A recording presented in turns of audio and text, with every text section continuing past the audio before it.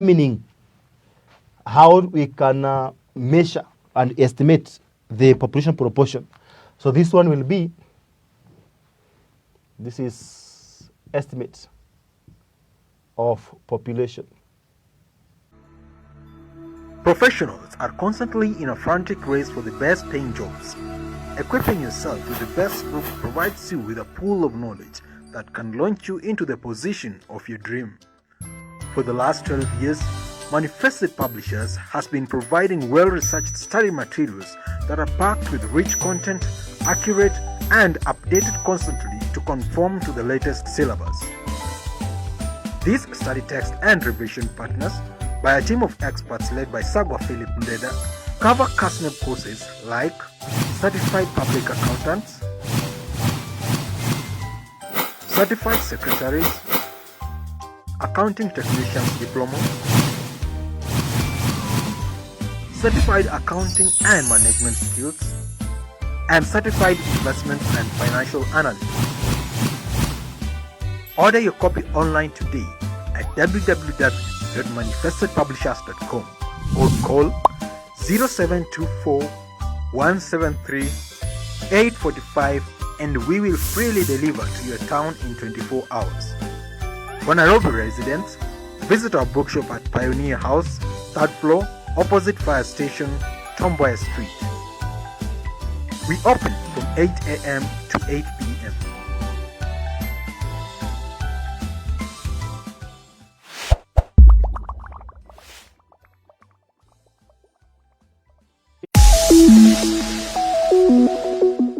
Thank you, friends, for joining me once again. I'm your host, none other than Spotter Fred.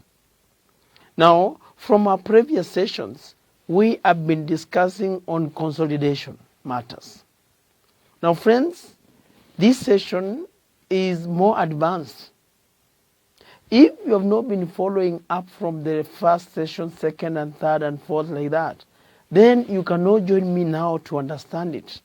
It may be a little bit complex. It's important for you to understand the flow. It's important that you also understand from lesson 1, lesson 2, lesson 3, and that way you'll definitely understand it better. Now, our most recent session, we talked about disposal of shares. We looked at a scenario whereby the holding company in between the year will decide to dispose of shares in a subsidiary. That case 1, the former subsidiary may remain to be a subsidiary, meaning they don't lose control. Maybe it was 90%, they dispose of shares, it comes to 60%. Still, it will be a subsidiary. Case 2, where the former subsidiary now becomes an associate immediately after disposal of shares. Case 3, the former subsidiary becomes a simple investment. Now, this case 2 and 3, they almost behave the same way. And case 4, where the holding company will dispose the entire shareholding in a subsidiary. We call it discontinued operations. That's IFRS number 5. Now, we want to look at an illustration. We looked at those examples and how we account for them, the accounting treatment to that effect. So we want to now discuss an illustration, a practical example. The example I have here, friends, is an example where the former subsidiary became an associate after disposal of shares. Now, I can read it. It's a question that was examined in December 2012, but we have modified it. It has been modified so that it can suit the current situation. Unga Limited, a company quoted on Securities Exchange, acquired 80% of Shika Limited several years ago. On 1st January 2016, Unga Limited sold a half of its investment in Shika Limited and acquired 75% of the equity shared of Shujaa Limited. The financial statement for the year ended 30 June 2016 for the 3 companies are given below. So remember, we have been given 3 companies from the word go: Unga, Shika, and Shujaa. We have been told from the word go that Shika was acquired long time ago at the tune of 80%. while Shujaa was acquired during the year, and it was acquired to the tune of 75%.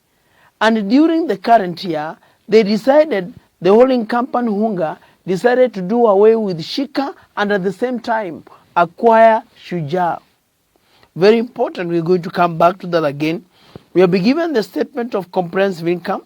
As usual, revenue, cost of sales, gross profit, other incomes, expenses, distribution costs, admin costs, finance costs, profit before tax, income tax expense, profit after tax, dividend paid, retained profit for the year, retained profit brought forward, retained profit carried forward, statement of financial position as of 30 June 2016, non-current assets. We have the property, plant, equipment. We have investment in Shika Limited. We have investment in Shujaa Limited. We have the current assets. There is inventory.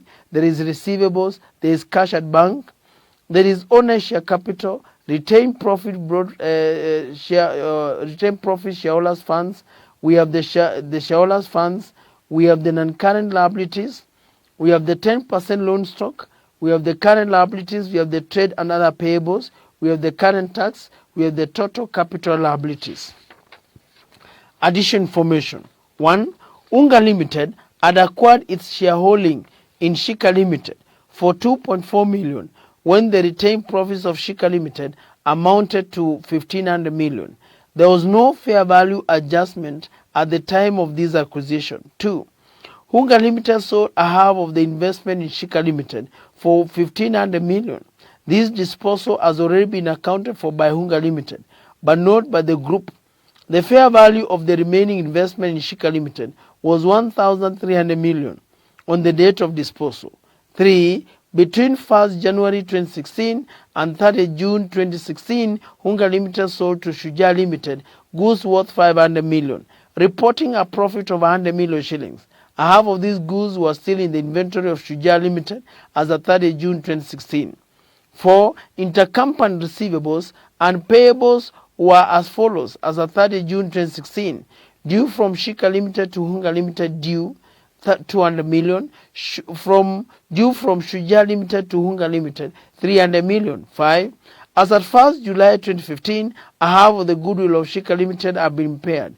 The goodwill of the companies were not impaired in the current year to 30 June 2016.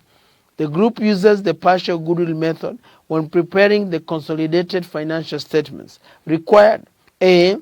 Group statement of comprehensive income for the year ended 30 June 2016, and B. Group statement of financial position as of 30 June 2016. Now, what we have not mentioned there from the required, but we'll have to prepare it, is a group statement of changes in equity. It's important to prepare that, but it's not a must. We can just prepare the group statement of comprehensive income and the group statement of financial position. Now, from the required point of view, friends, our financial year begins on 1st July of one year and ends on 30 June in the subsequent year. So that means that the current year, the current financial year, begins on 1st July 2015 and ends on 30th June 2016. Now we go back to the addition, we go back to the question first again. From the beginning, we have been told that Unga Limited had acquired Shika Limited to the tune of 80%. But now, come to 1st January 2016, 1st January 2016 up to 30 June 2016, those are 6 months. So, in the current financial year, at the end of the first 6 months, we have been told that Unga Limited sold a half of the investment in Shika. So if they have sold a half, it was 80%, they have sold a half, then it means that we are remaining with 40%. This is what we are saying. Remember, we are looking at disposal of shares. Illustration. This must be illustration 6, whereby we have, this is Unga, there is Shika. It was 80% ordinary shares. That is before disposal. But after disposal, we have shika. Now we have disposed a half of it this. So 80% times a half. So we have 40%. So this was a subsidiary. But after disposal now it becomes an associate. So that's the position. So before and after it becomes an associate. We have also been told at the same date, the Unga Limited acquired Shujaa Limited. So Shujaa, so the after disposal and acquisition, now we have Unga, which has Shika, 40% ordinary shares, and we have Shujaa, now 75% ordinary shares. So this is an associate, but this is now a subsidiary. It means that in the first 6 months, there was a subsidiary known as Shika. In the second 6 months, we had an associate and a subsidiary. But now the subsidiary this time round was Shujaa, while the associate was Shika. That's important. This means what we are going to do in our group income statement, we are going to consolidate the incomes and expenses of Shika to the tune up to the point when we dispose of. We apportion it based on the pre-disposal period. We also include or consolidate the incomes and expenses of Shujaa to reflect post-acquisition period only. So 6 months, 6 months. At the same time, we have to recognize the group share of the profit after tax in an associate. That's going to be interesting. Fine. Then we have been given the statement of comprehensive income. This means we are going to recognize the revenue, cost of sales, gross other incomes of Shika for the first 6 months when it was a subsidiary. For Shujaa, the second 6 months when we had acquired it. But there is other incomes. We have been given the dividends and we have been given the gain on disposal. Automatically, those dividends of 380, most likely they are dividends from Shika and Shujaa. We can confirm that because the dividend paid by Shika is 200. So if you take the percentage is 80% of 200, that is 160. But for 6 months, because it was a subsidiary for 6 months, that's divided by 2, that's 80. Then we look at the dividend paid by Shujaa is 400. So 400, we take 75% of the 400, that's 300. Now 300 plus the 80, that's 380. So it means the dividend we have there is actually from Shika and Shujaa. Then we have the gain on disposal, which is 300. That's okay. The gain on disposal reported in the books of the holding company. We need to determine the gain on disposal or loss to be reported in the group accounts. We have distribution costs, admin, finance costs, tax expense, dividend paid on 30th April 2016, because the dividend was paid after disposal, so it will not participate in the computation of the gain or loss to be reported in the group accounts. We have the retained profit for the year, retained profit brought forward. So this time round we are given everything up to the retained earnings carried down. We have the statement of financial position, property, plant, equipment, investment in Shika Limited.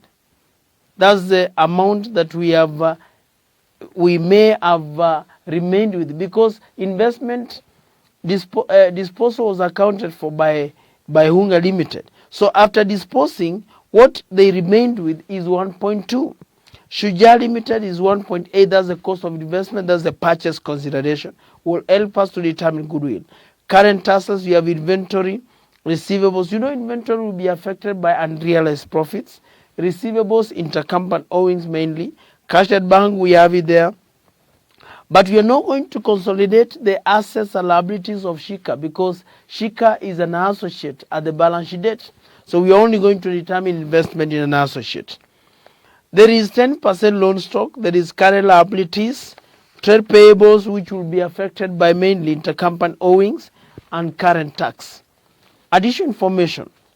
Hunga Limited had acquired its shareholding in Shika Limited for 400 million when the retained profits of Shika Limited amounted to 1,500 million. There was no fair value adjustment at the time of this acquisition. That one, they have given us information to compute goodwill at the date of acquisition of Shika, because we have been told that the amount we paid as a purchase consideration to acquire Shika is to 400. The retained profits at that date was 1,500. That's the pre-acquisition retained earnings. There was no fair value adjustment. That's okay. So we'll use that information to determine goodwill on acquisition of Shika that we have disposed of. Then 2, Hunga Limited sold a half of the investment in Shika Limited for 1,500 million. This disposal has already been accounted for by Hunga Limited, but not by the group.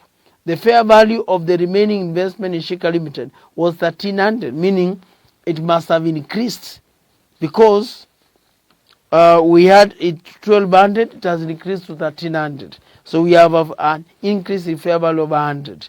Then we have on the date of disposal, we have been told that note number 2 will help us to compute the gain or loss on disposal of shares in this subsidiary. 3, between 1st January 2016 and 30 June 2016, Hunga Limited sold to Shujaa Limited goods worth 500 million. Now 500 million is an intercompany sale. So we are going to adjust our sales and our cost of sales by 500 million. A profit of 100 million was made. A half of the goods was still in the inventory. So a half of 100 million has not been realized. So we have 50 million which is going to be adjusted as unrealized profits. And this is a downstream transaction. So it will not affect the non-controlling interest. Number 4, intercompany receivables and payables were as follows. So there is intercompany owings. There is due from Shika Limited to Hunga, and there is due from Shujaa Limited to Hunga. The one from Shujaa Limited to Hunga must be paid. Because, the one from Shika Limited to Hunga Limited must be paid. Because Shika and Hunga were not group members at the balance sheet date. So Shika must pay that money to Hunga Limited. But the one between Shujaa and Hunga Limited are group members. It does not need to be paid. It will be eliminated. That is an intercompany owing and it will be eliminated from the books. Number 5, as at 1st July 2015, half of the goodwill of Shika Limited have been impaired. The goodwill of the companies were not impaired in the current year to 30 June 2016. The group uses the partial goodwill method when preparing the consolidation financial statement. Fine, meaning we need to determine goodwill, and half of the goodwill for Shika had been impaired, half of it, but we had not impaired goodwill of Shujaa Limited. That's important. So we are going to use that information to determine goodwill. First, we determine impairment loss of the Shika Limited. We also compute our gain or loss on disposal using that information as well. Now, to begin with, let's compute the goodwill. We look at note number 1 and note number 5. We compute the goodwill of Shika. Note 1 and 5. Goodwill. Let me say, instead of saying goodwill, let's just say to determine an impaired.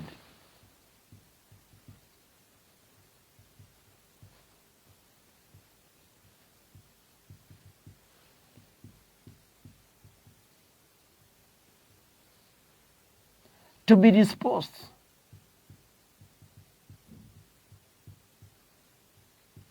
You know, goodwill is simply the purchase consideration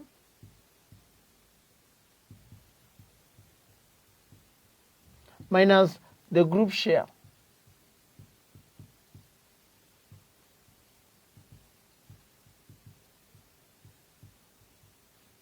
Acquired. We can open a cost of control, but there is no need. Purchase consideration is 400 million. We had acquired 80% of the ordinary share capital. Ordinary share capital, that is 1,000 million. Share premium is not there, but we have been given the pre-acquisition retained earnings, 1,500. So what is our goodwill? I take my calculator, say 400 minus 80% of 2,500. So we have 400 here. We had impaired a half of it. So I've been told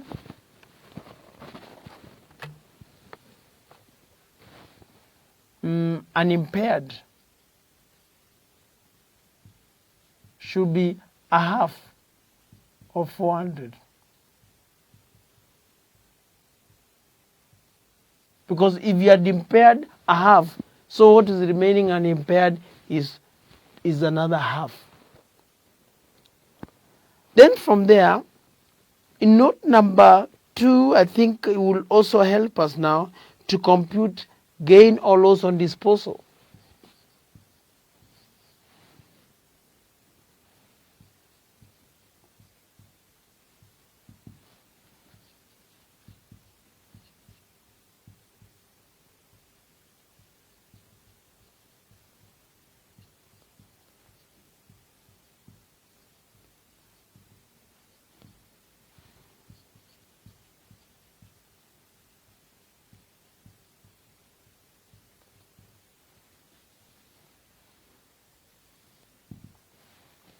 So we start with the cash proceeds, which we are given. The cash proceeds in note number 2 is 1,500 million. But we have been told there is a fair value. Fair value of the remaining investment, 1,300. Then we less group share of net assets disposed.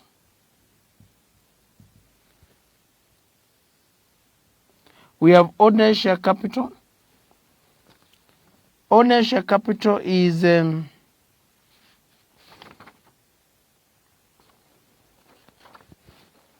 1,000.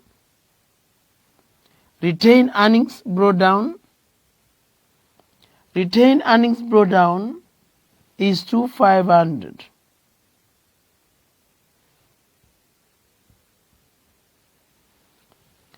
We have pre-disposal, PAT. The total profit after tax in this case is 700. So if I take 700,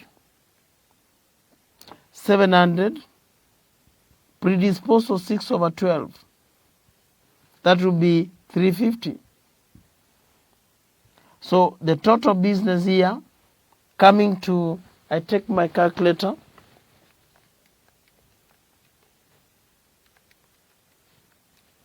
that's 850.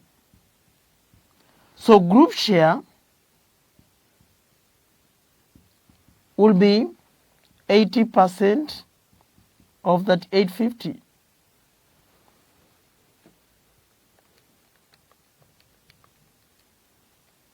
That is 3080. Then we also less unimpaired goodwill, disposed, which we got there as 200. So what is the gain or loss? The gain or loss here, friends, is 1500 plus 1300 minus 3280. So it's a loss of 480. The loss of 480. Now that's okay. We have done at least one more working. The other workings, like note number 3, is straightforward. That's intercompany sales, and there's unrealized profits. Number 4 is an intercompany owings. Number 5, we have already used it, so we need to determine goodwill. Now, working number 3. Now we determine goodwill by opening the cost of goodwill in Shuja. Cost of control, Shuja.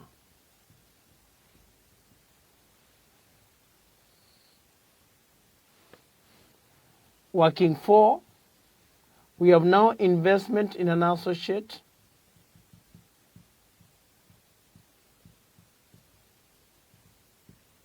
Shika.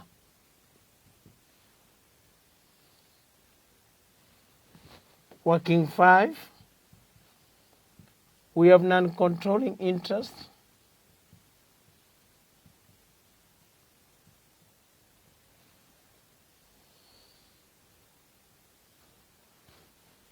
Fine. Figures are in millions.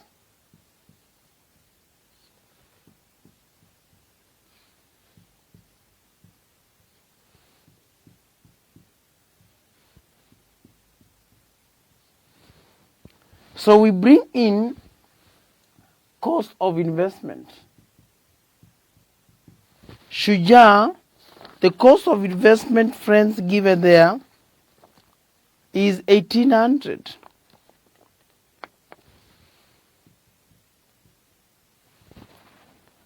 And investment in an associate, cost of investment is 1200. But there is a gain. There is a fair value of 1300, so there is a gain. So there is revaluation surplus of 100. Because it was 1200, now it has gone to 1300. There is a gain of this 1300 has increased. It was 1200, now it has gone to 1300. So there is 100 increase. That's a revaluation surplus or a gain. Then we come and say, ownership capital, 75%. Our ownership capital in Shuja is 1,000 million. That's definitely 750. We don't have share premium, but we have the pre-acquisition retained earnings, 75%. We were not given, but we could easily calculate it. 75%. What would be our pre-acquisition retained earnings? Our pre-acquisition retained earnings, we have, because we acquired the company in between the year, so the post-acquisition period is less than 12 months. That's exactly 6 months. So we know that the retained earnings brought forward, which is 1,500, the whole of it is pre. And part of the profit for the year, the retained profit for the year, which is 1,000, a half of it is pre, and a half of it is 500. Confirm that. The retained profit for the year for Shuja is 1,000 million. The retained earnings brought forward is 1,500. So we know that the 1,500, which is the retained earnings brought forward, the whole of it is pre. Then 6 months, a half of the retained profit for the year, which is 1,000, half of it is pre. So if you take 1,500, which is retained earnings brought down, that is pre, plus part a half of the profit, retained profit for the year, which is 1,000, a half of it is 500. So you take 1,500 plus 500, the total is 2,000.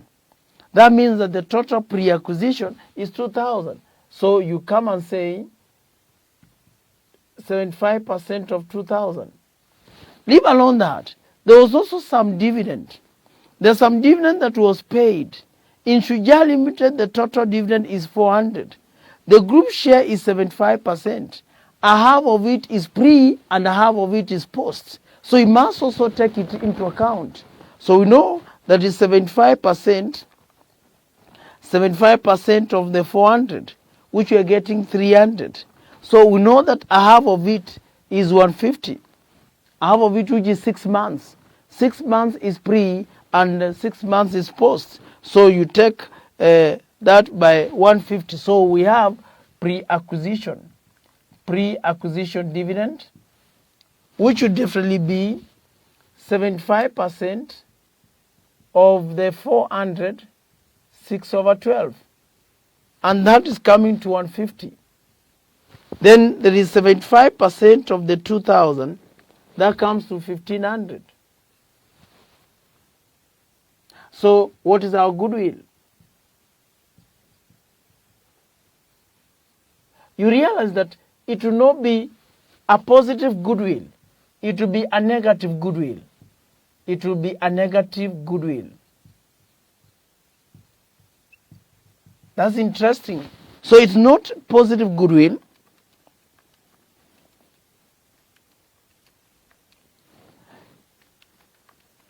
It's going to be a negative goodwill of 600. This negative goodwill, the credit entry will be made to the group retained earnings account. But apart from that, we are also going to adjust the 600 in our group income statement. Then we come to investment in an associate. We bring in the group share of PAT, of post-acquisition retained earnings, which definitely during the year the retained profit that we made, the profit that we made for the year is 700, because there is 500 which is the retained profit for the year, but there is also the 200 which should be part, so the total is 700. But now the group share, which now in this case should be 40%. 40% of the 700, how much would that be?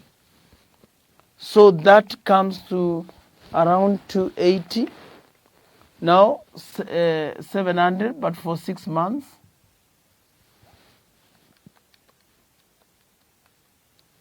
So that's 140. Then we don't have anything else here. We don't have impairment loss. We have not been given that. So what will be the balance to be taken to the group statement of financial position as a current asset? That is 1,300 plus 140, that's 1,440. We come to non-controlling interest. We recognize the ordinary share capital, which should be 25% of the 1,000 million, that's definitely 250. We have the retained earnings. We take the 25% of the total retained earnings. Our total retained earnings as per the statement of financial position is the total retained profits in Shujaa 2,500. I don't think whether we have anything else like revaluation, but I can see we have something to unrealized profit does not affect non-controlling interest because it's a downstream transaction. From that point, I don't see anything else other than that, retained earnings. This one was straightforward, as you can see. 25% of 2,500, so 625. So the balance carried down, group statement of financial position is 875. Now we prepare our group retained earnings account. We also do another working for the group retained earnings account. Another working for the group retained earnings account.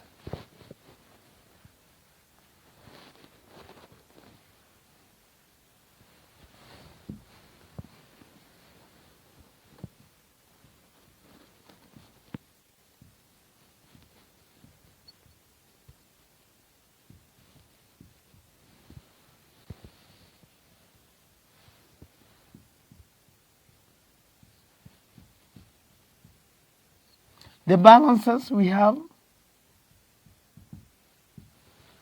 the balances. The retained earning balances. There is for hunger 5,500. There is for shika 3,000. There is no, shika had been disposed of, so it's an associate. Let me talk about shuja. Shuja first. Shuja is 2,500. Now shika, we talk about the post acquisition, which we have already debited in our investment and associate, and that is 140. Something more that we should also bring here is the negative goodwill,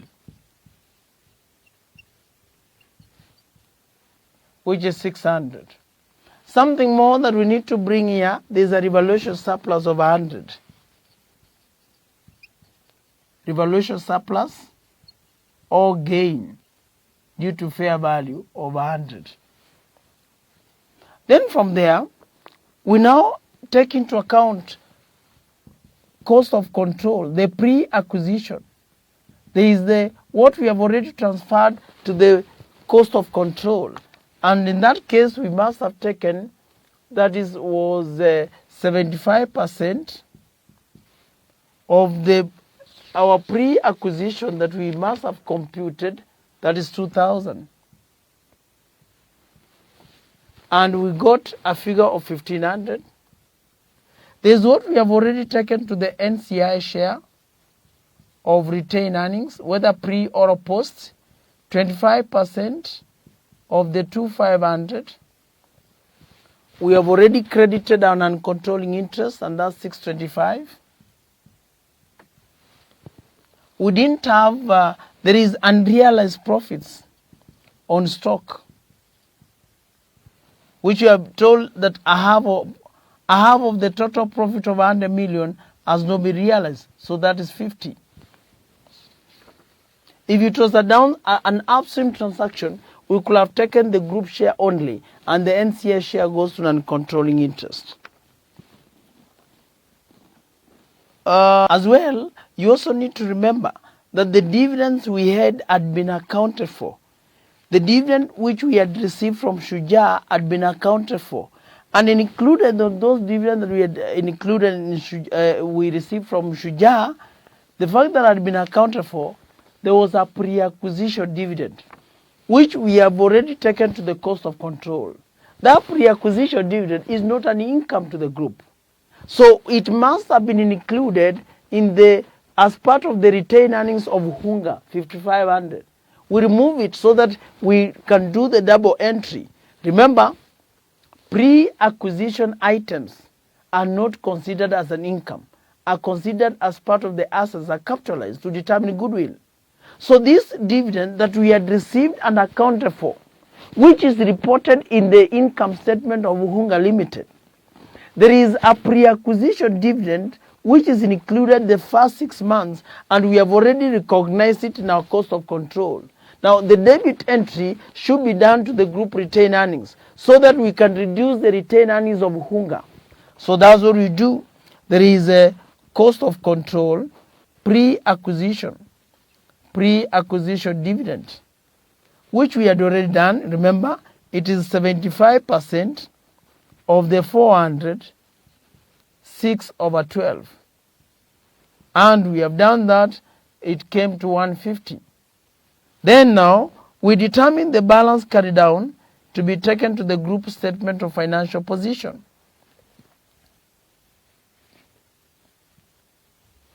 So we can be able to calculate this, can say 5,500 plus the 2,500 plus 140 plus the 600 plus 100. Then I subtract 1,500, subtract 625, subtract 200. So that is 6515. Now, our next agenda is to prepare. I don't have any other working that we need to do, But we need to notice that our loss was 480. There's a loss of 480, and those other items we can easily remember them. We have negative goodwill of 600. We have investment in an associate of 1440. Then we have our non-controlling interest of 875. So then we can now clean these and prepare our group statement of profit or loss.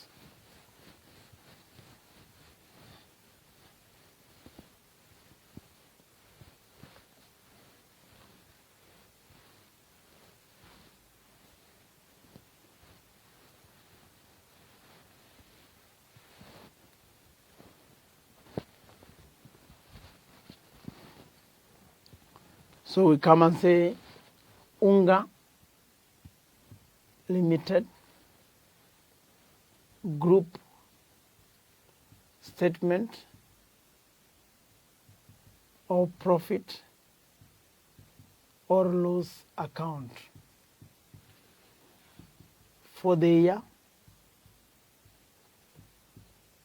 ended 30th June 2016.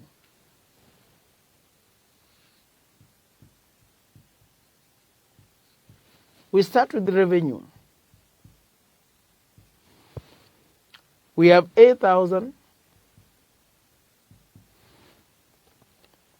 plus 6/12 of the 4,500 plus 6/12 of the 6,000 minus intercompany sales, which was 500. We have the cost of sales,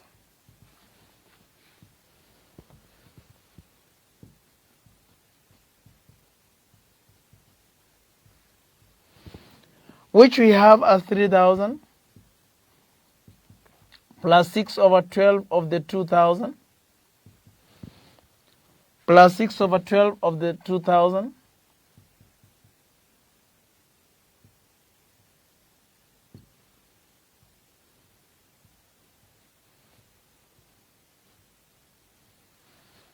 plus the minus 500 plus the unrealized profits of 50.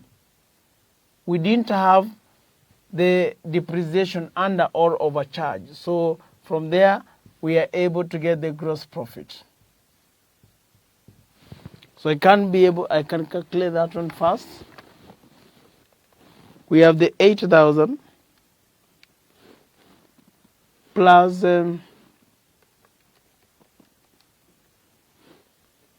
plus the 3,000 minus the 500, 12,750. Then we have 3,000 plus 1,000 plus 1,000 minus 500 plus 50. That is 45,50 minus the 12,750. That is 8,200. Very important. That is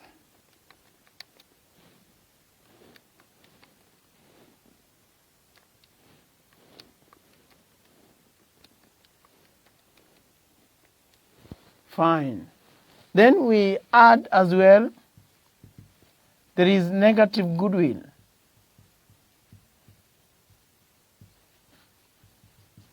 Which was 600.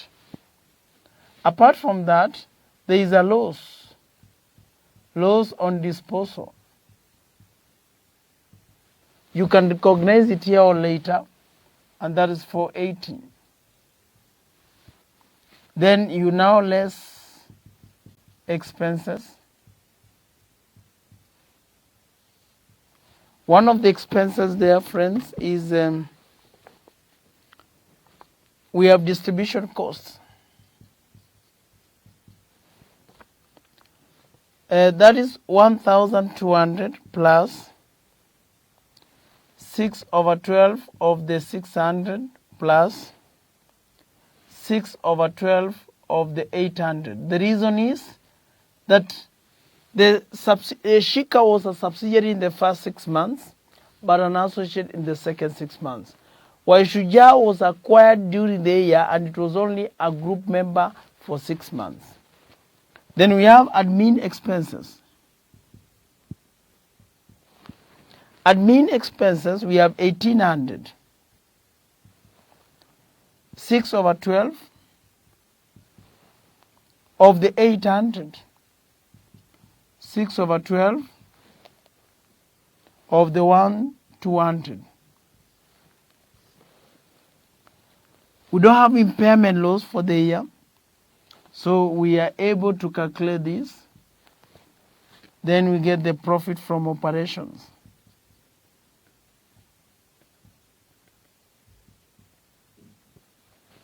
So I can get that 200 plus the 300 plus the 400. That's 1900. 1800 plus the 400 plus the 600. That's the 2800. That is 8200 plus 600 minus 480 minus 1900 minus 2800. So we are getting that 620. Then we less finance costs. Finance cost here, friends, is 200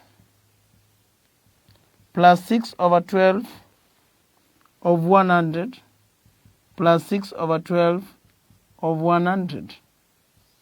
That is 300. Then we add group share of PAT in associate. Now there is an associate which is Shika, and that is 40%.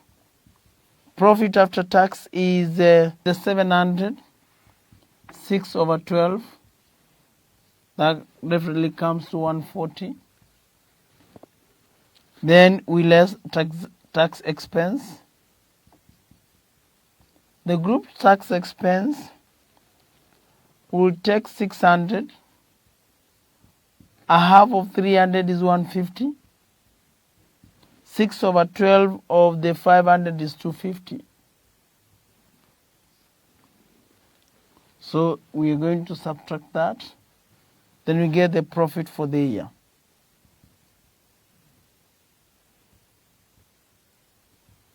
Then we less profit attributable to NCI shareholders.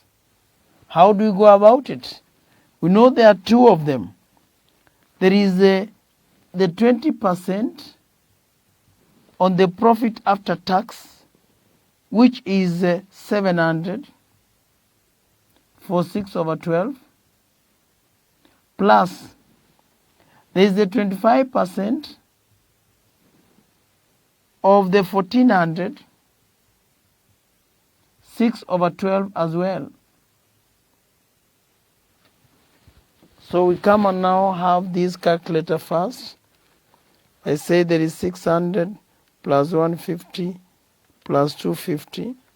I get 1000. There is 20% of 700 by 6/12.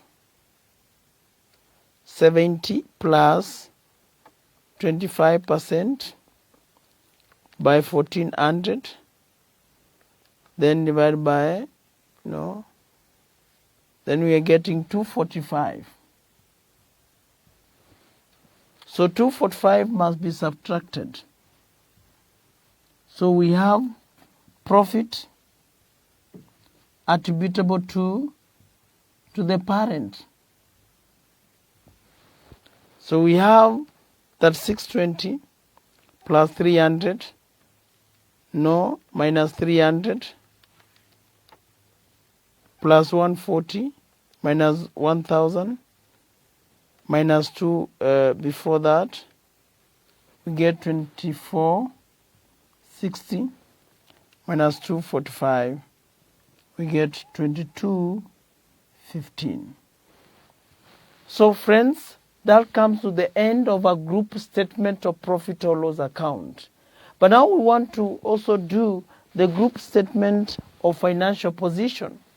We want now to prepare the group statement of financial position. The group statement of financial position.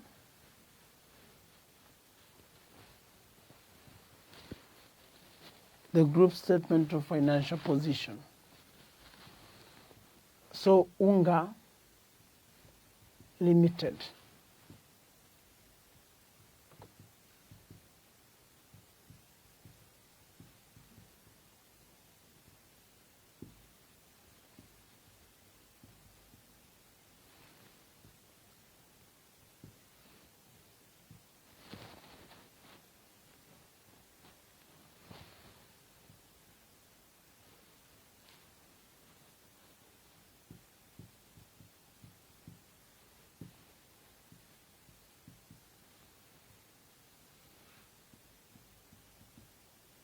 So we start with the non-current assets as usual. Non-current assets, we have property, plant, equipment.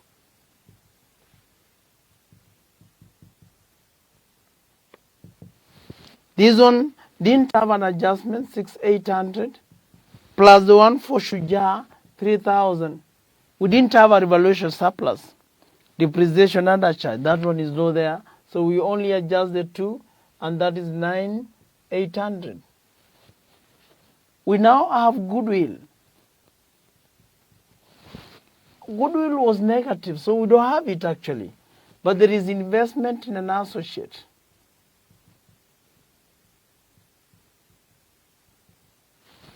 That was 1440.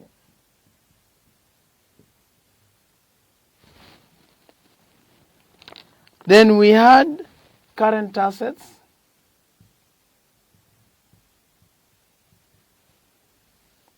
We have inventory. Inventory, the one for Hunga is 1,500. The one for Shuja is 1,200. Then we subtract unrealized profits of 50. We have accounts receivable. We have the receivables. The receivables, there is 4,000. For Hunga, for Shuja, 3,400. There is intercompany owings between Shuja and Hunga, that's 300, so we subtract 300. Cash at bank. Cash at bank, we have 1,000 for Hunga and 600 for Shuja. Then we'll get the total assets up to that point first. I take my calculator. I take the inventory of Hunga plus the inventory of Shuja minus unrealized profits of 50, I get 2650. I take the receivables of Hunga 4,000 plus the receivables of Shuja minus the intercompany owings of 300, 7,100. And the other is 1,600.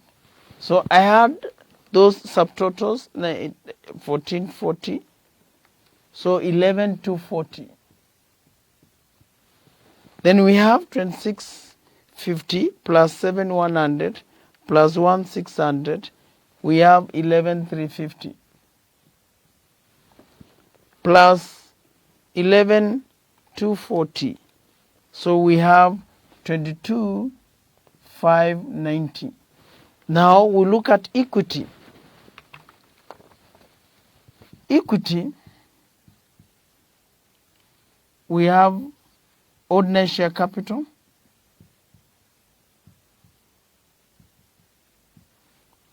we have group retained earnings,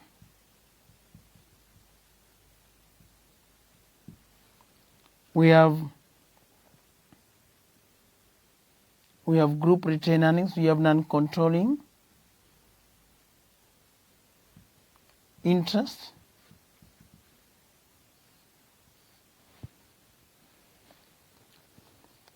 so ordinary share capital has no change, the one for the holding company, 6,000 million. Then group retained earnings, we had already worked it out there, 65. Then non-controlling interest, we had already worked it out, 875. Then we come to non-current. There is non-current liabilities. Non-current liabilities, we had only 10% loan stock.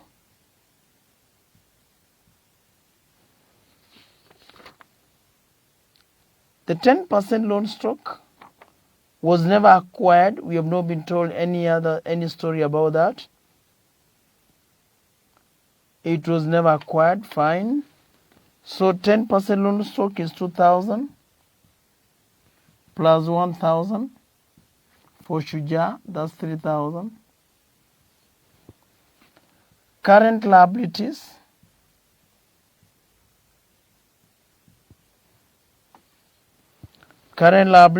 we have trade and other payables.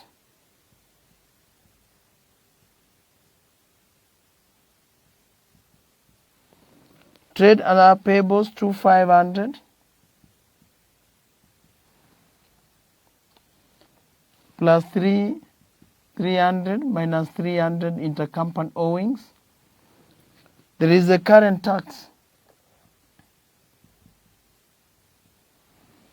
That's 300 plus 400,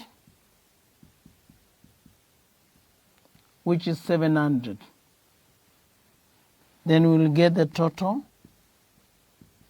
equity and liabilities. So I take my calculator and say 6,000 plus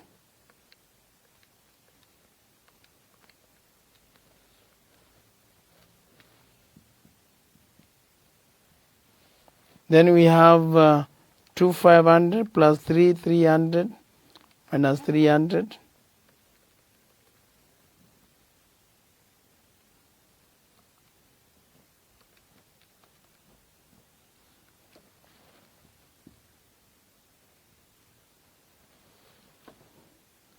Plus the 700.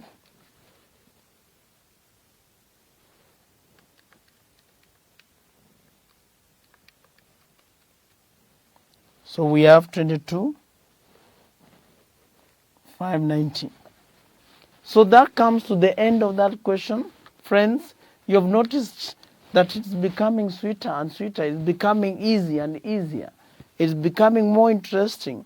Remember, with this illustration, we were looking at a scenario whereby we have disposed of shares in a subsidiary and that subsidiary has become an associate. We have lost control.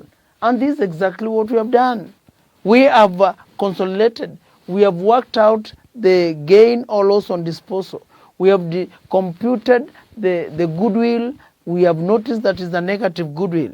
And we have also determined the group retained earnings. We didn't prepare group statement of changes liquid this time round. We did it here. So you have noticed that we are able to prepare complete information as far as disposal is concerned.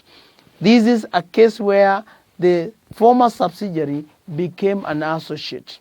Shika, to be exact, Shika Limited became an associate after disposal. So thank you very much. You're most welcome in the next session. Now remember, friends, we are developing this further and further. In the next session, we'll want to move and maybe look at another example of a discontinued operation. This is where we have disposed of and become an associate. But we want to look at where we dispose completely it becomes, we discontinue the operation. How do we go about it? It's very interesting. We may want to do a recap on the same before we do the real question. That is one of the most interesting parts you not afford to miss. Thank you very much. Your host, none other than Spotter Fred. Welcome in the next session. Thank you. Enroll your child for the manifested e-learning platform and see their grades grow tremendously. These videos can be downloaded to a laptop for offline viewing or viewed from a smartphone in a course-friendly format. Kwa hivyo mimi dau langu la mdokezo na ufafanuzi wa fasihi nimelirudisha kwenye ukingo. Tukutane tena katika somo lingine tutakapolipanda lile dau tuende katika maswala ya uchambuzi wa kina ya hiki kitabu. Welcome to Manifested Publishers. Hi everyone and welcome to today's learning session. The subject is Advanced Portfolio Management. We're still on the first topic, which is managing individual portfolios and institutional investors. In our last session, we began on a section known as investor characteristics. We saw that before an investment manager develops an investment policy, before an investment policy statement is developed by a manager, the investment advisor or manager has to understand the investor. And for the investment advisor to understand an investor, then that investment manager has to study the investor's characteristics. We saw that investor characteristics are grouped into two. One, situational profiling and psychological profiling. We defined profiling and say that it refers to the recording and analysis of a person's psychological and behavioral characteristics so as to assess or predict their capabilities in a certain sphere. And profiling is done so as to identify categories of people. So in finance, when we do profiling, we focus on situational profiling and also the psychological profiling. So learners, that's what we learned in our last lesson, and we went further to discuss the situational profiling. Situational profiling. We saw that situational profiling refers to the considering an investor's basic philosophy and preferences while facilitating the discussion of investment risk. And that is done by anticipating areas of potential concern or areas of special importance to the investor. In situational profiling, we study the circumstances. Situational profiling, we learned that seeks to anticipate an individual's concerns and also risk tolerance by specifying the investor's, one, source of wealth, two, the perceived measure of wealth, and three, stages of life. So we discussed in detail source of wealth and perceived measure of wealth of an investor. In our today's lesson, I want us to discuss the third point, which is the stage of life. So the subtopic is investor characteristics. investor characteristics. Investor characteristics. Investor characteristics. Remember, learners still under situational profiling. We still under investor profiling, but now we want to focus on stage of life. Stages of life. Stages of life. And I've said situational profiling helps the managers to understand an investor's motivation based on their source of wealth, based on their measure of wealth, and also stage of life. Stage of life. So learners, stage of life. As an investment advisor, you may want to consider the stage of life of an individual in order to understand that investor. And in life stage classifications, the investment policy and particularly the risk tolerance are determined by one's progress on the journey from childhood to youth, to adulthood, to maturity, to retirement and death. Okay, these are the stages. I've mentioned childhood, youth, maturity. Childhood, youth, maturity. Another stage is retirement and death. These are the stages of life. We call them life stage classifications. So theoretically, learners, a person's ability to accept risk should begin at a higher level and gradually decline through his lifetime. That is theoretically speaking. Theoretically,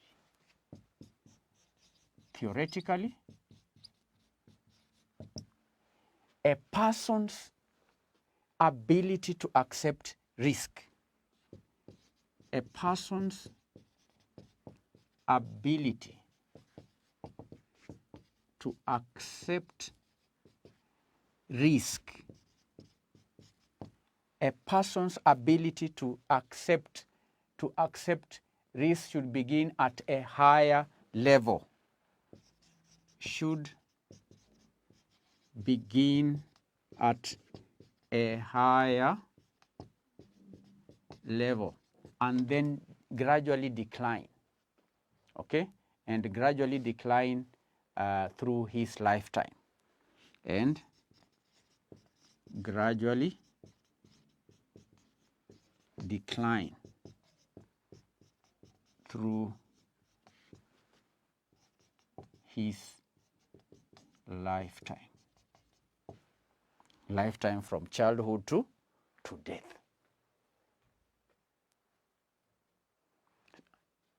That is a very important point, learners. But while this is happening, while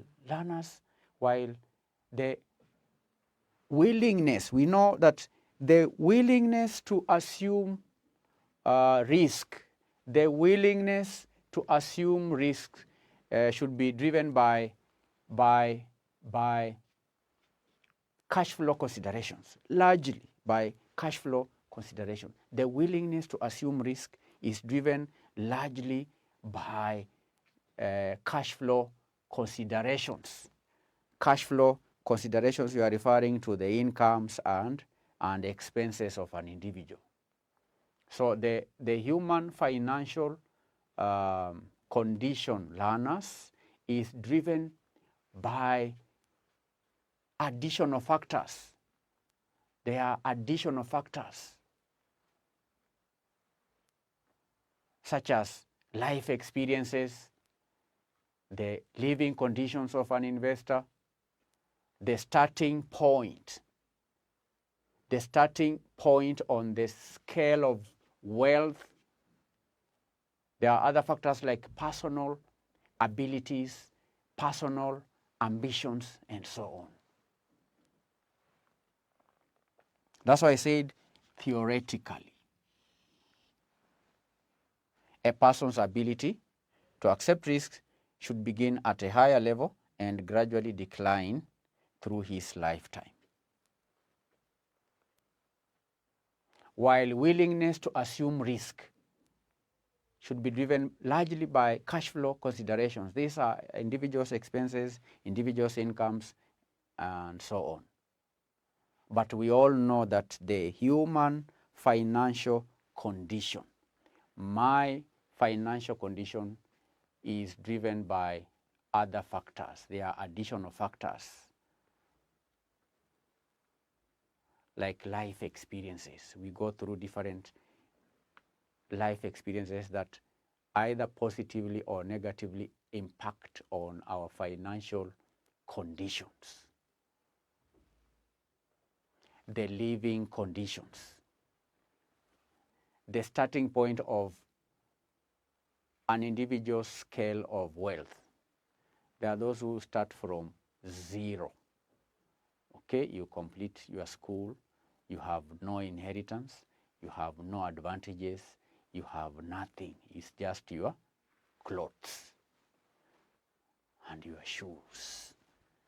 You have, that's the only asset that one individual may have. Another one may have stable wealth. Another one may have a starting point of that is stable. Maybe an individual has inherited private property or land or buildings, commercial houses. So those are factors, learners. The human condition is driven by other factors other than just what we are referring to here, the stages of life. Okay? The human financial condition is driven by additional factors. So, but generally, learners, an individual's investment policy can be viewed as passing through some general phases.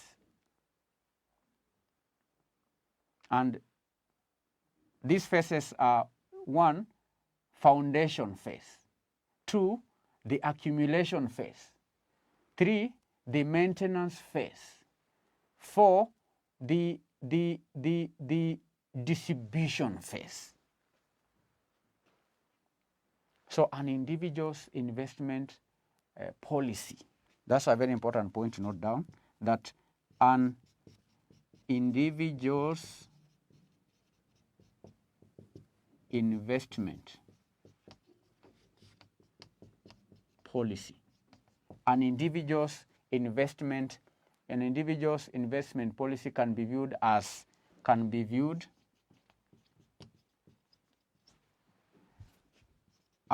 passing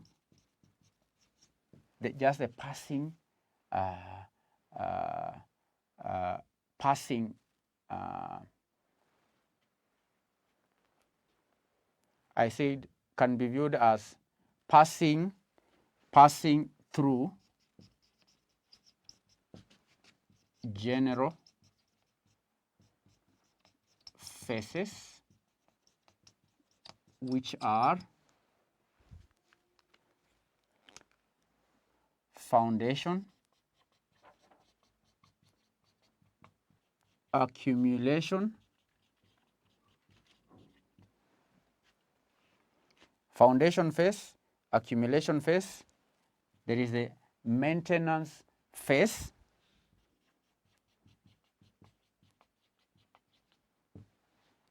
Foundation phase, accumulation phase, maintenance phase, and then lastly, and distribution.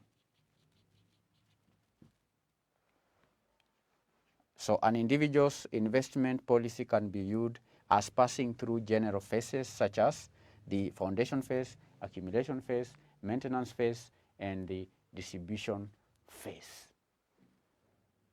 Now, learners, during the foundation phase, and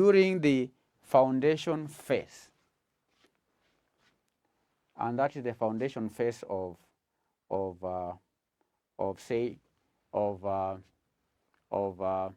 life. Okay, during the foundation phase of life, the individual is establishing the base from which wealth will be increased or will be created. During this foundation phase, the individual establishes the base from which wealth will be created. And this base may be, say, improving marketable skills, okay? Establishing a business, acquiring educational degrees, acquiring certifications. That is the foundation phase. Studying, taking a professional course, doing a master's degree, establishing a business, incorporating sole proprietorship, establishing learners. That is laying the foundation upon which wealth can be created. And during this foundation phase, the individual is usually young. The individual at that point in life is young, okay?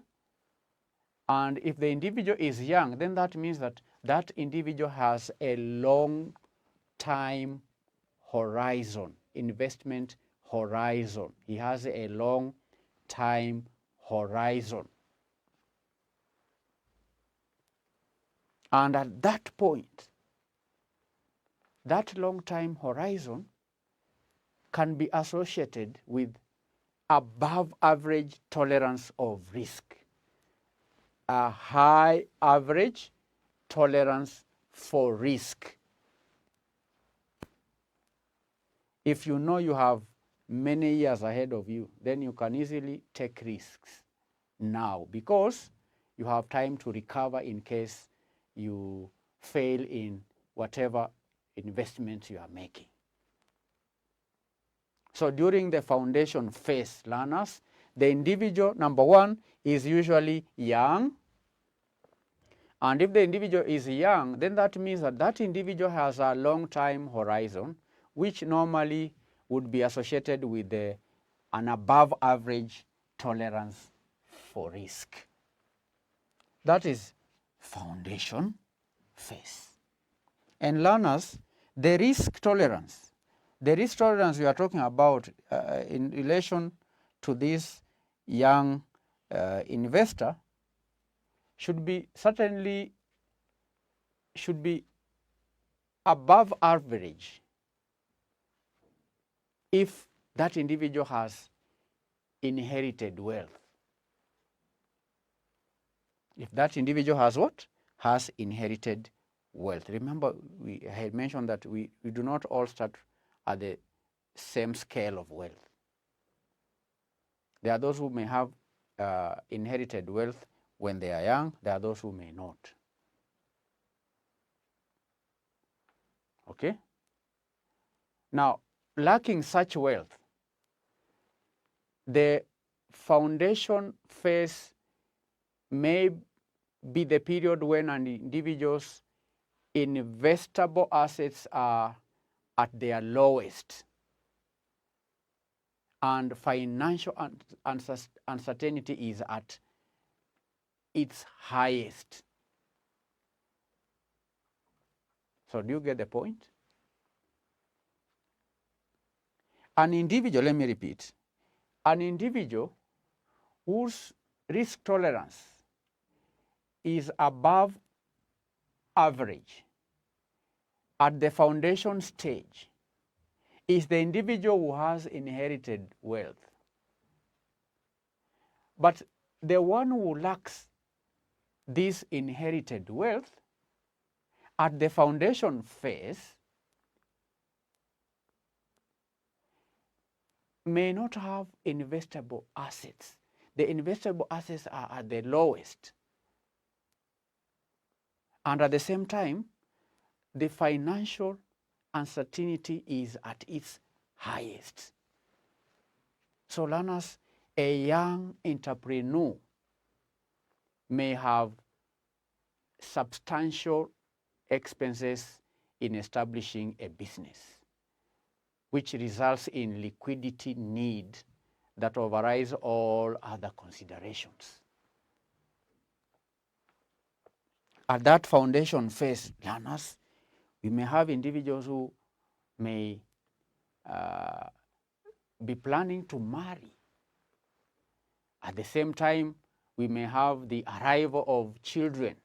So marriage and arrival of children may also create a desire for more rapid wealth accumulation that may not be well matched by either ability or willingness to assume risk.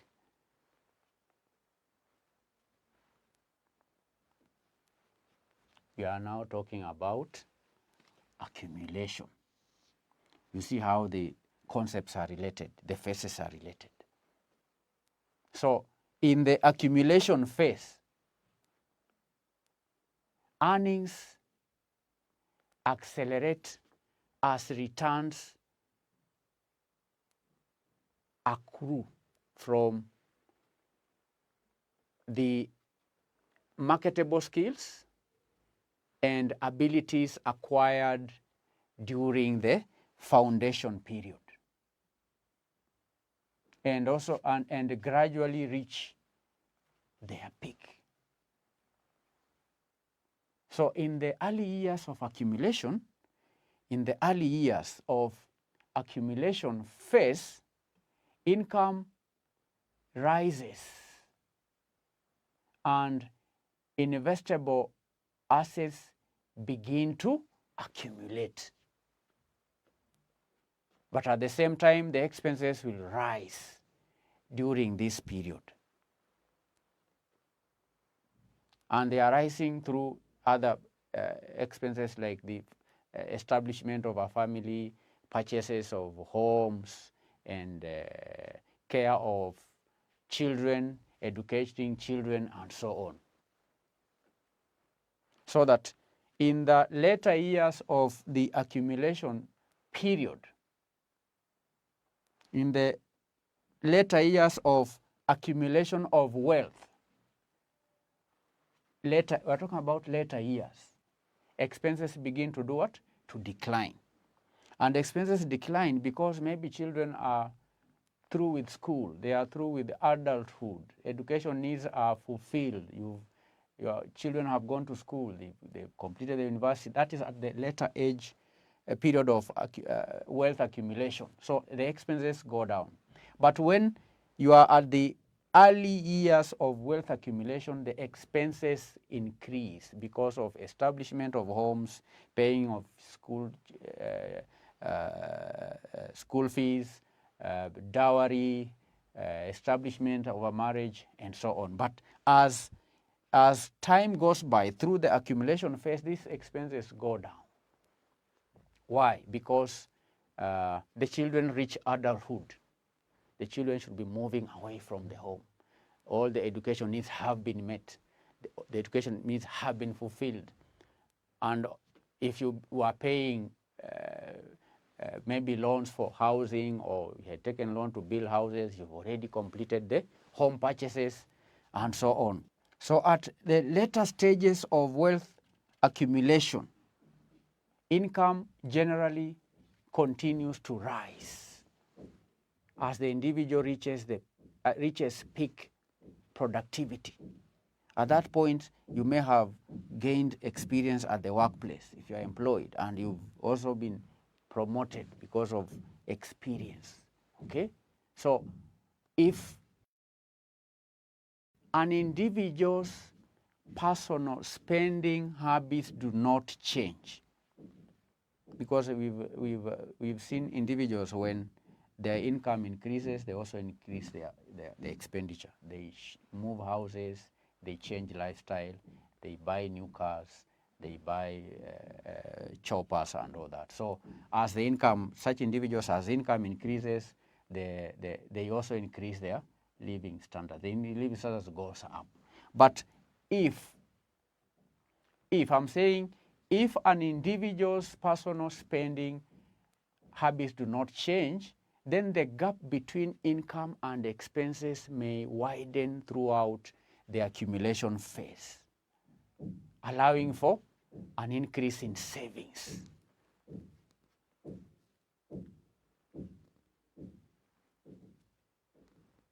But there are some individuals who may forego investing.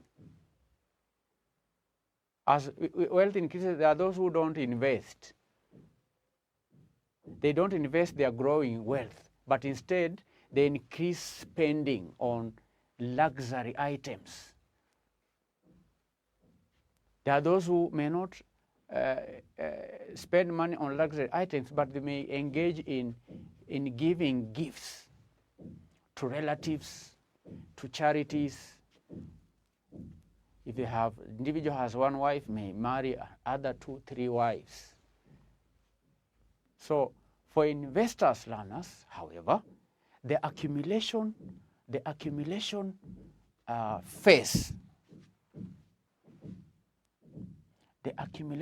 phase, for those who invest, their accumulation phase is characterized by increased risk tolerance, which is driven by increased wealth and still long-term investment horizon. Okay? Accumulation phase. Now, talking of the maintenance phase.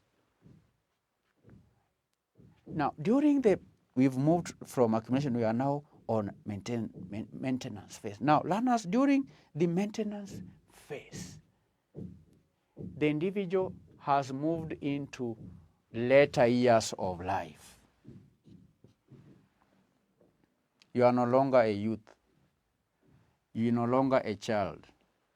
The things you used to do when you were a child, you no longer do. Okay? You completed your education. You got employed, or you started a business. You married. You paid dowry. You built houses. You've educated your children. Your children are out of the home. You've been, say, there are 2 categories of people here during accumulation. There are those, we say that expenses goes down, then they have investable assets. There are those who invest. There are those who waste. It's either you invest or waste. There are those who waste. So learners at the maintenance phase, during this period, the individual has moved into later years of life. And usually you find the individual has retired from daily activities, from daily employment, or from pressure of owning a business. That individual has no pressure to own a business. He is retired from daily employment. Now, this phase, learners, the maintenance phase, learners,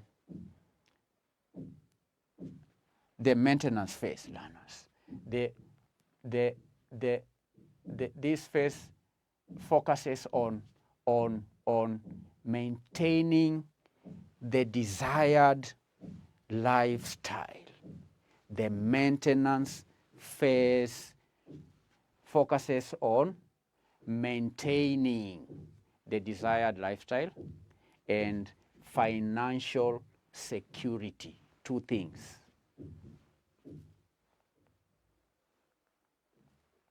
The individual has been accumulating wealth, okay?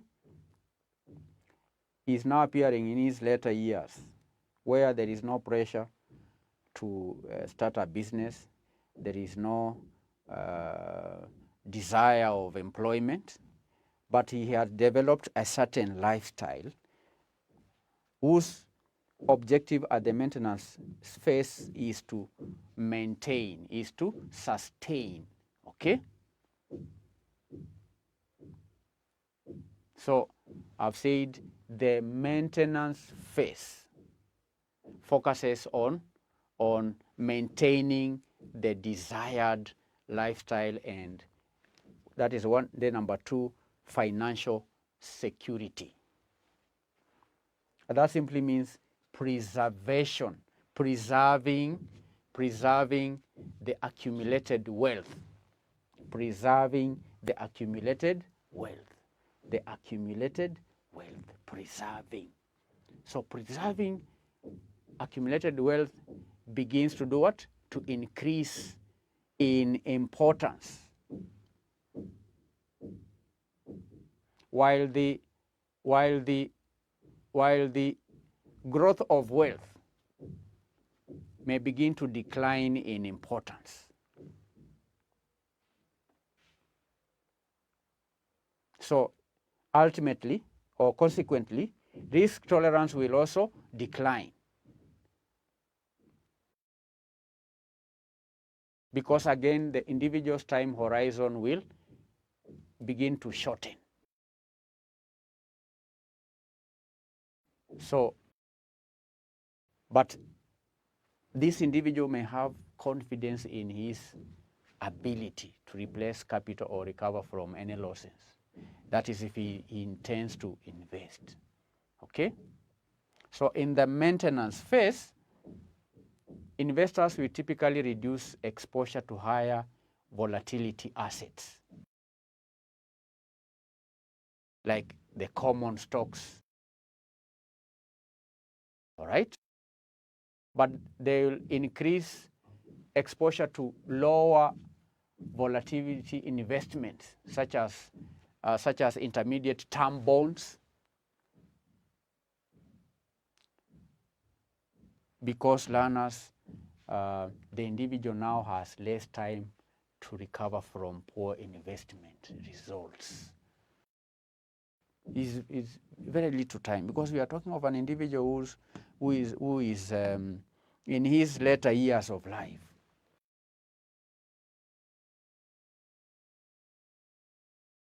So he will focus on portfolio stability. Portfolio stability. Portfolio stability will become more important, will be increasingly important to the individual at the maintenance phase. So learners in this phase, in the maintenance phase, the challenge is to achieve a desired level of portfolio stability and maintain an exposure to risky assets sufficient to preserve the portfolio's purchasing power. And those investors at this phase will become too conservative. Those who become too conservative too soon after retirement may reach an elderly age with assets that have suffered significant decline in purchasing power. Those who maintain on that, because at this stage we've said investors will focus on in portfolio stability. Those who are too conservative, because they don't want to risk, they may end up as they age, they may end up with a portfolio that have deteriorated or declined purchasing power.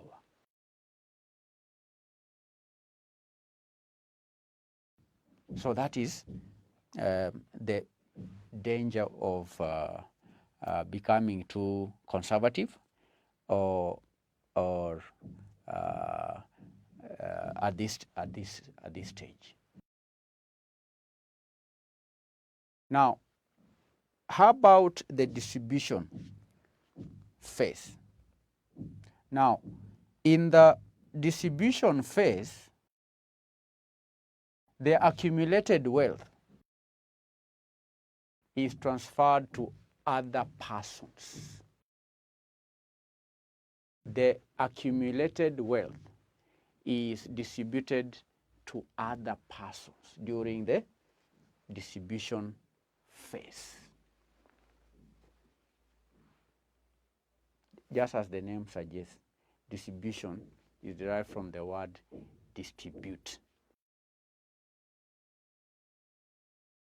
In distribution phase, the wealth that has been accumulated and maintained is distributed to other persons or transferred to other persons or entities.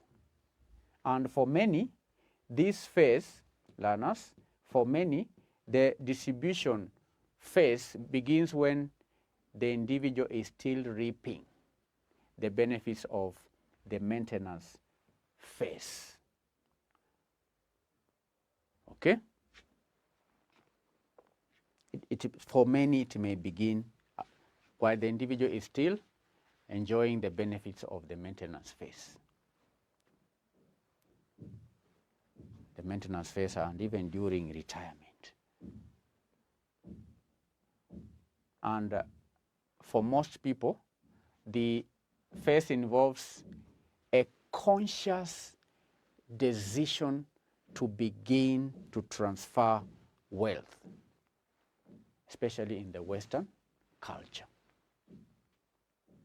In the African culture, it's a bit tricky. Okay?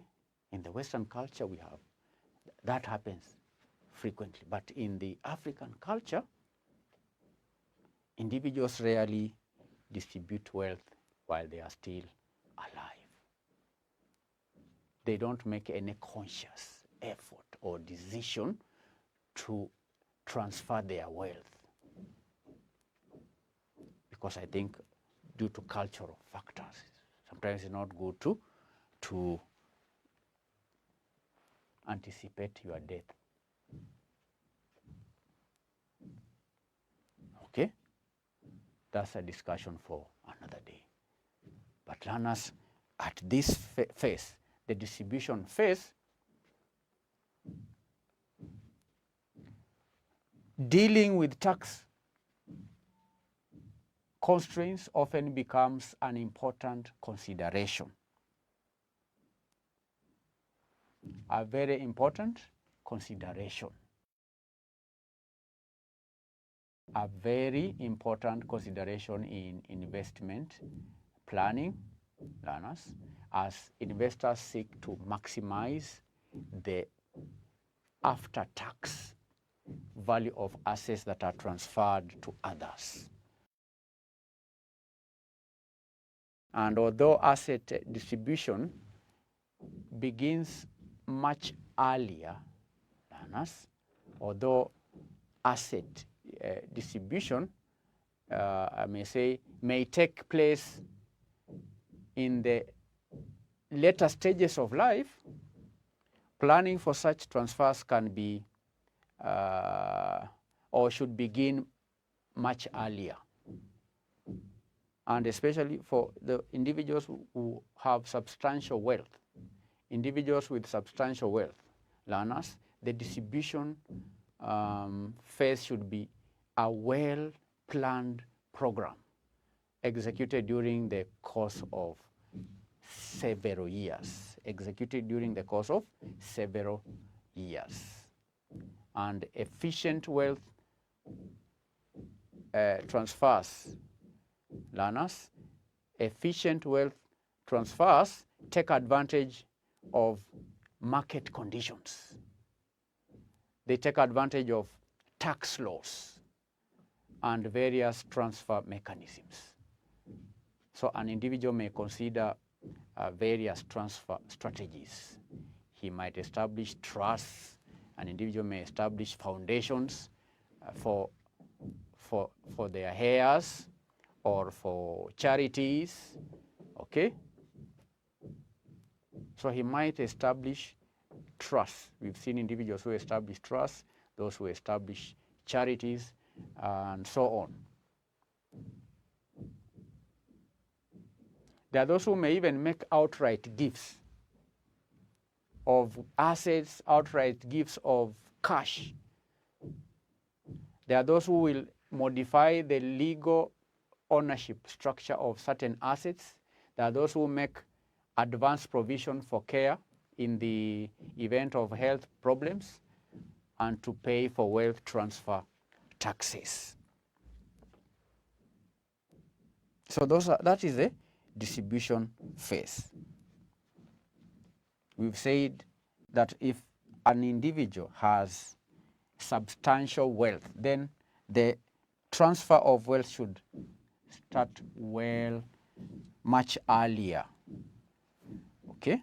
Should take place much earlier.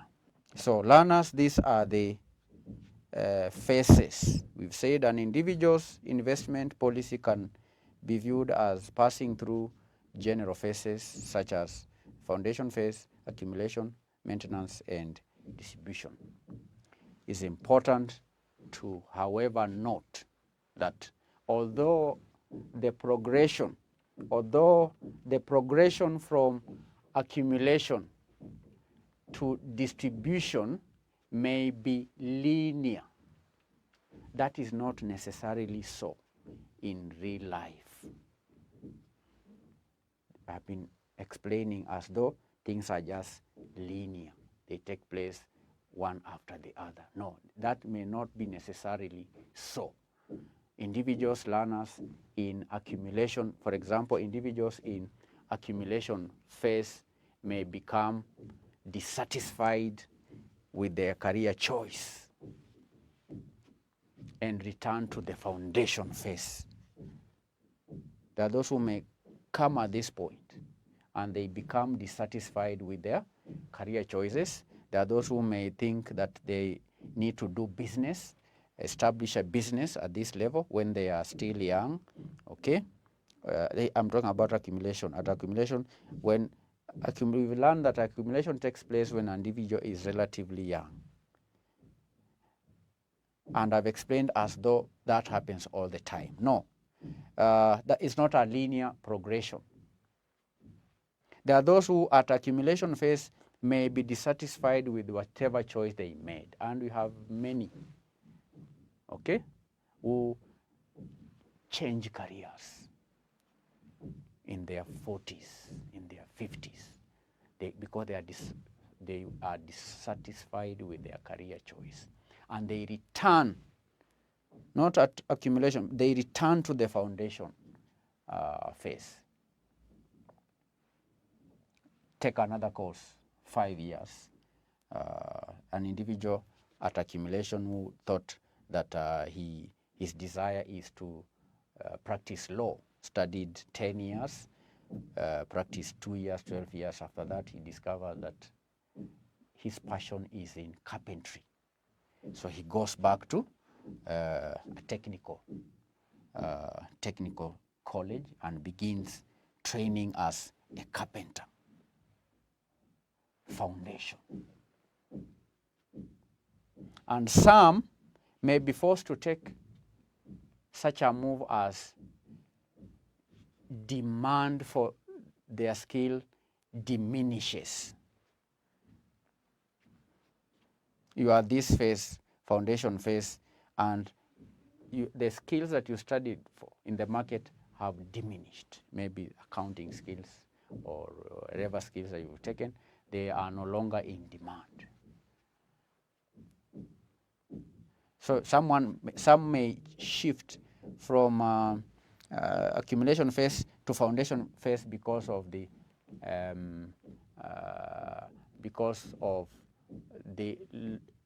low demand of their skills. The demand for their skill diminishes. There are those who may fall suddenly ill or there are some individuals who may be engaged in accidents. A sudden illness or an accident may move an individual unexpectedly to the distribution phase. An individual may have accumulated a lot of wealth, substantial wealth. So instead of going to maintenance phase, an individual may shift to distribution phase because of sudden illness, where the individual perceives that he may not live long, then the individual may move to distribute wealth. So the point I'm making here is, although the progression of accumulation, okay, to distribution may seem linear, it is not necessarily so. And I've explained why that may be the case. So learners, that will mark the end of our today's lesson, where we sought to study the stages of life of an investor under the situational profiling. We've seen why it's important for an investment advisor to study the circumstances of an investor before developing an investment policy statement. It's important to study the stages of life so that you can come up with an appropriate investment policy statement for an individual investor. Remember, the broader topic is managing individual portfolios and institutional investors. We still under the individual investors, and we've this will mark the end of the first part of investor characteristics, which is situational profiling. In our next lesson, we begin with psychological profiling. Psychological profiling, and we shall see later on that as we move into psychological profiling, that is a whole different process. Okay, under situational profiling, we'll be looking at the circumstances, okay, of the investor. We've been studying the characteristics based on circumstances. The individual source of wealth, the measure of wealth, and stages of life. But under psychological profiling, we'll be looking at other psychological processes by which an individual establishes his or her investment preferences.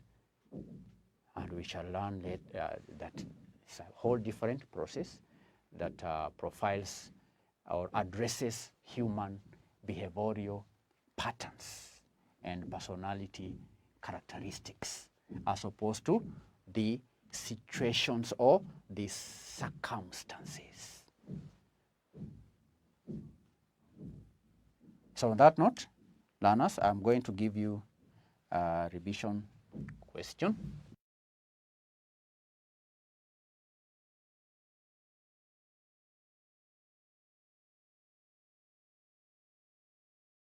This is your today's revision question. It says, an individual's investment policy can be viewed as passing through general phases, which are foundation, accumulation, maintenance, and distribution. Discuss. So learners, make sure you do the question before coming to our next lesson, where we'll consider the second part of investor characteristics, which is psychological profiling. Thank you for being attentive, and may God bless you. Bye-bye.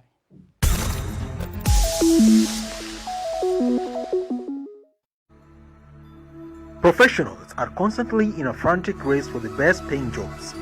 Equipping yourself with the best group provides you with a pool of knowledge that can launch you into the position of your dream. For the last 12 years, Manifested Publishers has been providing well-researched study materials that are packed with rich content, accurate and updated constantly to conform to the latest syllabus. These study text and revision partners, by a team of experts led by Sagwa Philip Ndeda, cover Kasneb courses like Certified Public Accountants, certified secretaries, accounting technicians diploma, certified accounting and management skills, and certified investment and financial analyst. Order your copy online today at www.manifestedpublishers.com or call 0724 173 845 and we will freely deliver to your town in 24 hours. For Nairobi residents, visit our bookshop at Pioneer House, 3rd floor, opposite Fire Station, Tomboya Street. We open from 8 a.m. to 8 p.m.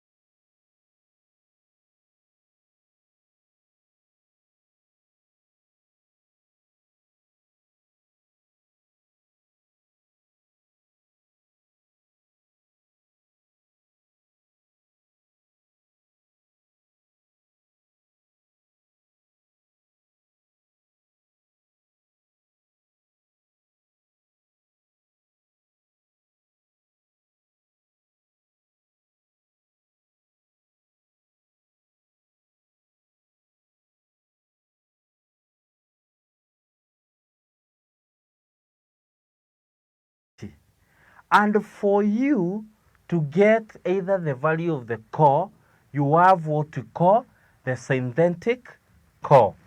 The synthetic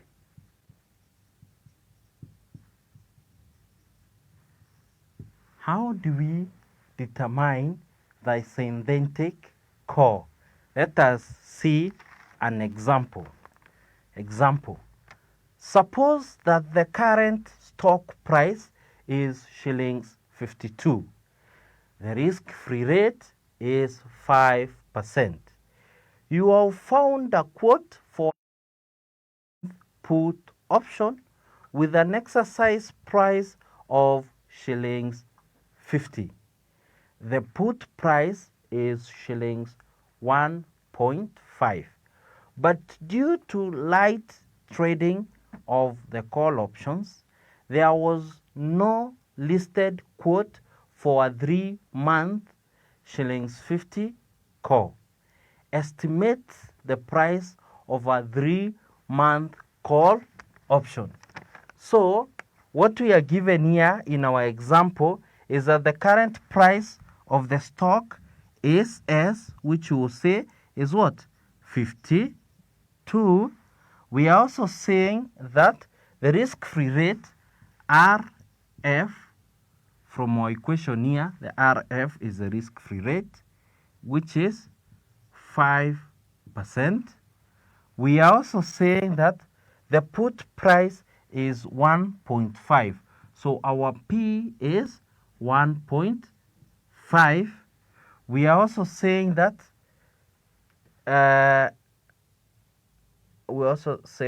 for a quote of a 3-month call, so is what? Is 50. So our X will be 50. So what is required is to estimate the price of our 3-month call option. From our formula of put call parity, we can derive the value of what? We can derive the value of the call. And the call that will be derived from the put call parity will be what we're calling the synthetic call. And that is how we go about it. So we make C the subject of our formula. C means that this factor X divided by 1 plus RF goes to the other side. And when this factor comes to the other side, it means it will take the negative position. So our C will be S plus P minus X over 1 plus RF T. So in our example here, we are told quote for 3 months. So our T is equals to 3 over 12. Yeah, our time is that. So we can say that we know our S is 52. Our P is 1.5. Our X is 50. Our risk-free rate is 1.05 plus 1. Our time is 3 over 12. So this gives me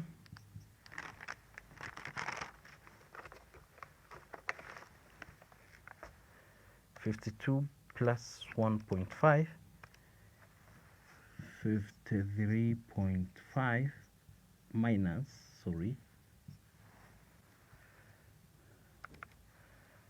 50 divided by 1.05 is power 3 divided by 12.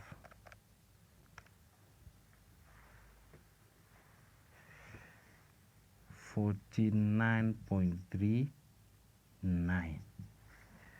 53.5 minus answer gives me approximately shillings 4.11.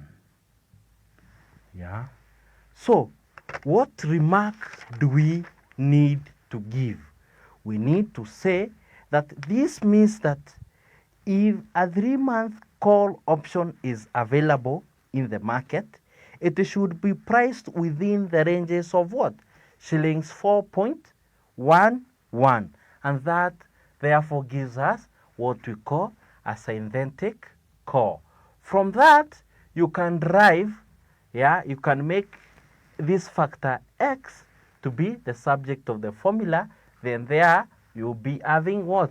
The synthetic bond. You can also make that S to be the subject of the formula.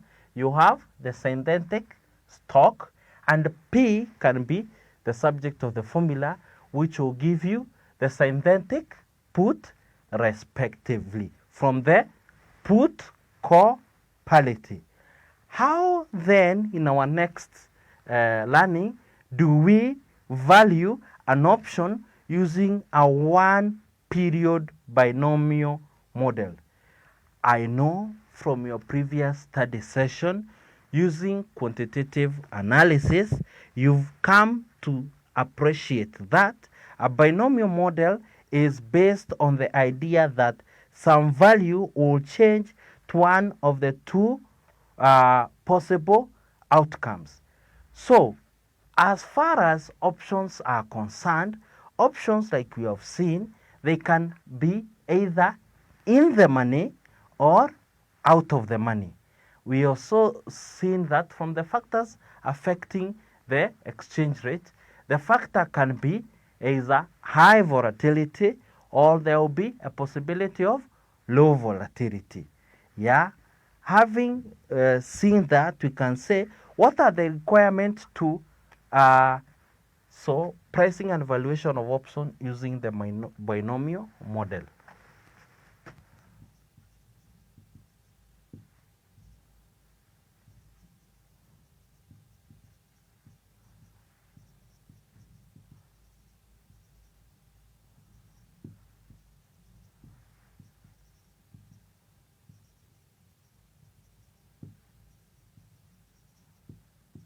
So we have seen that the binomial model includes what?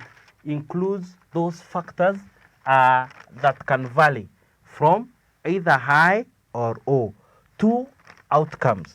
So what requirements do we have? What are the requirements? The first requirement is the beginning asset value. The beginning asset value, which is the underlying. We also require the size of two changes. This is the up move,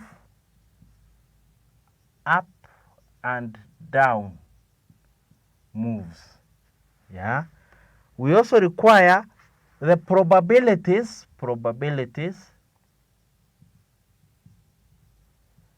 of these changes occurring. What is the probability of these changes occurring? The probability of an up move and down move are calculated on the size of moves and the risk-free rate. So the probability of the up move, which we call the risk neutral probability, is denoted as the risk neutral probability, like that, of the up move, risk neutral probability of the up move will be given by 1 plus the risk-free rate minus the D, which is the down move, the size of down move, U minus D, where RF is the risk-free rate,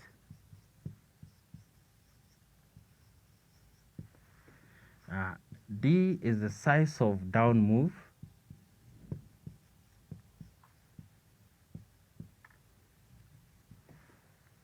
U is the size of up move.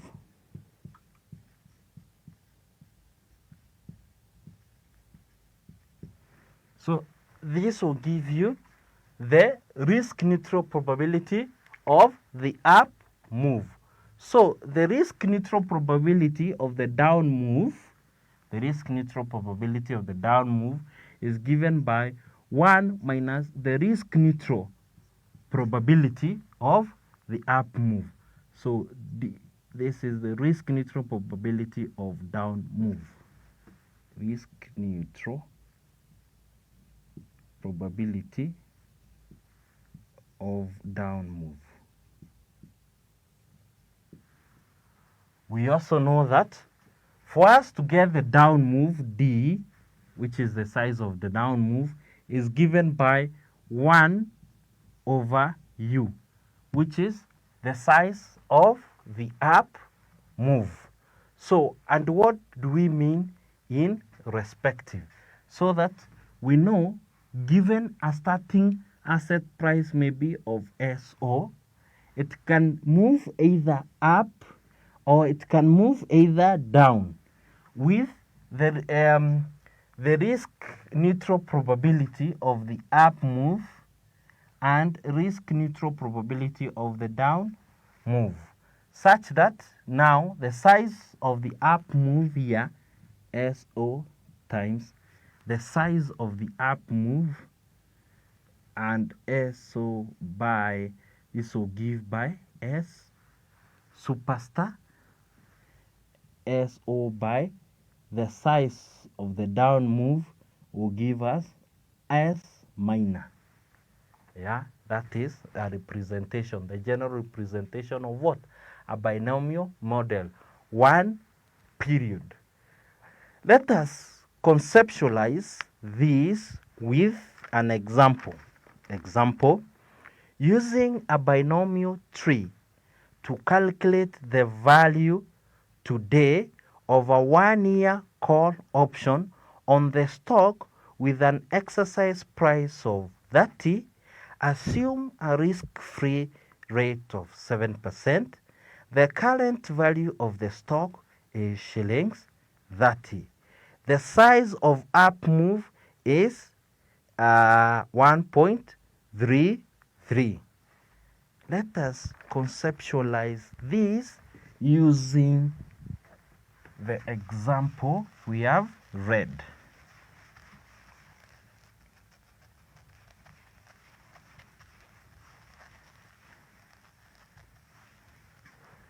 So we have been given by the following, that the size of up move is 1.333.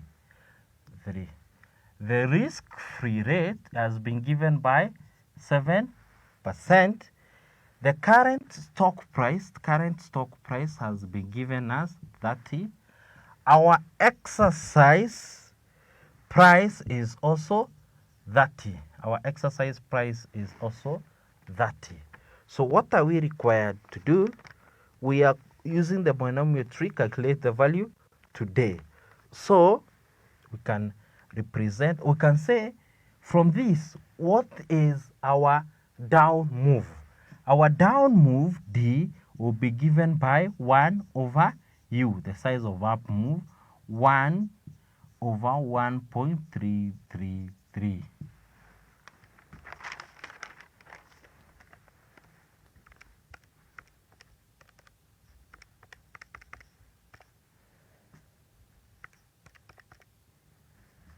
It's approximately 0.75. So to present this information in a binomial tree, we are going to have S naught, yeah, can go up or down, yeah, and we know this is what? 30. So to get our S plus, yeah, we know is S naught times what? The up move, which is which is equals to 30 times 1.333 to give me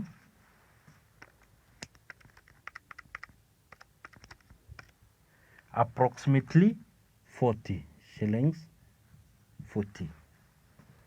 So my S minor will be SO minus down move, which is 30 times 0.75.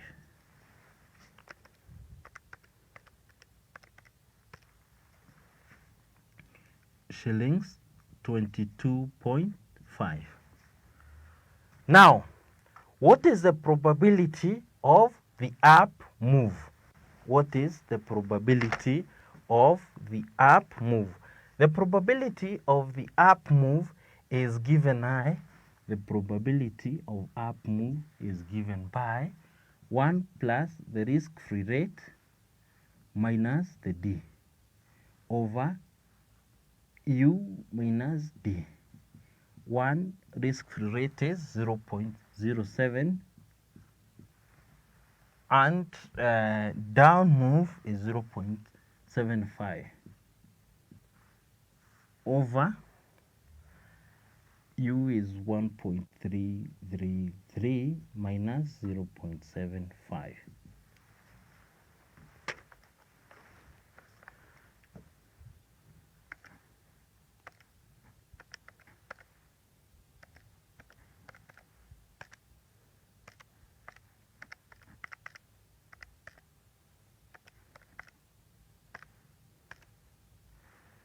This gives me 0.55. So if this is 0.55, what is the risk neutral probability of the down move? Will be 1 minus 0.55, which will be 0.45. Then, since we have determined our ST given the up move is 40, we know this is a call option. So the value of the call option plus will be given by the maximum, the maximum of 0 ST minus X, which is equals to 0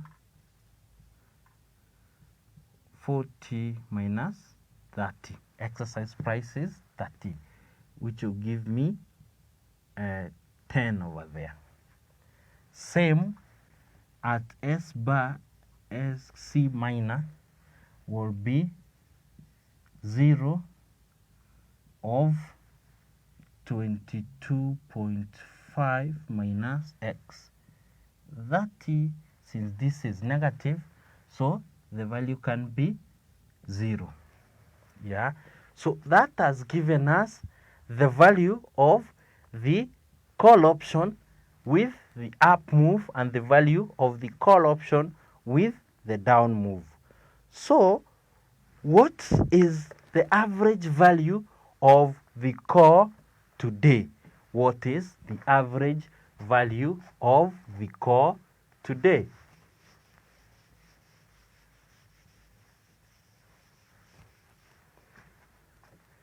The average value of the call today, or the expected value,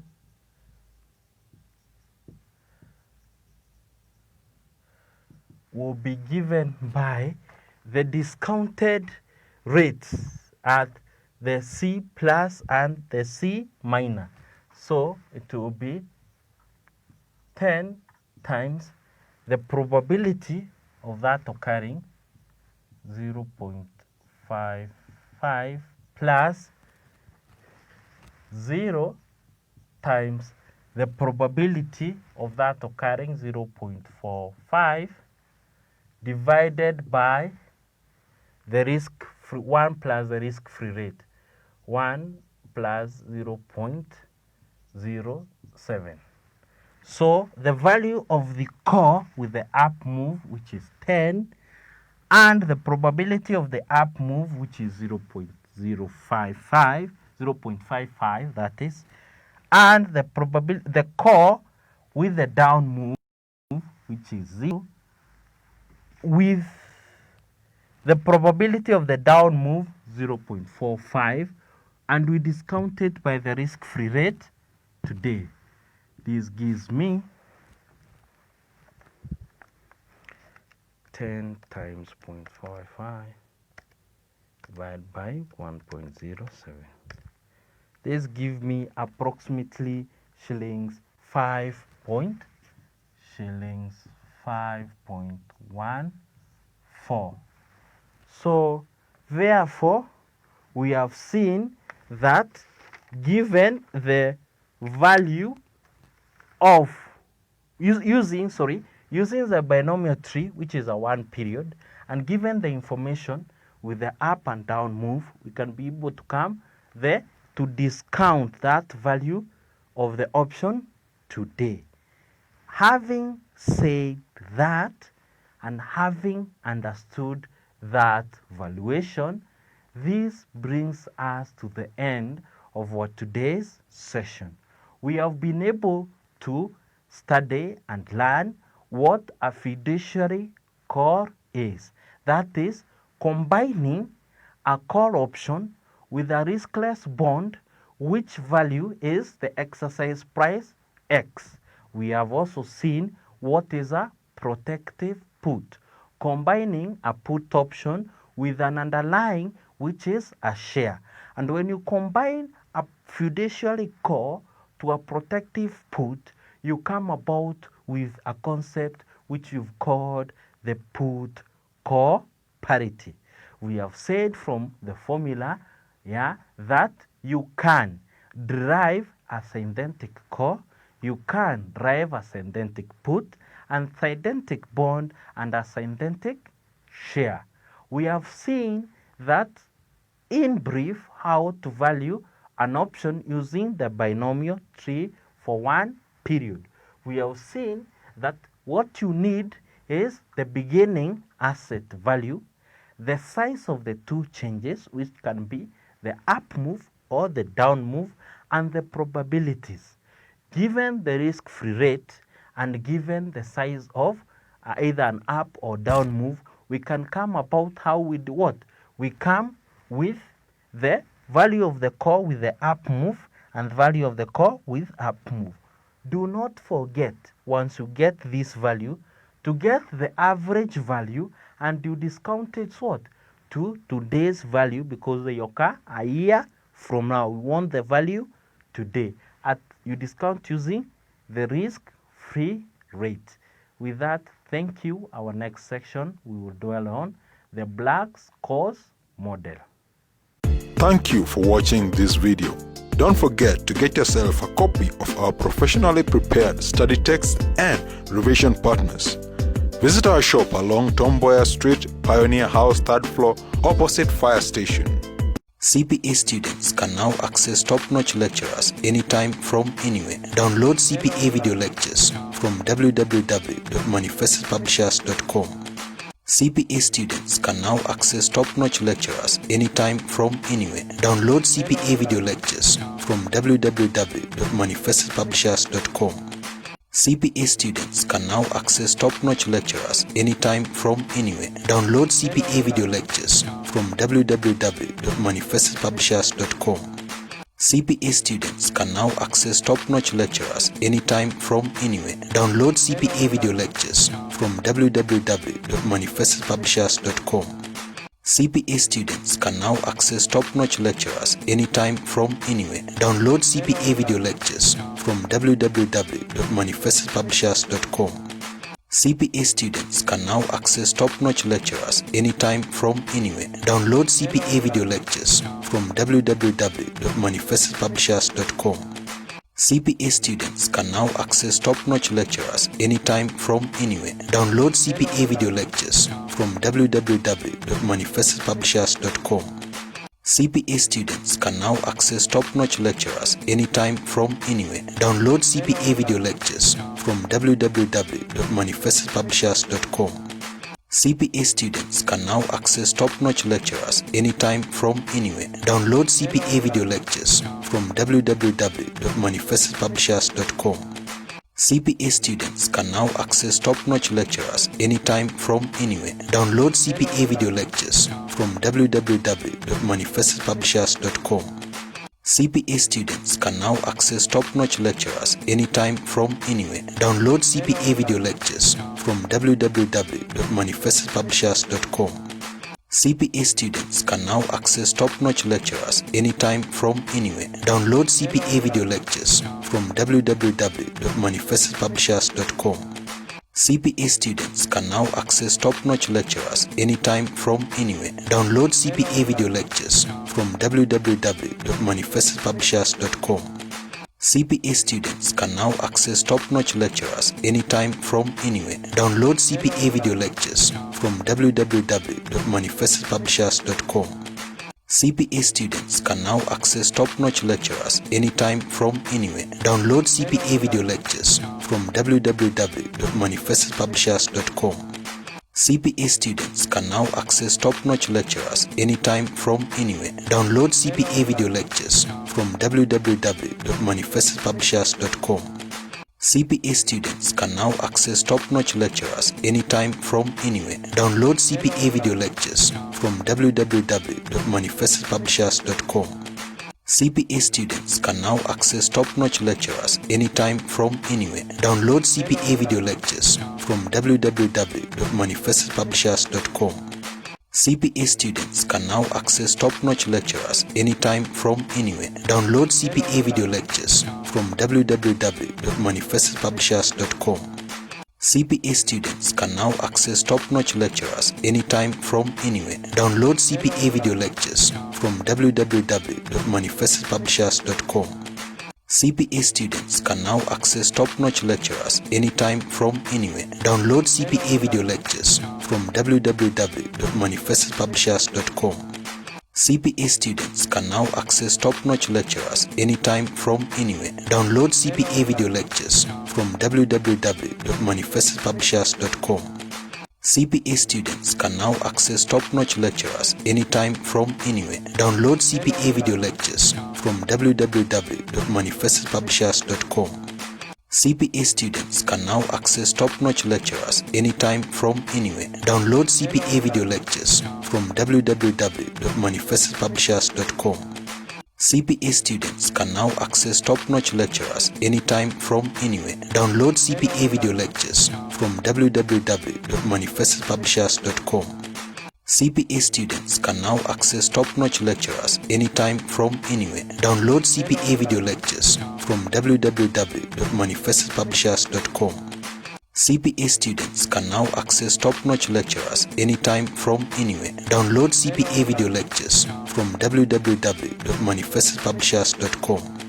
CPA students can now access top-notch lecturers anytime from anywhere. Download CPA video lectures from www.manifestpublishers.com. CPA students can now access top-notch lecturers anytime from anywhere. Download CPA video lectures from www.manifestpublishers.com. CPA students can now access top-notch lecturers anytime from anywhere. Download CPA video lectures from www.manifestpublishers.com. CPA students can now access top-notch lecturers anytime from anywhere. Download CPA video lectures from www.manifestpublishers.com. CPA students can now access top-notch lecturers anytime from anywhere. Download CPA video lectures from www.manifestpublishers.com. CPA students can now access top-notch lecturers anytime from anywhere. Download CPA video lectures from www.manifestpublishers.com. CPA students can now access top-notch lecturers anytime from. Hello and welcome. My name is Mr. J.M. Kimani, a lecturer in Advanced Management Accounting. Welcome to Lesson 6 of Topic 6. Lesson 6 is on inventory policy for perishable items.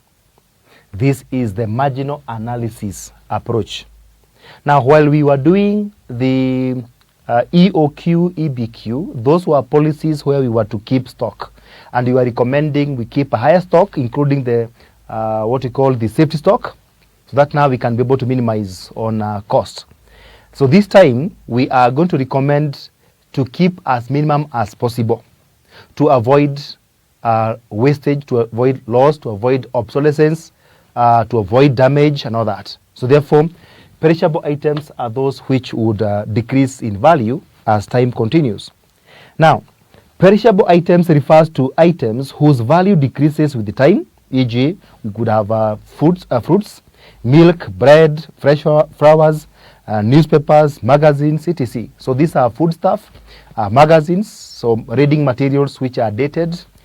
We have also the fresh flowers and such. Demand for perishable items is uncertain but follows some pattern which can be described by a probability distribution, in most cases normal distribution. Entrepreneurs are concerned with stocking perishable items which would maximize their long-term profitability. Marginal analysis technique may be used to recommend the best level of safety stock in each period. Now this means that if you really want to have long-term or long-run profitability, then you must keep as minimum as possible to avoid a case where you are not able to sell and a case where something goes bad. Because if it goes bad, you may incur more loss than when you're making a profit. In most cases, the price difference with the cost may be smaller than the cost and the salvage value, or either the cost itself. What I mean is this, that we can say let P represent probability of desirable stock level.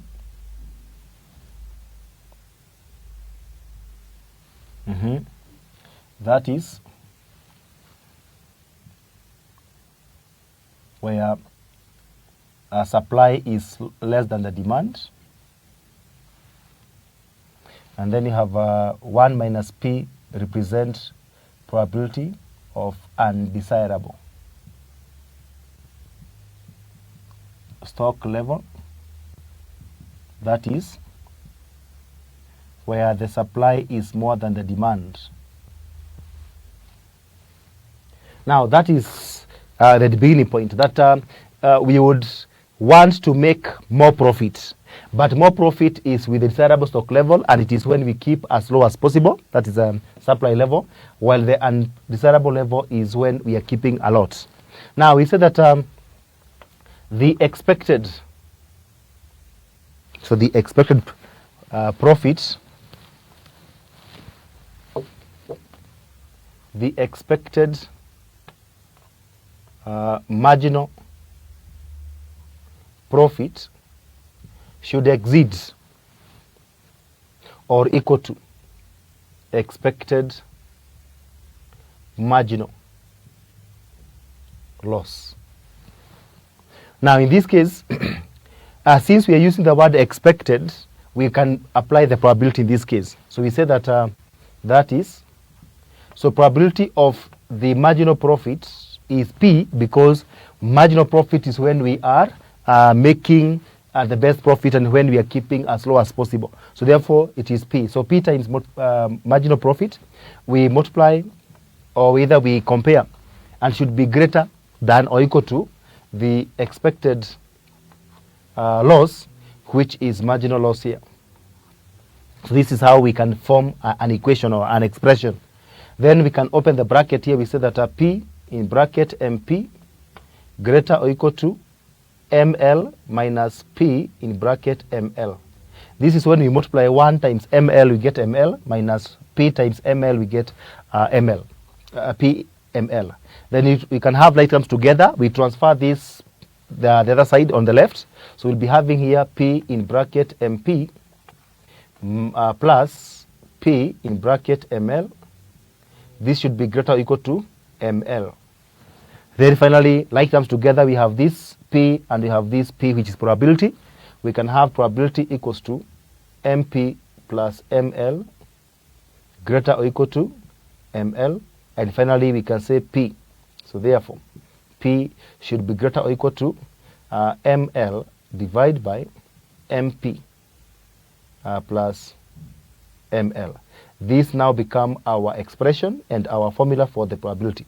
That if you really want to know the probability of desirable stock level, the probability of making profits is when now you should have the expression or the computation of this ML divided by MP and ML. Remember, this is a marginal loss, and you have a marginal profit. Now, in this case, how do we determine the marginal loss and the marginal profit? So for us to make some understanding here, we need an illustration. So the illustration in this case reads that a newspaper vendor buys each copy at shillings 27 from the publisher and sells it for shillings 35. If a newspaper is not sold on the particular day, it can be disposed of through other channels later at shillings 3 per copy. From previous experience, the following data has been gathered. We have number of copies sold per day, and we have the number of days. So number of copies sold per day, we have 110, 120, 130, 140, 150, 160, and 170 respectively, while the number of days each of these was attained is 10, 20, 40, 70, 40, 10, and 10 respectively. Required. Recommend the best level of daily newspaper stock in order for the vendor to maximize long-term profitability. That's true. So we want to advise here. And as we are to advise, we would need these. We will say here where marginal profit, remember, is taking the selling price minus the purchase cost, which we have. The selling price is 35 shillings, while the purchase cost is 27. So this is going to give us shillings 8 as the profit, while the marginal loss is actually the disposal value minus the purchase cost. Disposal value is 3 bob, while the purchase cost is 27. So this is going to give us a marginal loss of shillings 24. Now that tells us that a newspaper that is not sold on a particular day, we are going to lose 24 shillings, while a newspaper sold on the particular day, we earn 8 shillings. That means if you don't sell one newspaper, as you make a loss of 24, you're required to have 3 newspapers sold the following day on the particular day to cover your loss. So that means you may end up not making enough profit in the long run if you'll be having some excess stocks. But if you want to make sure that you don't incur loss, then of course you need to maintain minimum stock to avoid having this loss, because you can see loss is 3 times the profit. So if we want to determine the probability, we can use this formula. We said here that therefore probability greater or equal to marginal loss divided by marginal profit plus marginal loss, which is probability should be greater or equal to marginal loss is 24 divided by marginal profit is 8 plus 24. This is going to be greater or equal to, this is 24 over 32, so meaning greater or equal to. So when you divide this, you'll get an amount of, this is 24 divided by 32.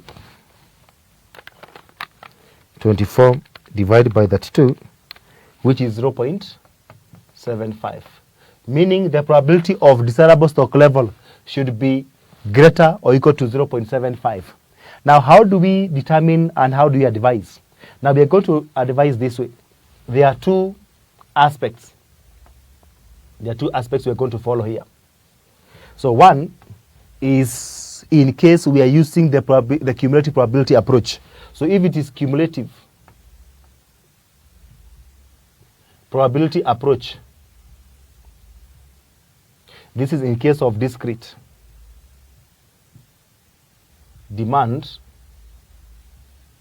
we can have now this as a way of following. So you can have, first of all, the stock level. We can have the probability, and you can have the cumulative probability. The stock level we are given there as 110, 120, 130, 140, 150, 160, and 170. We have been given there the frequency. The frequency in terms of number of days we need to add, and we start dividing. For example, we've been given 10 days plus 20 days plus 40 days plus 70 days plus 40 days plus 10 plus 10. The number of days frequency is 200. So that means we need to divide to get the probability. So for example, if you divide the first one, which is 10 divided by 200, this will give you 0.05.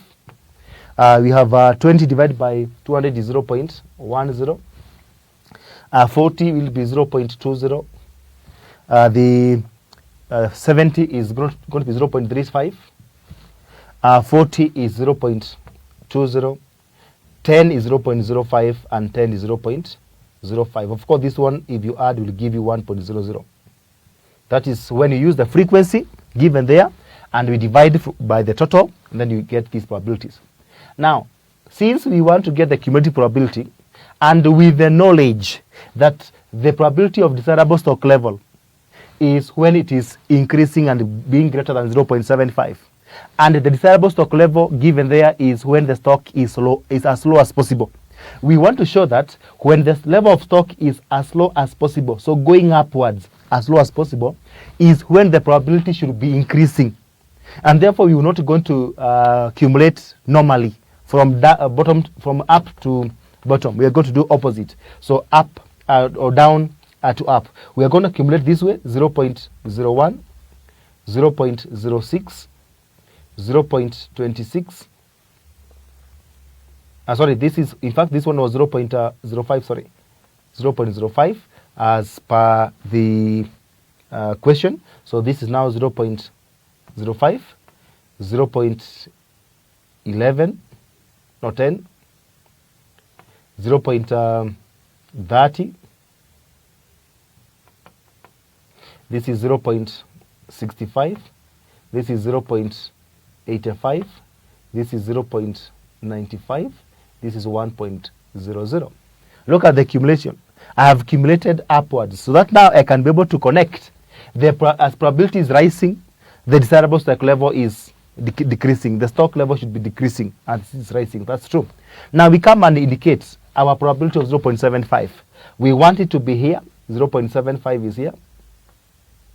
0.75, and we want to have the maximum stock kept in between 130 and 140. So that now we can recommend we keep that as maximum or either lower than that. So using this, we can have this approach. We can have this to assist us.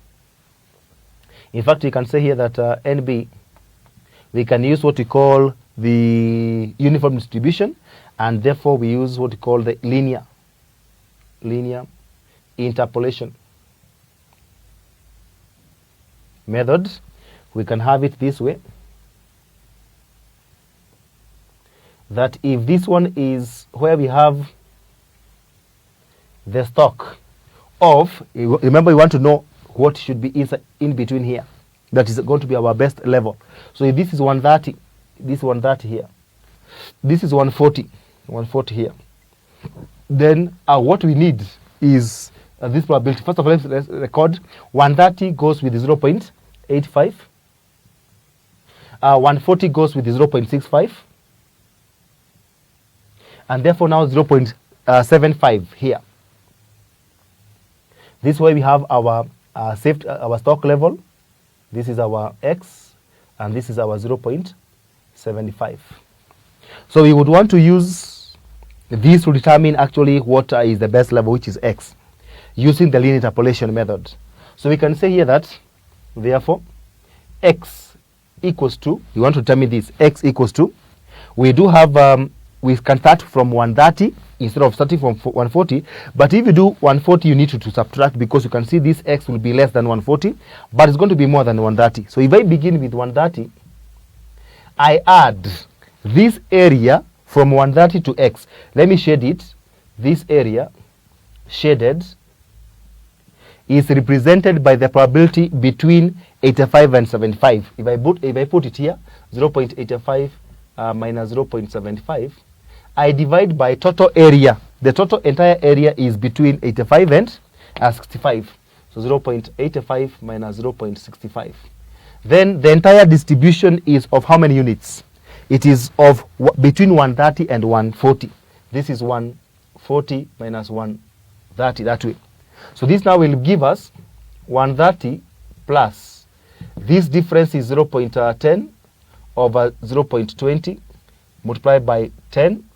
Of course, this now will be 130 plus 5. So ours is 135 copies. Now, to be specific and say that this is the conclusion, that the desirable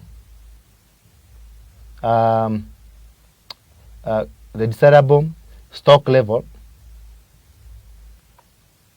is at most 135 copies. Why are we saying at most?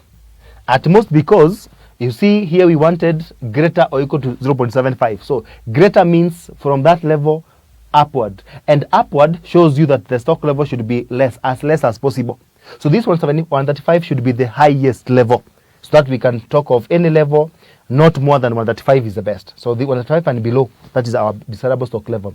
That is now the using the discrete approach or discrete demand. But should you be told that the probability of this demand or this product follows some continuous distribution, or what you call the normal distribution, then this is how we're going to approach it. So we can approach it this way. So we're going to approach it this way. This is the approach.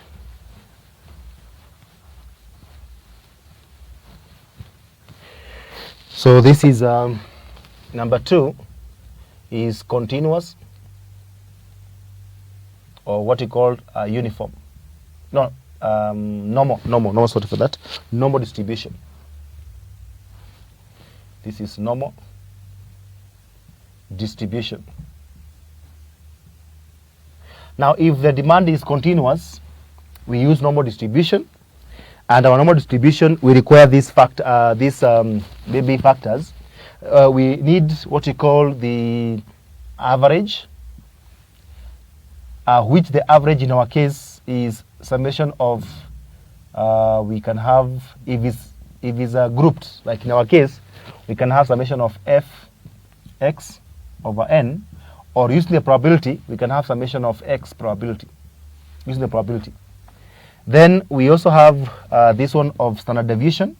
Standard deviation, we can say it is summation of f in bracket x minus x bar squared, all this divided by n, or we can use the probability, we say that's square root of summation of x minus x bar squared probability, and that becomes our formula. So in our case, we can have this presentation. We do have x, we do have x minus x bar, we have x minus x bar. No, before that we have the probability. We do have the probability. Then x minus x bar, then x minus x bar squared probability. So we have the x here is 110, 120, 130, 140, 150, 160, and 170. So 110, 120, 130, 140, 150, 160, and 170. Then the probability we have calculated. This is 0.05, 0.10, 0.20, 0.35, 0.20, 0.05, 0.05. So now we need to multiply to actually get our mean, and to get the mean is when you multiply all these. You can even create here an x bar, which is x probability. So which you can have it this way. This is x minus x bar. So x times probability, which is to get the mean, if we multiply this one, you'll be having the following. So you can have exactly. Now we can have 110 times 0.05. This I can store. It is 5.5. 120 times 0.1 I can store also. This is 12. 130 times 0.2 I store. This is 26. 140 times 0.35 I store. 49. Then 150 times 0.2 I store. 30. 160 times 0.05 I store. 8. And 170 times 0.05 I store. This is 8.5. So that now when I recall my memory, I get 139. So my average, which is x bar, my x bar is 139. So here I'll be deducting from these values. So deduct the 139 from these values. Now, for example, I clear my memory first, so that I can be able to store new. So the first one now here I'll have 110 minus 130, 139, sorry. This is giving us minus 29. 120 minus 139 is giving us 19, minus 19. This will give us minus 9. Then 140 minus 139, of course, will have 1. This is going to be 11. This is going to be 21. This is going to be 31. That's what we are going to have there. Then it is this that we need it inside here, but squared times the probability. For example, if I take 29, I square it, I multiply by 0.05, I store that. This will give me 42.05. I take this 19, I square it, I multiply by 0.1, I store. This is 36.1. I take 9, I square it, I multiply by 0.2, I store it. This is 16.2. I take 1, I square it, I multiply by 0.35, I store. This is 0.35. I take 11, I square it, I multiply by 0.2. This I store. This I get 24.2. I take 21, I square, I multiply by 0.05, I store. This is 22.05. And I take 31, I square, I multiply by 0.05, I store. This is 48.05. So if I am able to now recall my memory, I get 189. So that now means that therefore to get the standard deviation, we just get this 189, which will give us the answer of, so this is a square root of 189, which will give us 13.75. That's what you have. So we have this and we have this. Those two are the ones we need in our on our distribution. So you can have here the distribution. Just have it here. The distribution.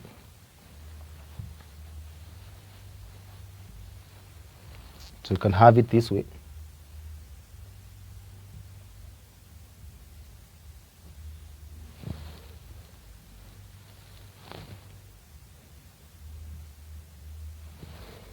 This is our distribution. So at the center here, we are having the mean. The mean here is 139, and you're having the deviation, which is 13.75. Then now we want to determine our best level. Now the best level, remember, is where the probability is 0.75 and even greater, the side where we have 75% and above. Now one thing to note, yes, we know that here we may be having the 110 units, and here we may be having the 170 at the far end here. We may be having the 170, meaning that the desirable stock level is on this left hand side where we have less and less number of units, and that's where we should be having our probability, meaning it should start from 0 here. For the highest stock level, we are having no probability of making profit. But now as we reduce our stock level, the probability start increasing up to 75%. Since we know this is 0.5, the whole of this entire half, to get 75%, we must add a 25% on this other side. So here, this is 0.25 to make this one 0.75. So we want the area where the probability is less than, is more than 0.75, which is this one. This is our desirable stock level. So we want this X value here. So this is our desirable stock level. Now, what value is this? What's the maximum stock? So if we were to use Z as X minus X bar divided by the deviation, which in this case, we don't know Z, no, we don't know X, because what we are looking for, but we know the mean and we know the standard deviation. We can determine Z. We say that Z value from, now Z value, you can have it this way.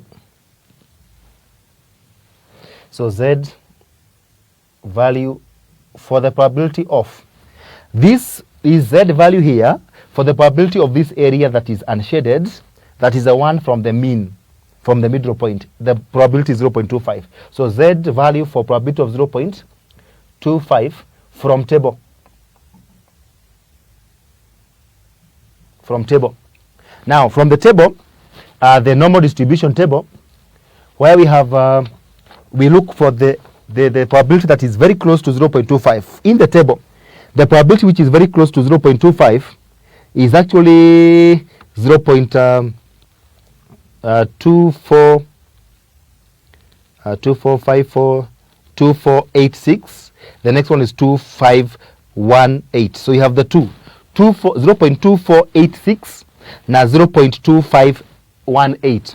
The one which is closest to 0.25 is the 0.2486, whose Z is 0.67. So this Z is 0.67. So we have gotten our solution there, or our Z. So now we can be able to substitute this one. So if you substitute it here, to get the probability, we'll have this one now. I want to maintain the solution so that at least you can see both the cumulative, both the normal distribution and the cumulative. I don't want to erase this. So therefore, we can say that therefore the X minus 139 divided by 13.75 equals to, I'm substituting this Z value. So X minus the mean is known 139 divided by the distribution, which is 13.75. The answer is Z, but remember again, because Z or our area is on the left hand side, then it is on the left, is on the negative side. More so, the Z value on this side should be negative. So therefore you can indicate this one as now a negative 0.67. Negative 0.67. So now we can do the cross multiplication. We can have here that X equals to 139 minus 0.67 multiplied by 13.75. So this means that X should give us, if you multiply, this is 139 minus 0.67 multiply by 13.75. This shall give us 130. This is 130 copies. Now, what is our solution or our conclusion? So remember now, this will be our conclusion that the desirable stock level is at most 130 copies. If you look at the area we are recommending, that is a desirable stock level, that area shows that we need to keep either from 110 to 130 as the answer. So 130 become the highest. So it should be 130 and below. That's why I'm using the word at most. Now look at this. Depending with the demand, if the product you are talking of is discrete, if it is like I say the number of machines, then that one you may not be able to use the continuous or the normal distribution. We can use now the discrete. And in this case, we approach this way. And something to note is how we accumulate. We accumulate upwards with respect to our formula concerning the probability.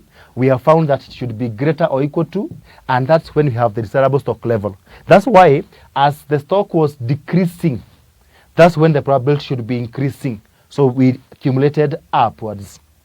Then slotting the 0.75 and showing it using the linear interpolation method, like what we call uniform distribution, showing that between 130 and 140, with their respective probabilities, getting the value of x, determining that using the linear interpolation. This is linear interpolation,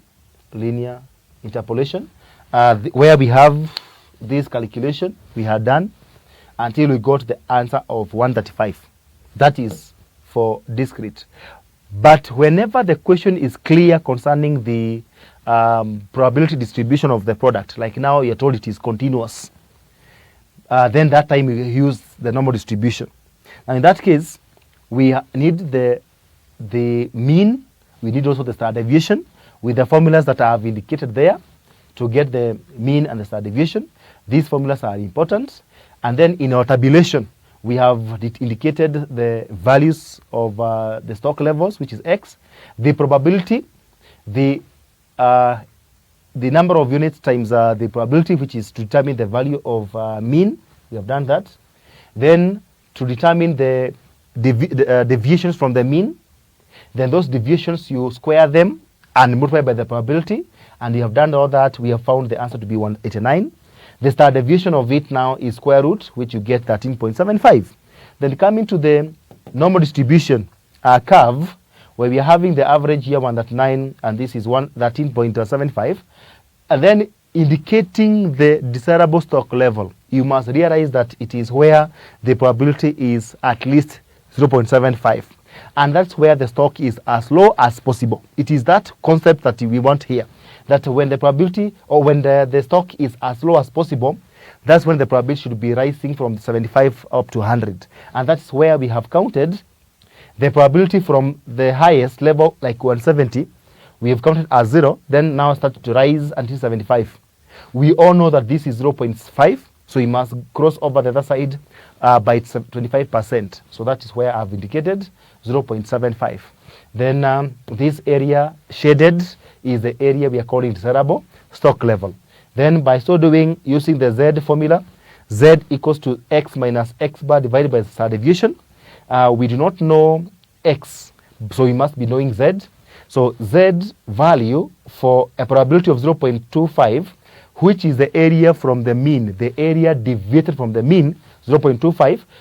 From the table, we have read the value of Z as 0.67. Remember, in the Z table, we could not get 0.25 exactly, but we have estimated the value of probability to be 0.2486, the one which is closest, and the Z value was 0.67. Now, coming to substitute it on our formula, which is Z, we find that X, the unknown, minus 139, the mean, divided by the deviation, which is 13.75, the answer should be a negative because our results are on the left-hand side. In any case, this value X will be lesser than 139. And by comparison here, the answer will be negative. So therefore, that's why we have indicated this one to be negative. So, and when you compute determining x, we find that the value is 130. That means if this is 130 and the area desirable is this less than 130, then that means we can only say that the optimal stock level there must be at most 130 copies of the newspaper. That is how the policy for perishable items is done, using the marginal analysis. Now, in our lesson 7, we are going to look at the last area in this topic number 6, which is going to be simulation of inventory models. But for now, as far as lesson 6, we are through.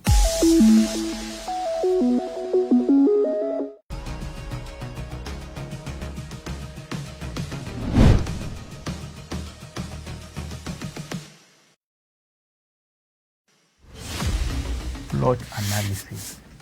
This means the flow. We discussed 3 themes.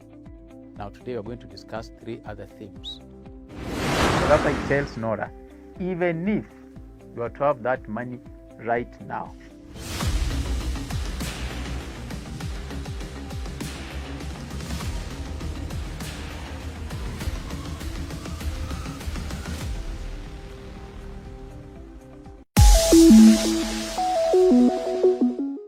Hello Lana, how are you today?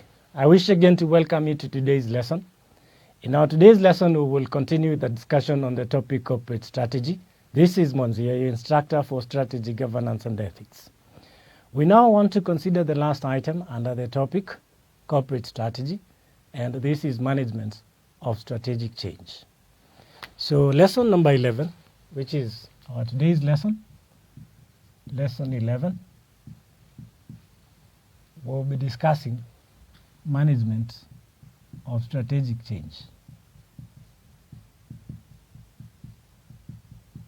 Management of strategic change.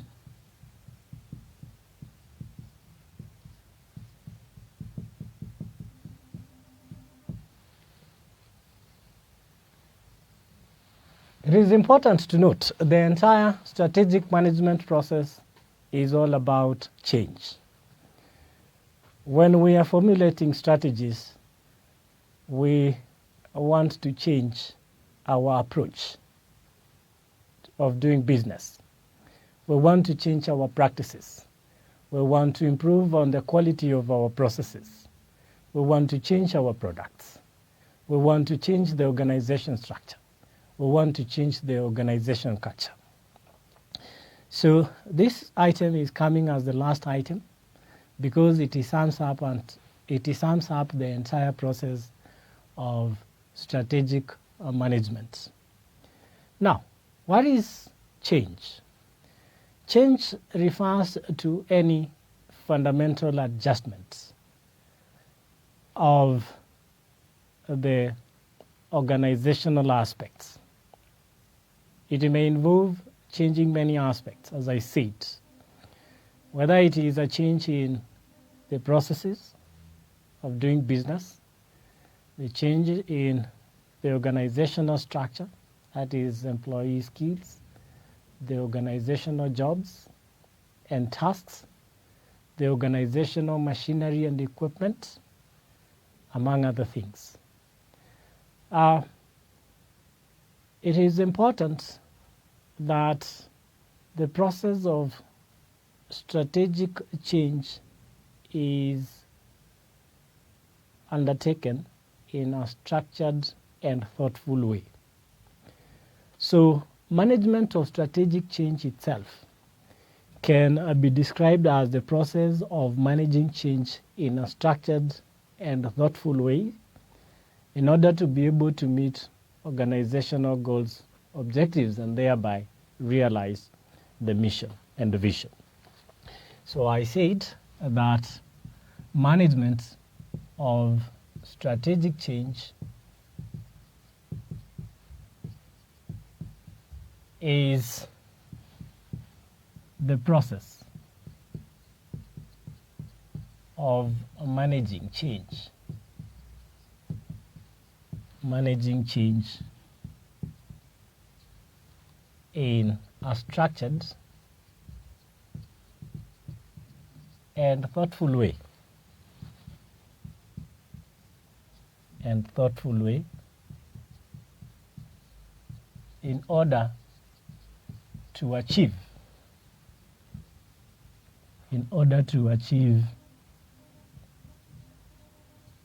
the organization goals and objectives, and thereby realize the vision.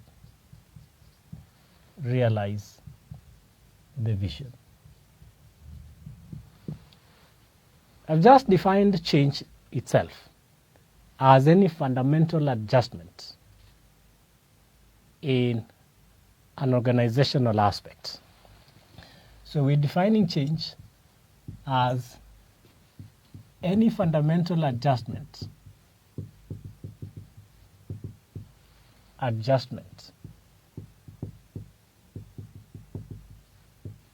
in an organizational aspect.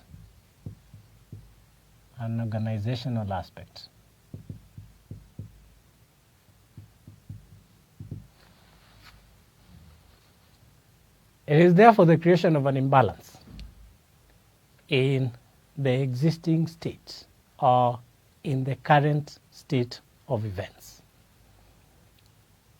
or an alteration in the status quo. Why is it necessary to introduce change? Change is inevitable, and it is brought about by the ever-changing business dynamics. Change is brought about by fierce competition, both local and foreign, which has been facilitated by the process of liberalization. And again, when an organization has operated for a considerable period of time, it is important that an adjustment be made in its technical, human, and standard setup so that the things can be done in a better way for an organization to remain competitive and sustain its business. Now, apparently there are two types of change.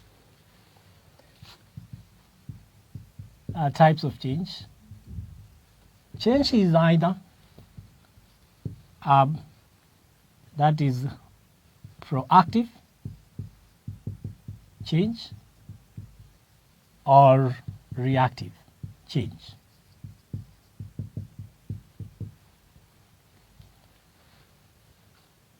When we talk of proactive change, they say that if you do not change, change will change you. What does that mean? Proactive change is just an effort of attempting to make alterations to the way or to the workplace and its practices way in advance. What is happening here is that a firm seeks to identify a potential future threat or capitalize on a potential future opportunities way before that threat has occurred or before that opportunity has presented itself. Here, you're changing before change changes you. It is the best type of change. The second type of change, we're describing it as reactive change. You're reacting to a threat that has already occurred, or you're reacting to an opportunity that has already presented itself. So basically, reactive change is where an organization inevitably makes changes to its practices after an opportunity has already presented itself or a threat has already occurred. Now, what causes change? The things that cause change or the reasons for change are better described as the forces of change. Forces of change.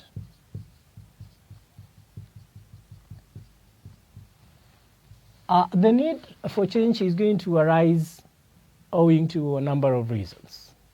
But basically all these reasons can be broadly categorized into two. So that one, change will either be as a result of internal forces, so that we'll have internal forces for change, and two, as a result of external forces, so that we'll have external forces for change. When we talk of internal forces for change, what do we mean? The forces or reasons for change, we're describing them as either internal forces or external forces.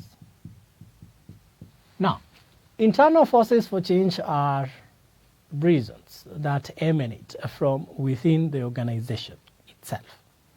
They are internal to the organization. For this reason, it means that these forces are within the influence and control of the management or the organization for that matter. And if we could identify some internal forces for change, they may include things like organizational procedures and work methods. Procedures and work methods. We'll have things like a management philosophy and skills. Philosophy and skills.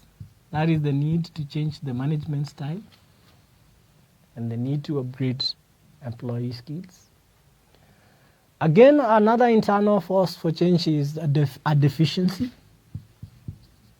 A deficiency in the existing organization. In the existing organization. This is a realization that there is a gap that needs to be filled. Again, another force for change is knowledge. And information.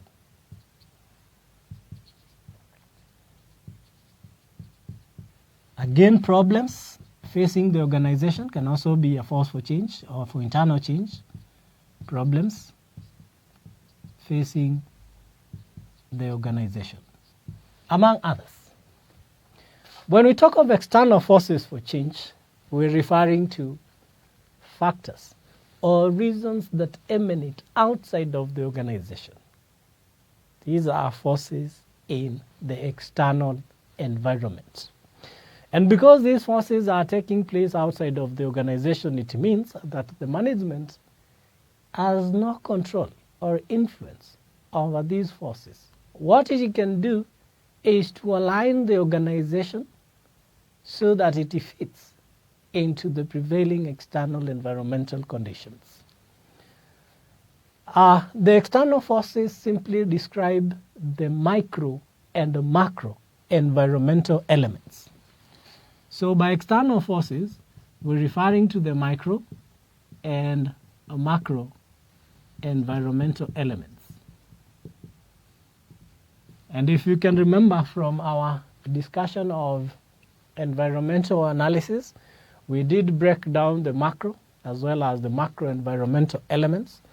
And the macro environmental elements included what we described in the acronym, the STEL, meaning that change is going to be necessitated by either change in political factors, change in economic factors, social-cultural factors, technological, ecological, as well as change in legal factors. Other micro or other external forces, which are now the micro forces, are things like competition, can be a big force for change. Change in markets.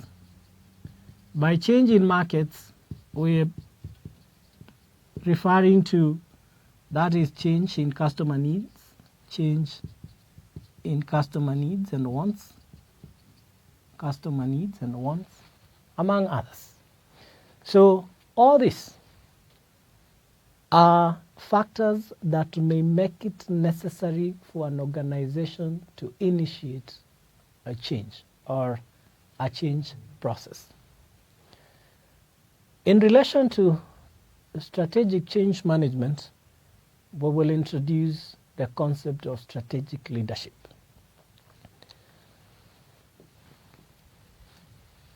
For change to be conducted effectively, there is need for strategic leadership to be present in an organization.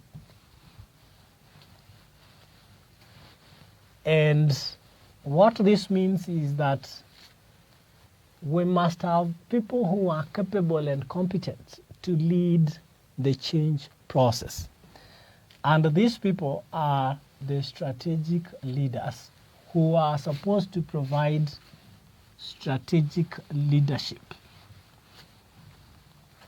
So strategic leadership, which is integral to the change process. Strategic leadership. Now, an important role of strategic leadership in the strategic management change process is implementation of change itself. Our strategic leadership requires the potential to foresee and comprehend the work environment. Our strategic leaders are supposed to have the ability to anticipate, prepare, and get positioned for the future. And therefore, strategic leaders are individuals upon whom strategy, development, and change management are seen to be dependent on. So the process of strategy development and management of change are dependent on strategic leadership. And it is strategic leaders that are supposed to anticipate, prepare, and position the organization well for the future. Now, change implementation, which we're describing as a role of strategic leaders, implementation of change.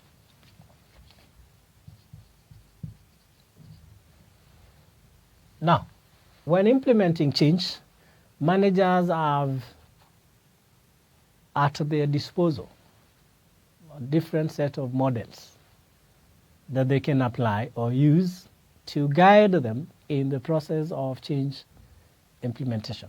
However, before we discuss these models, it is important to note that the change process starts with an awareness of the need for change. The organization must be able to detect early enough the need for change or the need to initiate change, and analyzing the situation that is giving rise to the need for change and the factors associated with that need in order for managers to determine the direction in which the organization needs to take so that it effectively positions itself when that change arises. Now, when implementing change, as I said earlier, managers have at their disposal many models that they may apply so that there is easy change process. However, we will restrict our discussion to two main models that are applied in the process of change management by managers, so that the main models of change. A model of change is just an approach. Models of change is an approach applied by a manager to ensure that the change process is effective. And two of the main change models are, one, Kurt-Lewin's change model, and the second one is John Cotter's John Cotter's change model. These models provide a set of successive steps that needs to be followed to ensure that there is ease change management process. We will start our discussion by considering the Court-Lewis, which is the most common change model or the most common applied change model, Court-Lewis model. Now, Court-Lewis, it's named after the person who proposed this model for change, and Court-Lewis proposes 3 successive set of steps that needs to be followed when introducing change. And I will depict these steps diagrammatically for ease of understanding, so that the steps proposed by Court-Lewis can effectively be presented as follows in a diagram.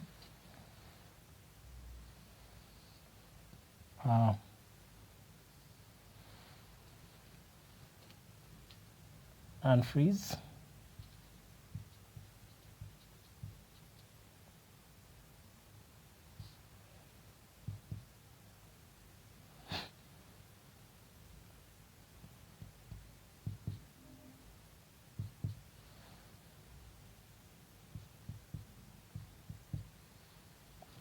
Change behavior,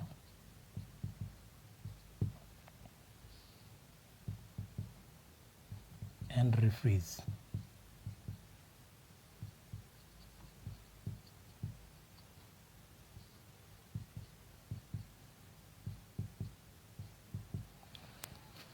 So Court-Lewis proposes like that while leading change, the first step in the process is to unfreeze. The second step is change behavior, or better known as moving. And the third step is refreeze. What are these steps about according to Court-Lewis? When he talks of unfreezing, it simply means altering the stable equilibrium, the prevailing state of events, altering the stable equilibrium which supports existing behaviors and attitudes.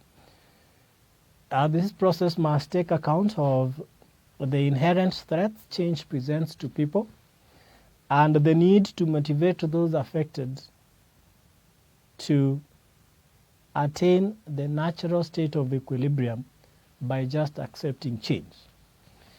He again talks of the second step as changing or moving, which is developing new responses based on new information.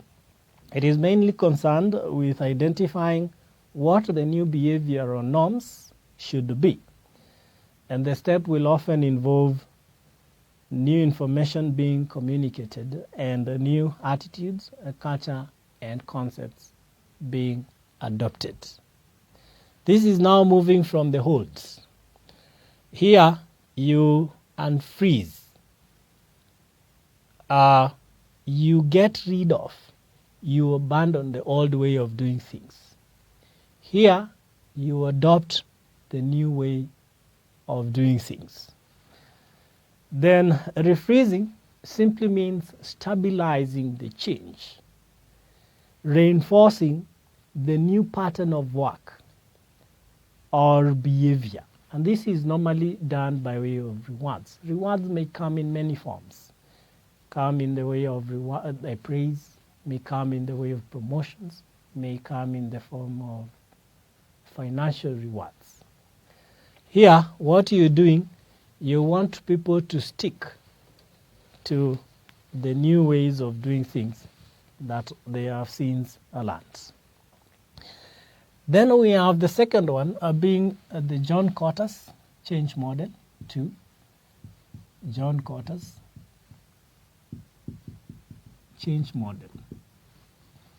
John Cotter's model. Now, John Cotter is a renowned change expert, and he proposes that our leading change, our managers take it through or guide change through 8 successive set of steps. So 8 successive set of steps are involved in the process of leading change. Remember, the aim is to ensure reduce resistance to change and stabilization of the new change. It is important to follow these steps because change is normally resisted. So the steps that they propose are aimed at ensuring that there is a smooth transition from the old way of doing things to the new way of doing things. So which are the 8 steps that John Cotter proposes of leading change? 1, he talks of establishing a sense of urgency. Establish a sense of urgency.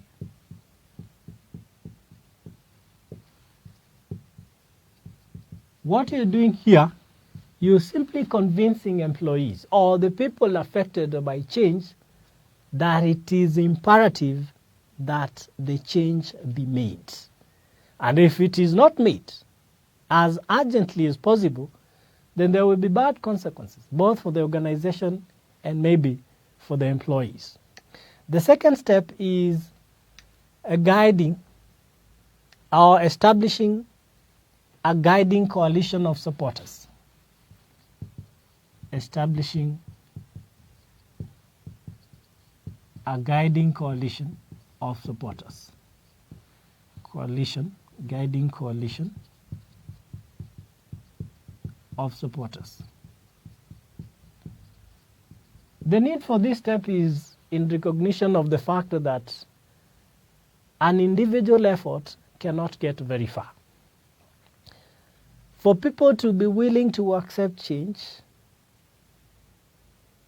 you need support.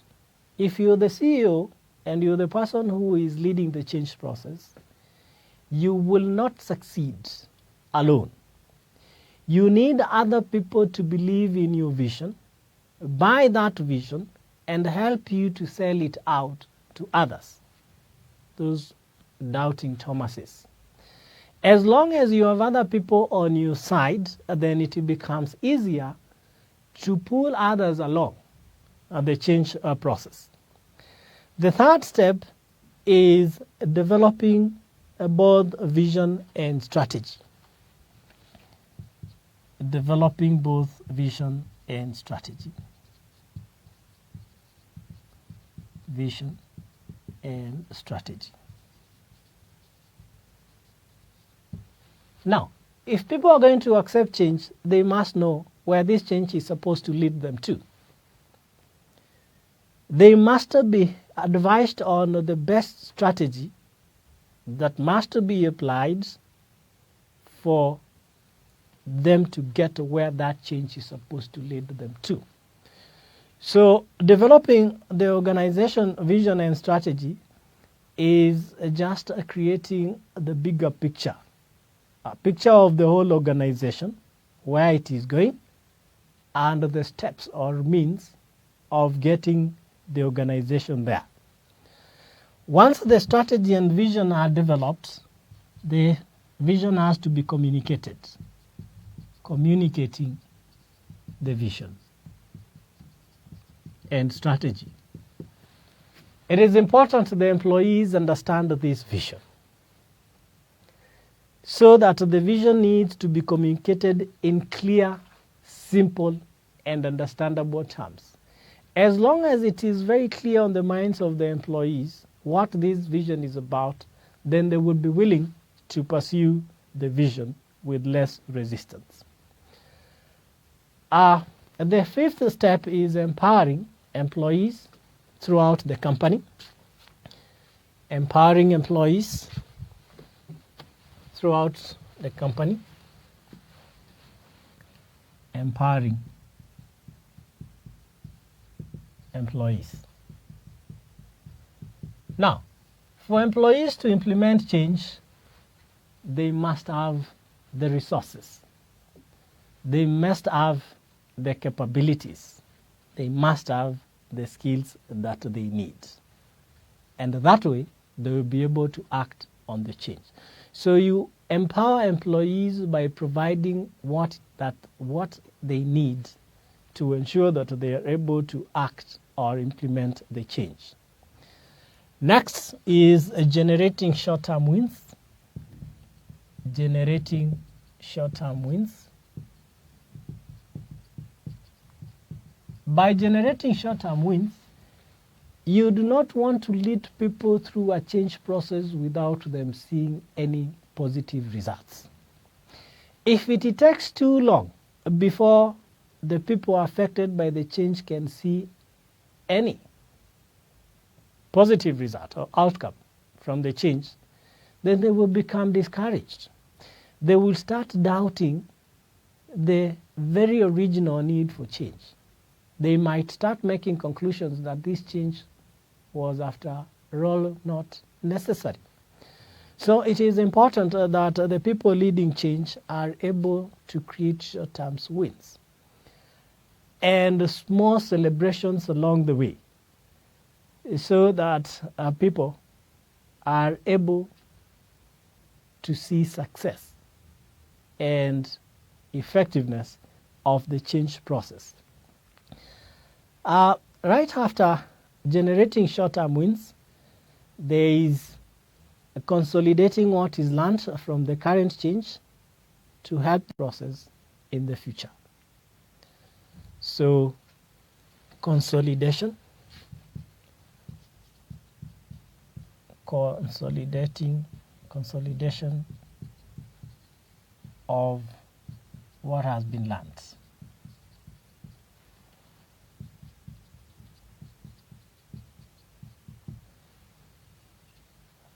If people start seeing wins, you must ensure that they do not regress. You must consolidate and stabilize that spirit. People are now aware of the benefits of the new change as opposed to the previous way of doing things. Reinforce that. Let it stick. Step number 8 is anchoring the change in the corporate culture. Anchoring the change in the corporate culture.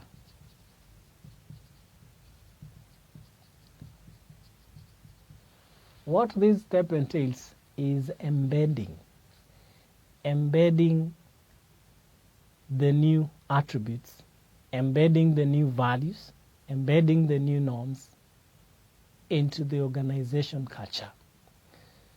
Let it become the new way of doing things by everyone. And it is only that way the change is going to be sustainable in the future. Now, what is the need of applying these models to initiate or implement change? The main reason why it is necessary to follow these guidelines is because of the greatest challenge to the change process, and that challenge is resistance to change. Resistance to change is the greatest challenge that strategic leaders must overcome if a meaningful change process is going to be achieved.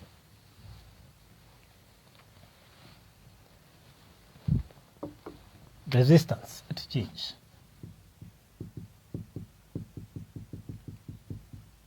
Resistance to change. I said that resistance to change is the greatest challenge that strategic leaders face while trying to implement change in an organization. Now, resistance to change simply describes the unwillingness by individuals or groups to make or accept some proposed change. And resistance to change may be as a result of several factors, which we can broadly categorize into three. So the factors leading to resistance to change can be broadly categorized into three,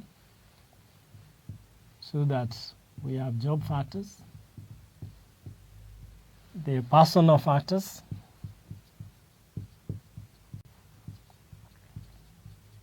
and there are also social factors. People may want or may be unwilling to accept or make change as a result of reasons falling either under these three broad categories of reasons. When we talk of job factors, maybe an employee is afraid to make change because of the fear of technological unemployment, a fear of job loss. What this means is that the change may require somebody with new skills that you don't have, meaning that you become irrelevant. Another job factor is the fear for change in working conditions. Fear for change in working conditions. Working conditions. A good example here is maybe you're afraid of additional tasks or work.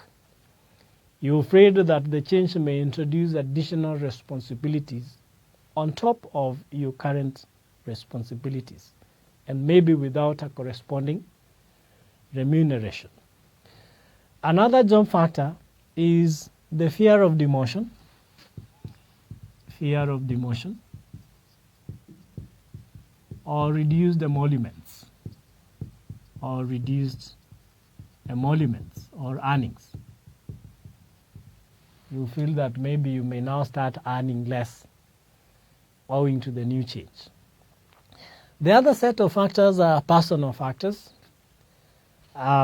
which include implied criticism.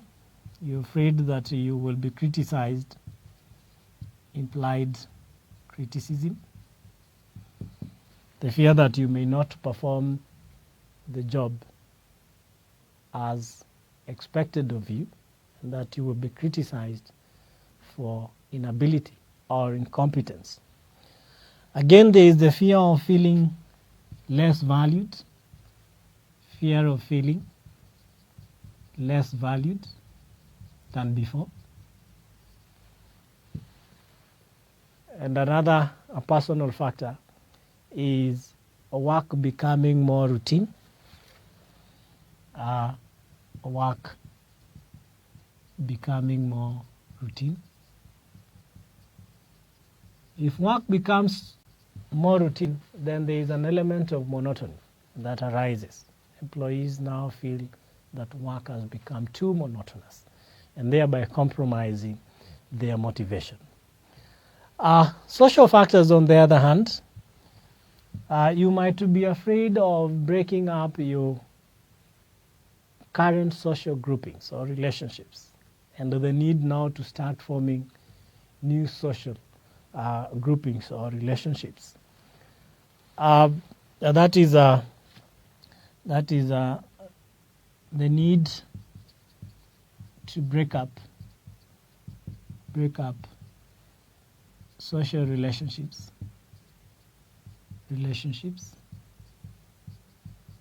There can also be a natural dislike of people implementing change. You naturally don't like them.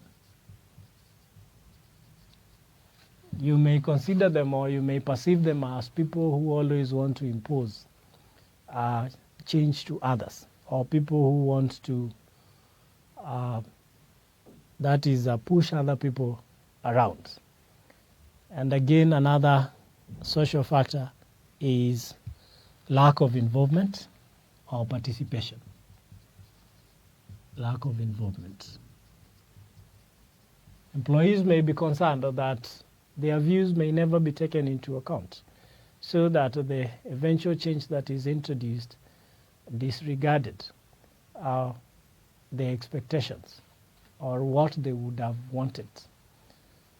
Now, if these then are the forces or the factors that lead to resistance to change, for a strategic leader who is charged with the responsibility of introducing and overseeing a change process, what then do they need to do to ensure that there is a smooth change process with reduced resistance? This brings us to the subject reducing resistance to change, which we can discuss under the title Principles of Change. What needs to be done to ensure that the change process is smooth? A reduction to resistance, that is a reduction of resistance to change. Reduction to change.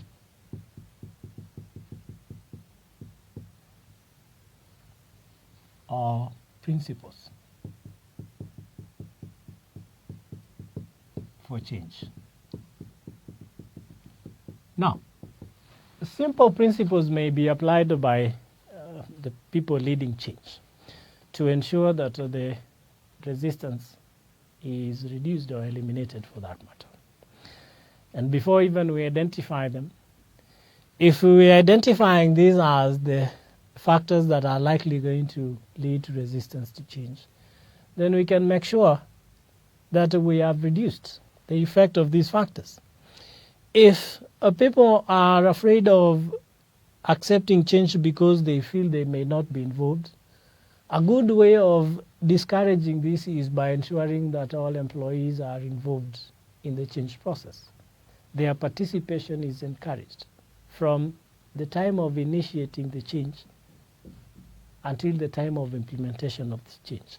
Nobody is going to resist what they have been part of.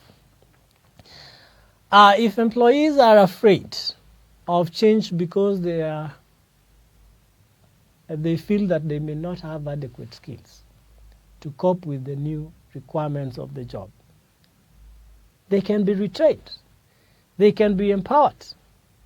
There can be facilitation from the management.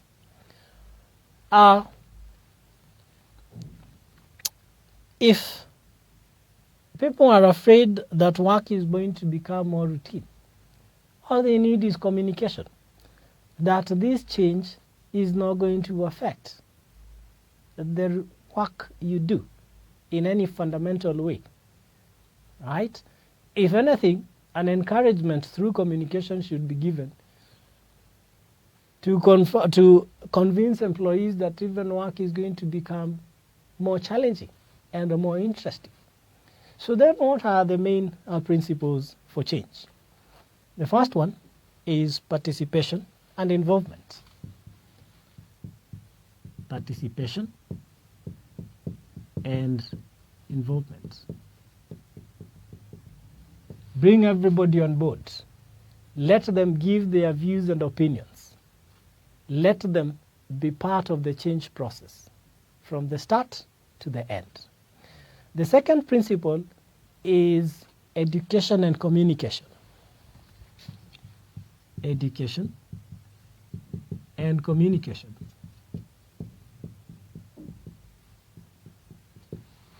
Every change part or every change step of the process should be communicated to the employees so that they are aware. As long as employees are aware of what they expect, they are educated on the need for change, how it's going to benefit them and the organization, then resistance is going to be reduced tremendously. Then again, there is facilitation and support as the third principle. Facilitation and support. And support. Empower employees. Prepare them in advance. retrain them so that they are ready for the change when it comes. Our fourth principle is negotiation and agreement. Negotiation and agreement. This is about seeking consensus from all people who will be affected by the change. It is ensuring that several parties with opposing interests are brought on board to bargain, leading to a situation of compromise and agreement on the intended change and the processes thereby involved. Then we have power. 5, power, or what we can call coercion. This is simply use of force. It is compelling people to accept change, and if they do not, then you use legal power. You use institutional authority power to force them to accept the change. And finally, with manipulation and cooptation as the last principle, manipulation and cooptation. Now, these are all covert attempts to make sure that people accept change. They have different meanings, but the approach is the same. When you talk of manipulation, here you are providing information sparingly. You're providing skewed information. You are only telling people the goodness about the change while leaving out the negative aspects of the change process. As long as people are only aware of the good things that the change is going to bring about and do not know anything about the bad things, then there will be no resistance. On the other hand, cooptation is giving people amongst the potential resistors a role to play in the change process, a seemingly desirable role to play in the change process. If such people are given such a role, then the other resistors will follow them and will be able to accept the change process without so much resistance. This is strategic change management, together with the available approaches, the reasons that may lead to resistance to the process of change, and the main principles that can be applied to ensure reduced resistance to change.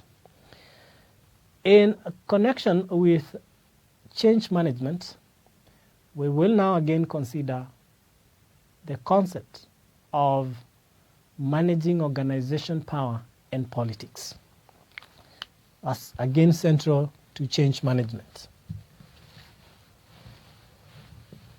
So we will end this lesson by discussing the management of organization power,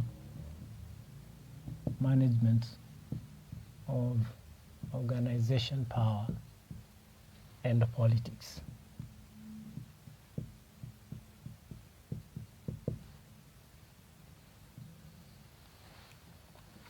Now, introducing change is not easy. A person who leads change must have certain strengths. One, they must exhibit power. And what is power? Power is the ability to make people do things in the way you want them done. Two, politics. Politics is the ability to build alliances, is the ability to solicit support, is the ability to win resources to your side. For change to be implemented effectively, you need to be able to convince the leadership of the company, maybe the board, to allocate enough resources that are required for the change to be implemented. For you to be able to effectively introduce change, you need to build alliances. You need to bring people to your side who believe in the need for change like you do, and make them support your endeavors to bring change to the organization. So change is a matter of being able to win positions in matters of priority. As a strategic leader, you believe that the change is a top priority for the organization and that it needs to be given the preference that it deserves. If it comes to allocation of resources, you can be able to convince the people allocating these resources that this change must be given a priority. Now, in order for a leader to succeed in implementation of change, they not only need to be skilled, but they should also be able to build and keep alliances, protect themselves from grapevine, and influence the top management. The challenge faced by strategic leaders in implementing complex and long-range decisions demands that they be sophisticated with respect to issues of leadership, power, and influence. The main challenge faced by strategic leaders in change management is that of implementation. That is how to get things done in a timely and effective way. So as a strategic leader, you are faced with issues of how to influence behavior, how to change the course of events, how to overcome resistance, and get people to do things they would not have otherwise done. The process of change requires the ability to mobilize the political support and resources to get things done in an organization in a way that the strategic leaders wishes them to be done. So what is power? Power is the basic energy needed to initiate and sustain action. I said power is the basic energy needed to initiate and sustain action, or the capacity to translate intentions into reality and sustain such intentions. It is the ability of those who possess power to bring about the outcomes that they desire. What is politics on the other hand? Politics is or politics describes who gets what, when, and how. It is about who controls conversations, manages impressions, and influences tactics. It involves exercising power and can therefore be called the ability to manipulate political behaviors. What is the connection between power and politics, and how are they key in the process of strategic change management? If power involves the employment of stored influence by which events, actions, and behaviors are affected, then politics involves the exercise of power to get something done, as well as to enhance and protect the vested interest of individuals or groups. Thus, the use of organizational politics suggests that political activity is used to overcome resistance and implies a conscious effort to organize activity to challenge opposition in a priority decision position. So, you use power to play politics. You use power to bring people to your side, which we're referring to as building alliances. You use power to be able to obtain the support of top management. You use power to secure the resources that you need to effectively implement change. So as a strategic leader involved in strategic management process, you should be able to possess power, that is the ability to influence people, act in a way that you so wish, and you should be able to play politics. And that way, you will be able to effectively initiate and implement change in an organization. This brings us to the end of this lesson. Guess, Learner, you've been able to learn much, and you continue gaining interest in the subject. I once again encourage you to continue enriching your content by reading more on your own, and I again refer you to the study text by Manifested Publishers, and again to assess your learning so far by subjecting yourself to a set of exercises, which again you can find in the revision partner by Manifested Publishers. This does it for our lesson today. Thank you. See you in our next lesson. Enroll your child for the Manifested e-learning platform and see their grades grow tremendously. These videos can be downloaded to a laptop for offline viewing or viewed from a smartphone in a cost-friendly format.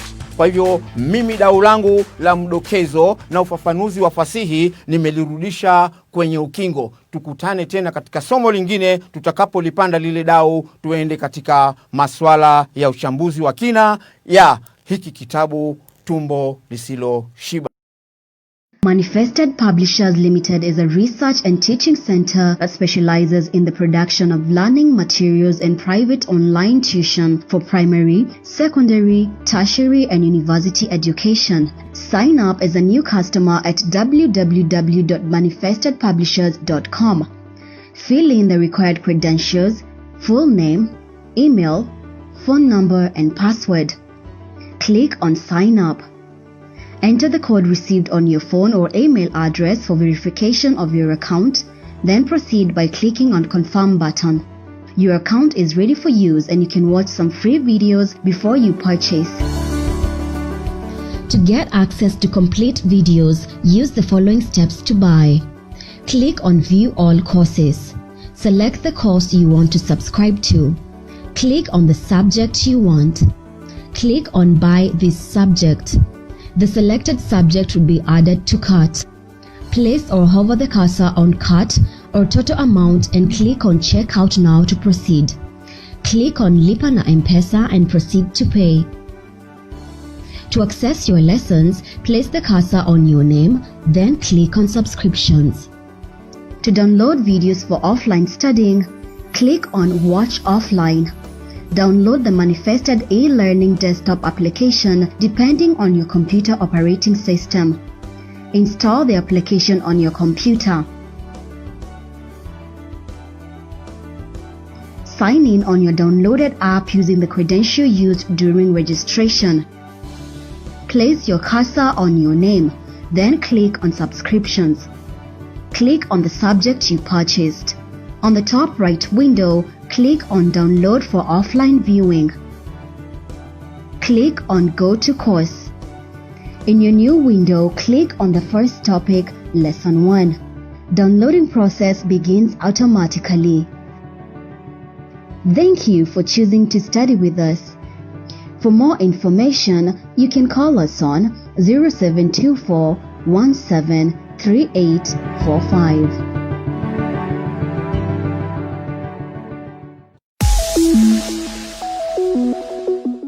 How are you, everyone? My name is Mr. J.M. Kimani, a lecturer in quantitative analysis. Welcome to lesson 16 of probability. Now, this is a continuation of lesson 15, where I introduced sampling theory. Now, lesson 16, we look at the questions so that we can be able to apply the confidence interval. And I explained in lesson 15 about the confidence interval, confidence level, and the the significance level. Now, the first question reads that a sample of 100 vehicles consume an average of 12.1 liters of petrol daily with a standard deviation of 1.3 liters. What is the confidence interval of the population mean consumption of petrol computed at 95% and 99% confidence levels? End of question. So in this question, you are being given the sample size. You have the sample size, which is 100. Of course, that one means this is a large samples. You do have the sample mean, which is 12.1 liters.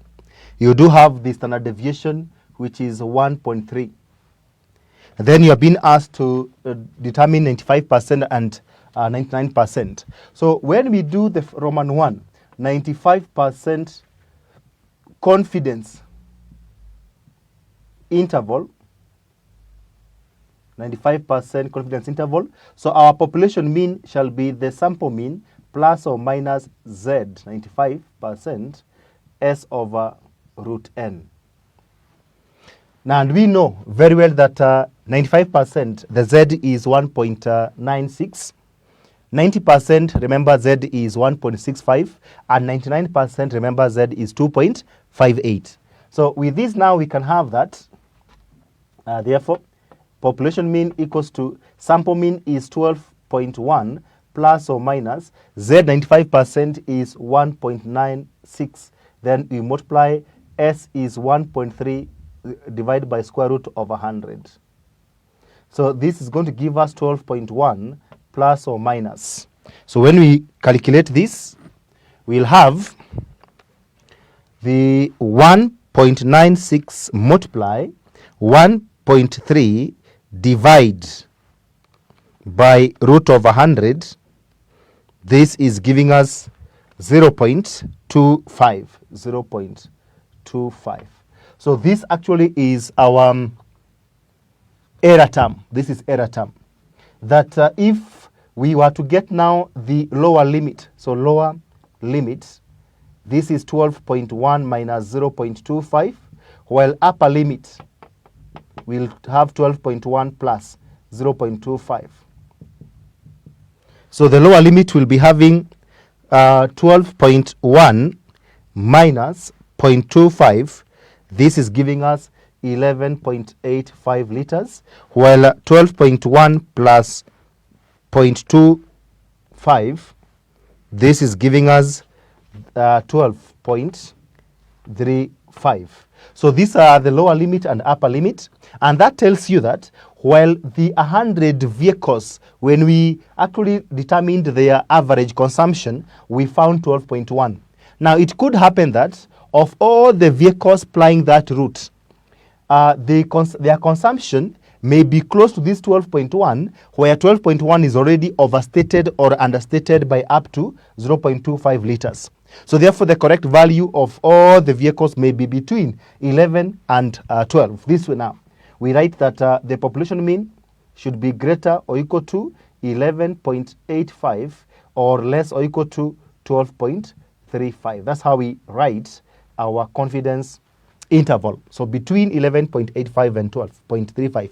Should we come across that the actual consumption is 11.9, we'll say it's okay because it's in between.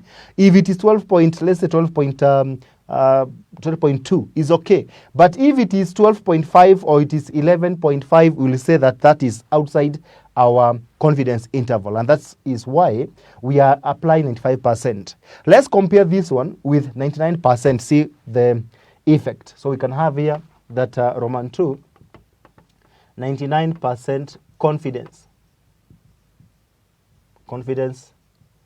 interval. So we have population mean equals to sample mean plus or minus Z 99% S over root N. So this is going to be 12.1 plus or minus 2.58 times the 1.3 over square root of 100. So this will give us 12.1 plus or minus. So we get the error term. The error term shall be the 1.3, you divide by root of 100, which is 0.13 times 2.58. This is 0.34. 0.34. That now the population mean is greater or equal to and less or equal to. So greater or equal to, the lower limit is 12.1 minus 0.34. This is giving us 11.76, while the upper level is 12.1 plus 0.34. This is giving us the 12.44. So look at that. This is our confidence interval, and you look at the range. The range is now greater, is a wider confidence interval, 11.6 up to 12.4, while this one was 11.8 and 12.3. So it's now the gap is narrower here, while this one is wider. No wonder we say that the higher the confidence level, the greater the confidence interval, and the lower. In fact, even if you were to do 90%, let's just do, even though I didn't ask, let's do 90%. This is just a note. 90% confidence interval. Confidence interval. So our population mean shall be x bar plus or minus z 90%, and then s over root n. This shall be 12.1 plus or minus 1.65 multiplied by 1.3 divided by root 100. So this shall be 12.1 plus or minus. The error term shall be 1.65 times 1.3 divided by root of 100. This is giving us 0.21. 0.21. And therefore, our population mean should be greater or equal to, less or equal to. Greater or equal to the lower limit of 12.1 plus, minus 0.1 minus 0.21. This is giving us 11.89, while the other one is 12.1 plus 0.21. This is giving us 12.31. Look at that gap. It is a lower confidence level, and the gap is narrow. It is almost 11.9 and 12.3. Look at that. It is narrower than this one because this is almost 9, while this is 8.5. So this one is 0.3. This one is this is 3.5. This is 3.1. So the gap is narrow here than here. Then this one is even wider. So the lower the confidence level, the narrower the confidence interval, and the greater the confidence level, the greater the confidence interval. That's something at note. That's all about that question, just testing on the use of confidence level and getting that interval. Then the second question is that with a sample size of 400, the calculated standard error is 2 with a mean of 120. Required: A, what is the sample standard deviation? B, what are the 95% confidence limits for the population mean? C, what sample size would be required so that we could be 95% confident that the population mean is within 3.5 of the sample mean? End of question. Now this one, you have also been given the following. We have been given the sample size. No. Yeah, with the sample size of 400, 400 you have been given. You have the standard error. Standard error is 2. We have the mean. Sample mean is 120. Then you have been given the confidence level 95%. So this is CL 95%. So now we have been asked the standard deviation. Now to answer part A, the standard deviation is actually from the formula of standard error. The standard error is given as S over root of n, and we do have the answer this time. It is 2. We don't have S, but we do have n. So 400. You can say that this is S over square root of 400, the answer is 2. So if you multiply both sides by the square root of 400, we'll get our S. Our S shall be this square root of 400, square root of 400, so root of 400 is 20. We multiply now 20 both sides, times 20 times 20. So that means its S is 2 multiplied by 20, so S is 40. So the standard deviation is 40 as far as this is concerned. Then we have been asked in part B that what are the 95% confidence limits for the population mean? So we now do part B, 95% confidence limits, which actually is just the confidence interval. So we say that population mean equals to sample mean plus or minus Z 95%, then S over root N. So this shall be population mean equals to, this is already 120, the mean of the sample, plus or minus Z 95% we know should be 1.96. Then we multiply by 40 divided by root of 400, which already we know it is 2. We have the answer is 2 here. But all in all, let's have it normally. So this is going to be 120 plus or minus. So this is going to be 1.96 times 2, because the answer here is 2. So 1.96 times 2, this is giving us 3.92, that the population mean should be greater or equal to, less or equal to. So if you add, or if you subtract 120 minus 3.92, you get 116.08. While if you add, this become 123.92. That tells you the confidence interval, the limits that within which our actual value will lie, and 95% confidence is actually 116 and 123.92. This time our error term is 3.9. In any case, this being the error term shows that our 120 may be overstated or understated with this 3.92, and that is what we mean by precision, that is within. So is a rounding or is close or not within 3.92, lower and upper. And that's why in part C, we are being asked about the sample size, that you are being asked this way, that what sample size would be required so that we could be 95% confident that the population mean is within 3.5. This time we want the error of 3.5 but not 3.9. So if 3.9 is high, then what do we do with the sample size? Remember these sampling errors, and these are errors where you can increase the sample size to decrease the error. So the lower the error, the higher the sample size, and the vice versa. So in our case, we'll say that so error term is given by what? This 3.92 is given by this, which is actually Z S over root N. And since we know the answer is 3.5 we want, and we know the rest, we can substitute. We say that therefore, when talk of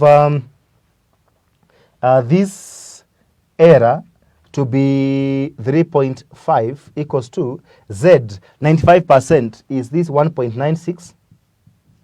You multiply by S, which we have it as 40, divided by square root of N, which we don't have. So to make N the subject, then we have it as we can divide by 1.96 both sides, and we multiply by the square root of N, or we can just direct multiply by square root of N both sides. That now you can have this 3.5 equals to 1.96 times 40 over square root of N. We multiply by square root of N, we multiply here by square root of N. So this one now will cancel out, and we are going to have the square root of N multiplied by the, and also we can divide.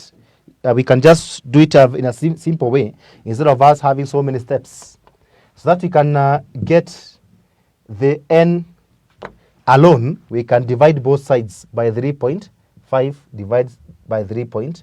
So that now this one and this one cancel out. So you're going to have your answer as square root of n equals to this 1.96 times 40.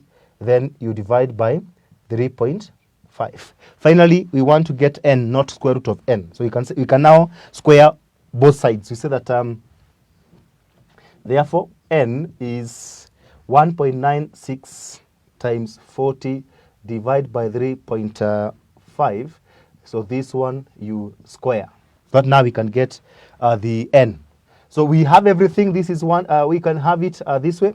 That 1.96 multiply by 40. Then we divide by 3.5. So that answer, which is 22.4, we can square and we get our answer as 502. So this is 502 items. Our sample size should increase from 400 to 502 should we want to reduce the error, and that is the position. Now, concerning the error, such an error is expected and it is determined at the planning stage by maybe the person who is carrying out this study. He has actually to determine the maximum tolerable error, and in this case the researcher would allow some error, and that's why we have to in advance come up with the error that we expect. Then we determine the sample size. In short, what I want is between the sample size and the error, which one should come first. So you should determine one so that it can lead us to the other. If you want to know of the population what size of sample you'll take, automatically it is good and it's appropriate for you, the researcher, to first of all allow or either define your error, the error that you can allow and you can tolerate, and it will not affect your findings. If you are able to come up with this error, then you are able to determine the size of the sample, and that's why in advance we can be able to come up with the sample size as a formula this way. If I come back here, then I have it that E equals to Z S over root n. S over root n. So E, we make n the subject by again multiplying both sides by root n. So this, and also dividing by E. So this is E equals to Z S over root n. We multiply by root n so that this can cancel. Multiply by root n, and then you divide by E, divide by E, so that now this E can cancel. So we have root n equals to Z S over E. Then finally we can have n is ZS over E square. Now this is our formula that a researcher should have, so that now when we define the error that we can allow in our research, then we can be able to determine the sample size. So it's necessary that when you're doing this at the beginning, you expect to have to estimate your sample size, and that is it. Now, you can have also a question where you have the population defined. Like now we took 100 vehicles, we didn't have the population. We have taken 400 items and 5 or 2 items don't have the population. So in case you have the population, then and the sample you are taking, we need to compare it with the population, and we can tell that you are taking a very big proportion as the sample, or you're taking a small sample, a small size, or a small proportion of the population. So if that is the situation, then of course the one who takes a bigger portion as sample ought to make a lesser error than the one who is taking a small proportion as a sample. So because of that, we would cover what we call the finite population correction factor this way. So finite population correction factor.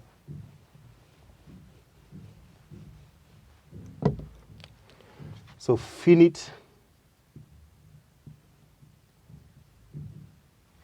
So finite population correction factor. Now what about this? So it says that in large samples, now if large samples are taken from infinitely large population, then the standard error of the mean reduces and it increases the reliability of the sample mean as an estimate of the population mean. However, if a given population is relatively small and sample size is more than 5% of the population, then the standard error could be adjusted by multiplying it with a finite population correction factor in order to reduce the error margin as follows. Now, the correction factor is given as square root of 1 minus n over capital N. So 1 minus n over capital N, this being the sample size, this being the population. Since you know it, so it's possible to do. But if you don't have the population size, then of course we can't be able to use the correction factor. So in this case, therefore, the sample error should be the way it was before, which is S over root n. But again, now we are going to multiply by correction factor 1 minus n over capital N. The way it was before, but now we multiply by 1 minus n over capital N. So that now we're able to work out and see whether this is going to reduce. So having this example will assist us that example reads that a manager wants an estimate of sales of salesmen in his company. A random sample of 100 salesmen out of 500 is selected and average sales found to be shillings 80,000 with a standard deviation of shillings 20,000. Find out the population mean interval at 1% significance level. So we need 1% SL. And remember, when you ask about SL and you need confidence level, you must know that confidence level is 1 minus SL. Remember that connection we did in lesson 15. Now, 1% means 99%. 99% confidence interval. 99% confidence interval, where we'll have population mean equals to sample mean plus or minus Z. Then you have now S over, so this is multiplied by S over root n. But now, if you have been given the sample size and the population, like in our case, we have been given sample size of 100 out of 500 men. So if you take the proportion 100 out of 500, this for sure will give us a total of 20%. 20% is more than 5. And if it's more than 5, then we ought to correct it by reducing. So we come and multiply here by square root of 1 minus n over capital N. So in this case, we'll be having that. So we have the population mean equals to, the sample mean there is 80,000 plus or minus Z at 99%, remember, is 2.58. 2.58 is our Z value. Multiplied by S. The standard deviation is 20,000. Divide by square root of the sample size is 100. And then we multiply by square root of 1 minus the 100 over 500 total salesmen. So this will be population mean equals to 80,000 plus or minus. If we work out, first of all, the normal standard error or the normal error term should be 2.58 multiply by 20,000. You divide by square root of 100. This is giving us 5160. then you multiply by this correction factor, which is, should you take 1 minus 0.2, because this is 20%, so 0.2, you less from 1, you get 0.8, and that 0.8 square root of it is 0.89, let's say 44. What does it mean? It means that instead of the error term being 5,160, the error term will reduce to 89%.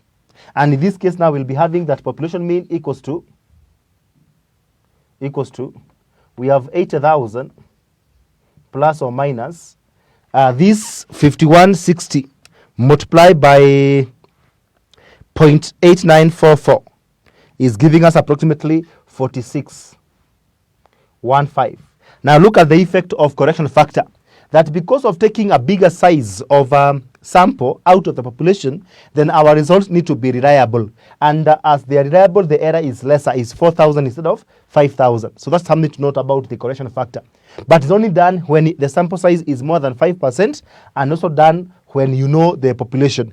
If you don't know the population, and if the sample size is less than 5%, then you do not need to use this correction factor. So in our case, our population mean sales of these salesmen is, if you subtract 80,000 minus 4615, then you're able to have shillings 75,385. And if you add this, it's going to be shillings 84,615. So the difference, or either the actual and the true value of sales of the salesman, should be between 75,385 and 84,615. And that's something to note. So the most important thing about the correction factor, it is actually when you know the population and also the sample size. So sample size out of the population, maybe times 100.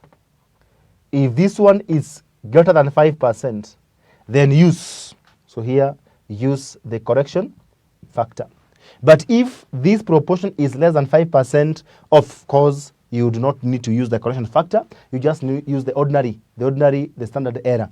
I hope that is clear about when do we use 5% or not. Lastly, I would want us to use a question which would require us to do both the population mean and also the population proportion. And since we have not done the population proportion, then we are going to look at it this way. So population proportion. We have done population mean. We have been determining how we can measure and estimate the population proportion. So this one will be, this is estimate of population proportion.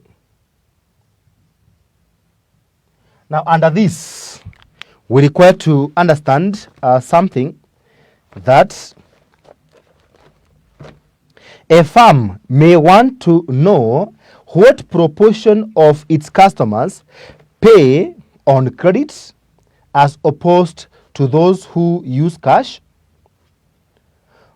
Corporations are often interested in what percentage of their products are defective as opposed to those percent which are not defective, and what proportion of their employees quit, unlike those who retain or remain.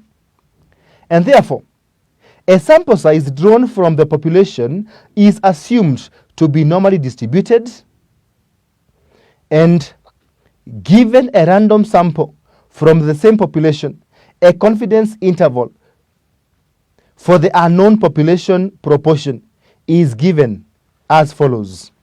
That we do have population proportion equals to sample proportion plus or minus Z, then square root of PQ divided by N.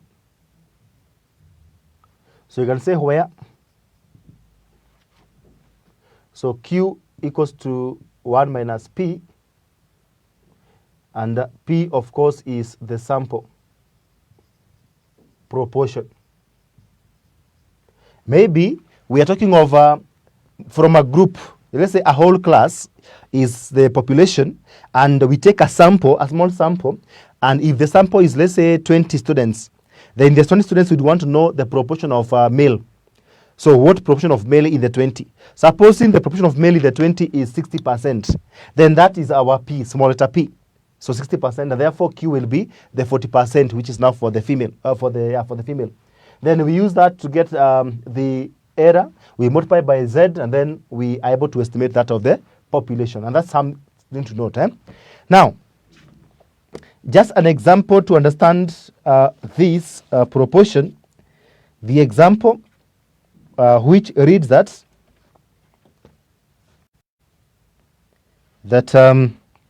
a sample of 100 voters chosen at random contained 45% who supported Party A.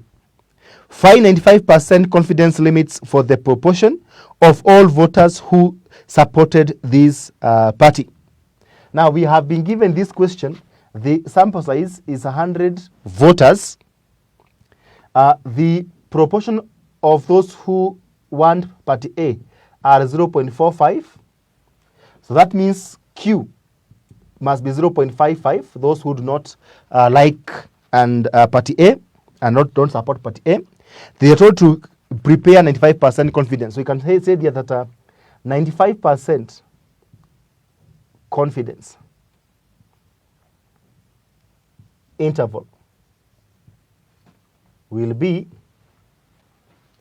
we have the proportion of the whole region or the whole country, apart from the 100 voters, which is a sample, will be the sample proportion is 0.45 plus or minus Z. Z 95% is always 1.96. Then we multiply by square root of 0.45 times 0.55 divided by 100 as the sample size. So we are going to have it as proportion of the population is 0.45 plus or minus. To get this sample or either the error term, so this shall be the square root of the 0.45 times 0.55 divided by 100. Then you multiply by 1.96. So this is going to give us 0.10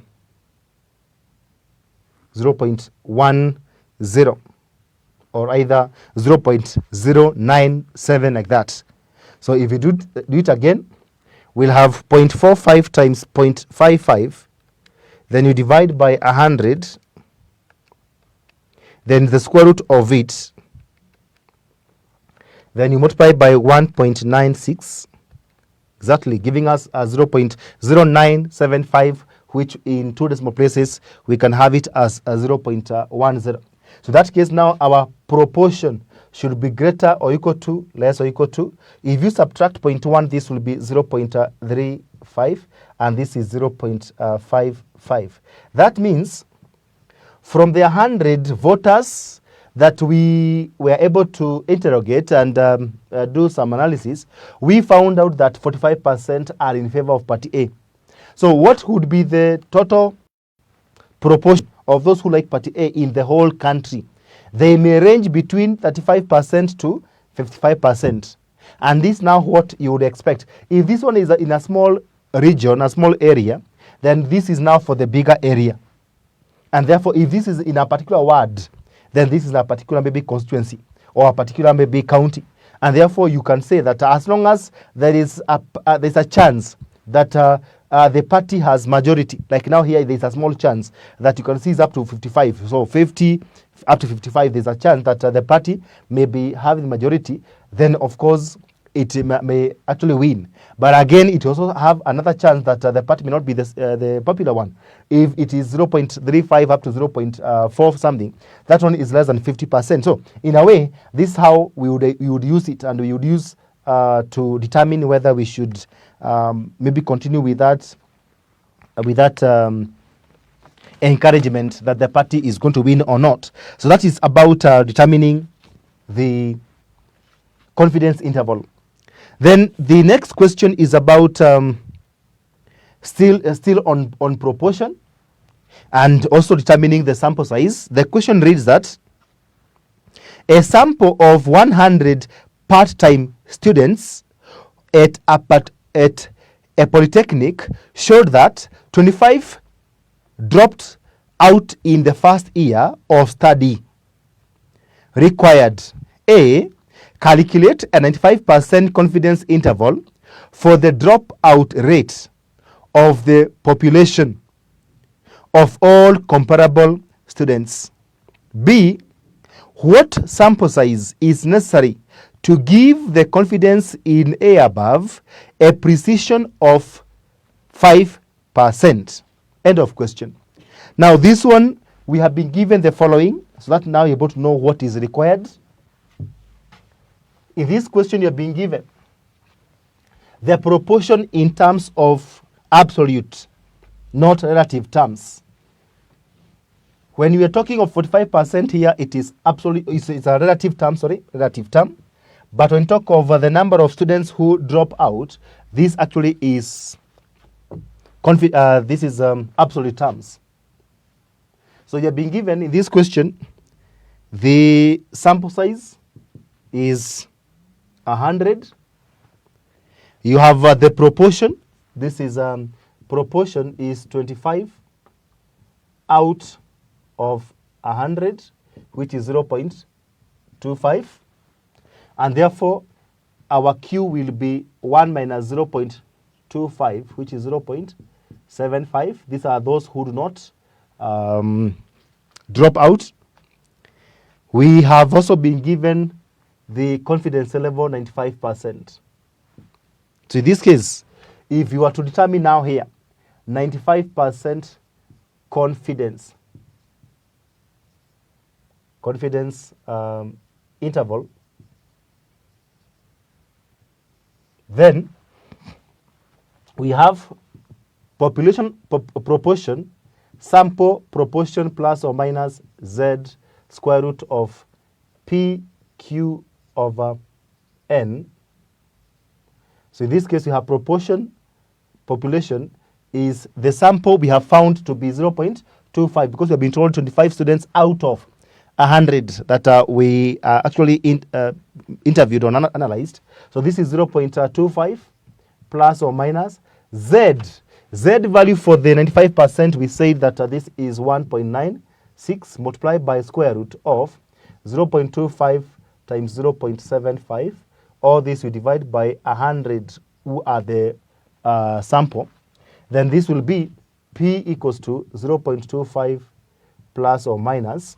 When you make a calculation over this 1.96 multiplied by the square root. So if you do 0.25 times 0.75 equal, you divide by 100, then you actually determine the square root of it. Then you multiply by 1.96. This will give us 0.08. So this is 0.08. What does it mean? It means that the total proportion in the polytechnic, not in this class, in the polytechnic, those who drop out in the first year would be, if you subtract 0.25, subtract 0.8, this will be 0.17. And if you add, this is a 0.25 plus 0.08, this is coming to 0.33. That means what?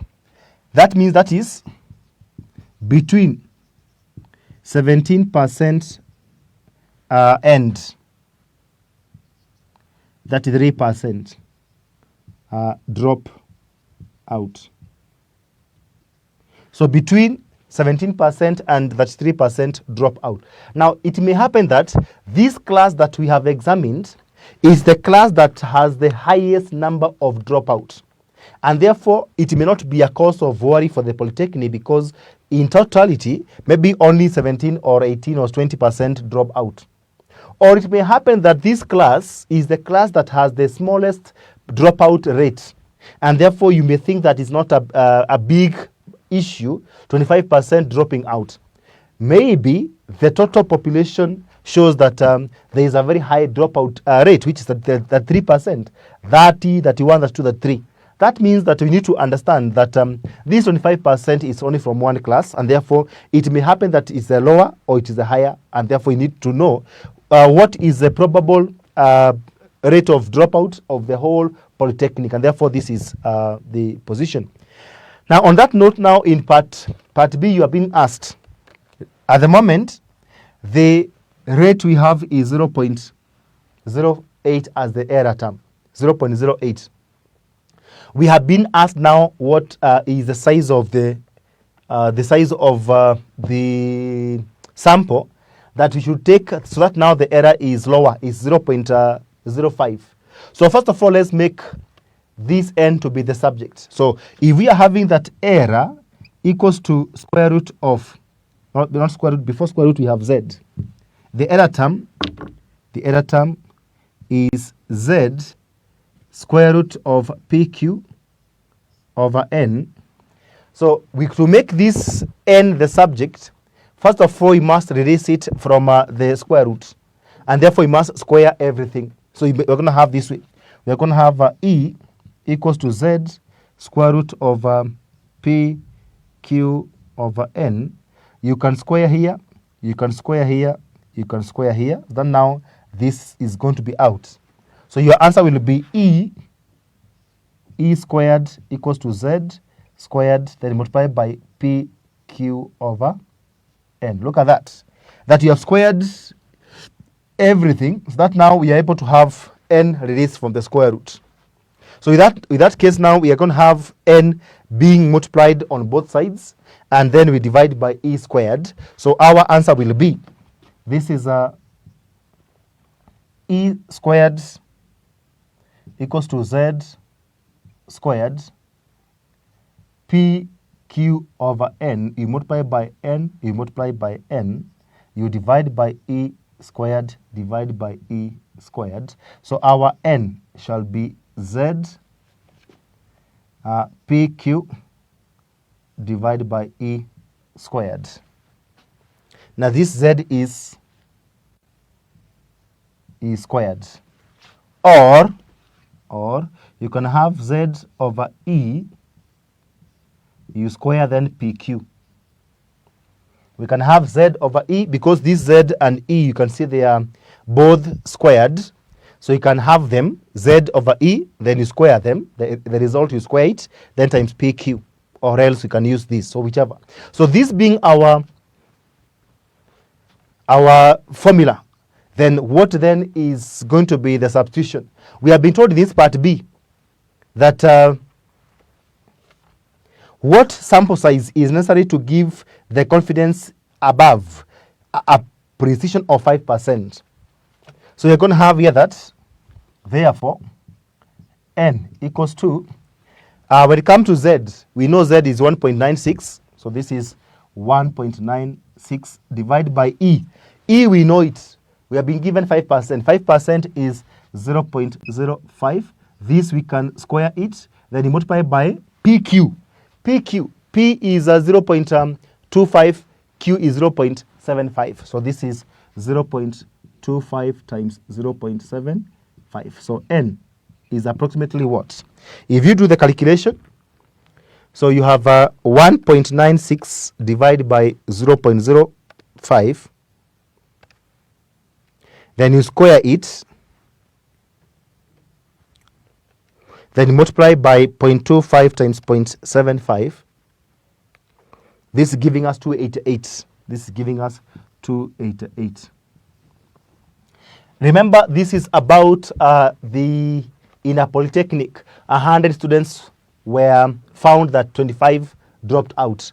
So that means if you want a lower rate of error, which is not 0.08 but 0.05 as we're done here, then you must increase your size of sample. So from 100 up to what? 288. And that is when you are maintaining the same confidence. 95%. But if you are changing even the confidence, then of course the size of sample may even be higher than this or lower than this, depending on. I'm sure if you are to do 90%, because this will be 1.65, then the sample will be lesser than 288. If you were to change this 95 to 99%, because this will be 2.58, the answer will be higher than 288. So you see now again, the confidence also affects our sample size. Apart from the estimated or either the warranted error, even the confidence level affects, and that's how we would determine the sample size. So that is all about the proportion and about the mean, and more so for the mean, I have looked at the finite population correction factor. When do you use it and what is it all about?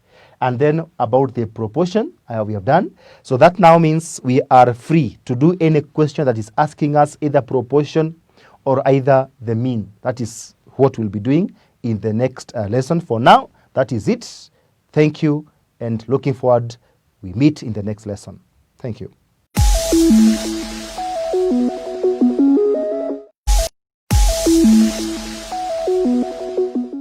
Hello viewer, welcome to today's lesson. I'm your lecturer John Kabucho and I'm taking your auditing and assurance. We are still continuing with the topic final review, also referred to as overall review, and I'm one lesson referred to as contingencies and commitments. Welcome. In this lesson, we are going to analyze on these matters. One, the topic is, or the subtopic or the reason is contingencies and commitments. Commitments, we'll do the definition of this. So as normal, we're going to start with the simple definition of that, and maybe we're going to handle it in a way that you're going to understand. Then we are going to look on the what we refer to as examples of contingencies. From there, we're going to look on the accounting treatment of contingencies. And perhaps we'll also look on the management responsibilities. Management responsibilities. But because we are doing a topic by the name review, so here we are doing contingencies and commitments review.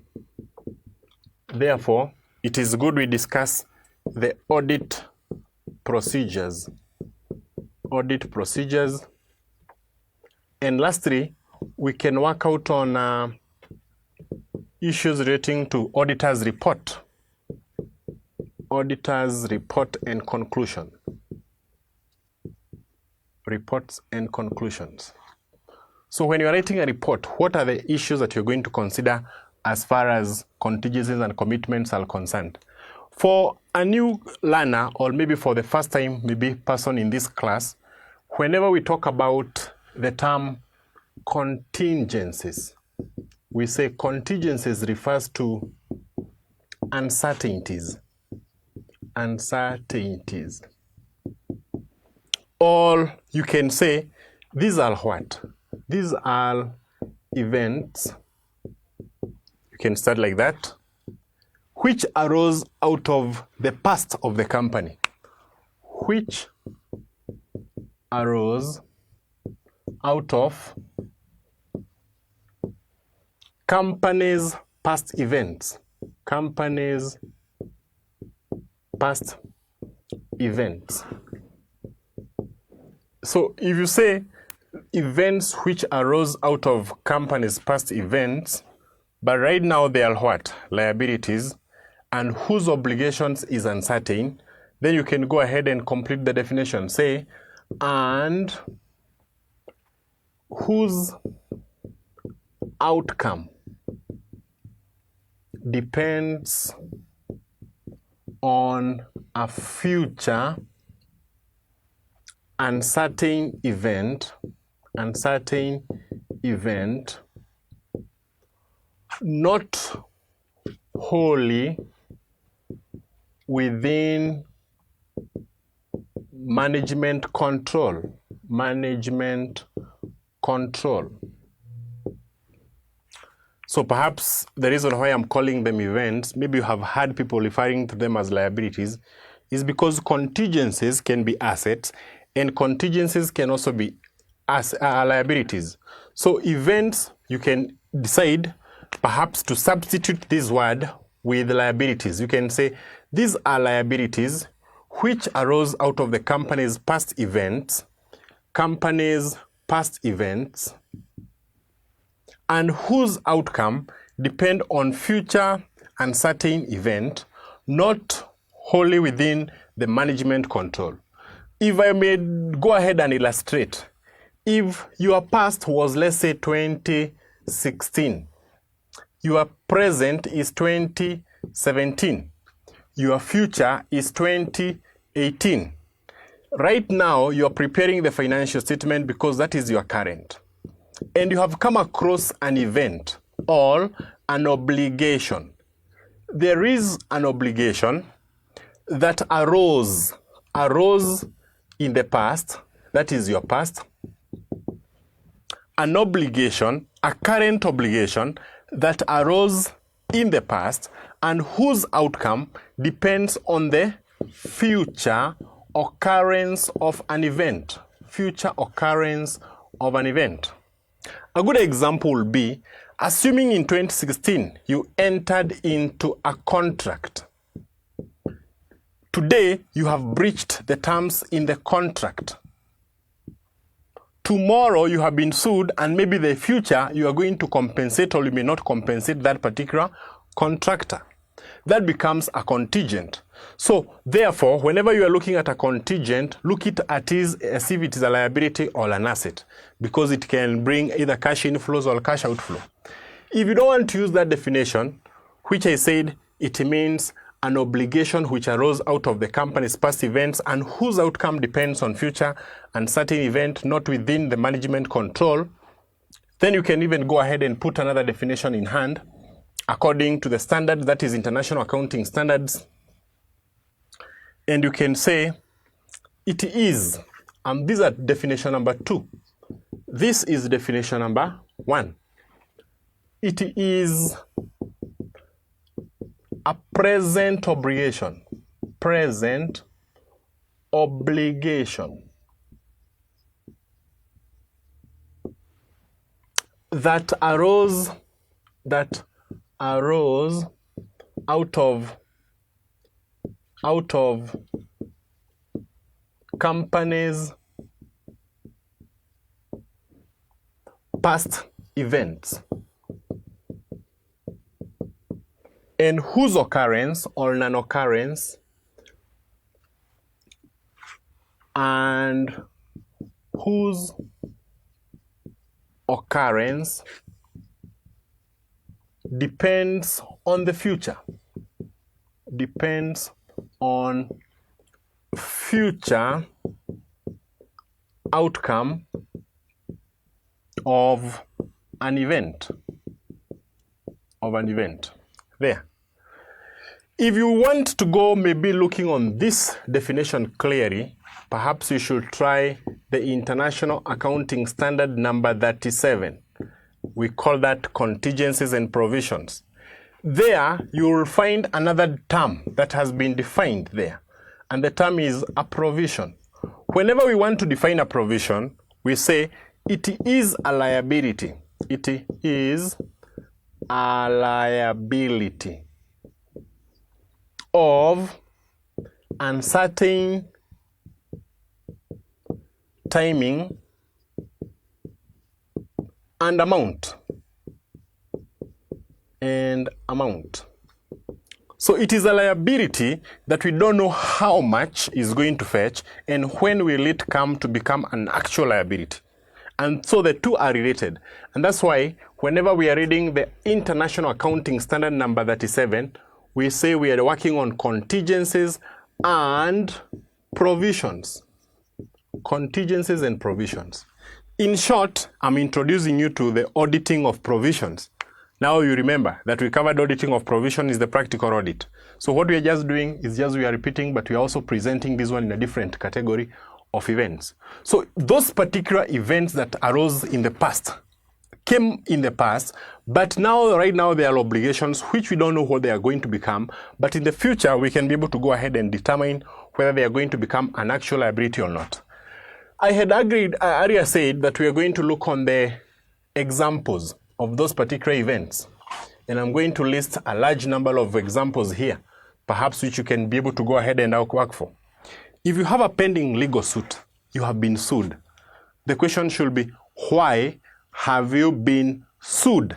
It is because you breached a contract or the terms in the contract that you had signed some years ago. Therefore, whenever we say examples of contingencies, one will be pending litigations, pending legal suits. So you're in court. If you go to the court, something that you need to realize about the court is that you may not be able to know how much the court is going to tell you to pay. You will always remain with uncertainties about the outcome of the court petitions. So it's always good, whenever you have a matter in the court, you first of all assess the likelihood of that occurrence of the event occurring. And that is going to help you to know whether you're dealing with maybe a high degree of contingency or maybe a low degree of contingency. If there is a dispute in the organization, disputes in company operations, I can give you a number of major disputes. Major dispute in a company results from what? One, it is either with the customers,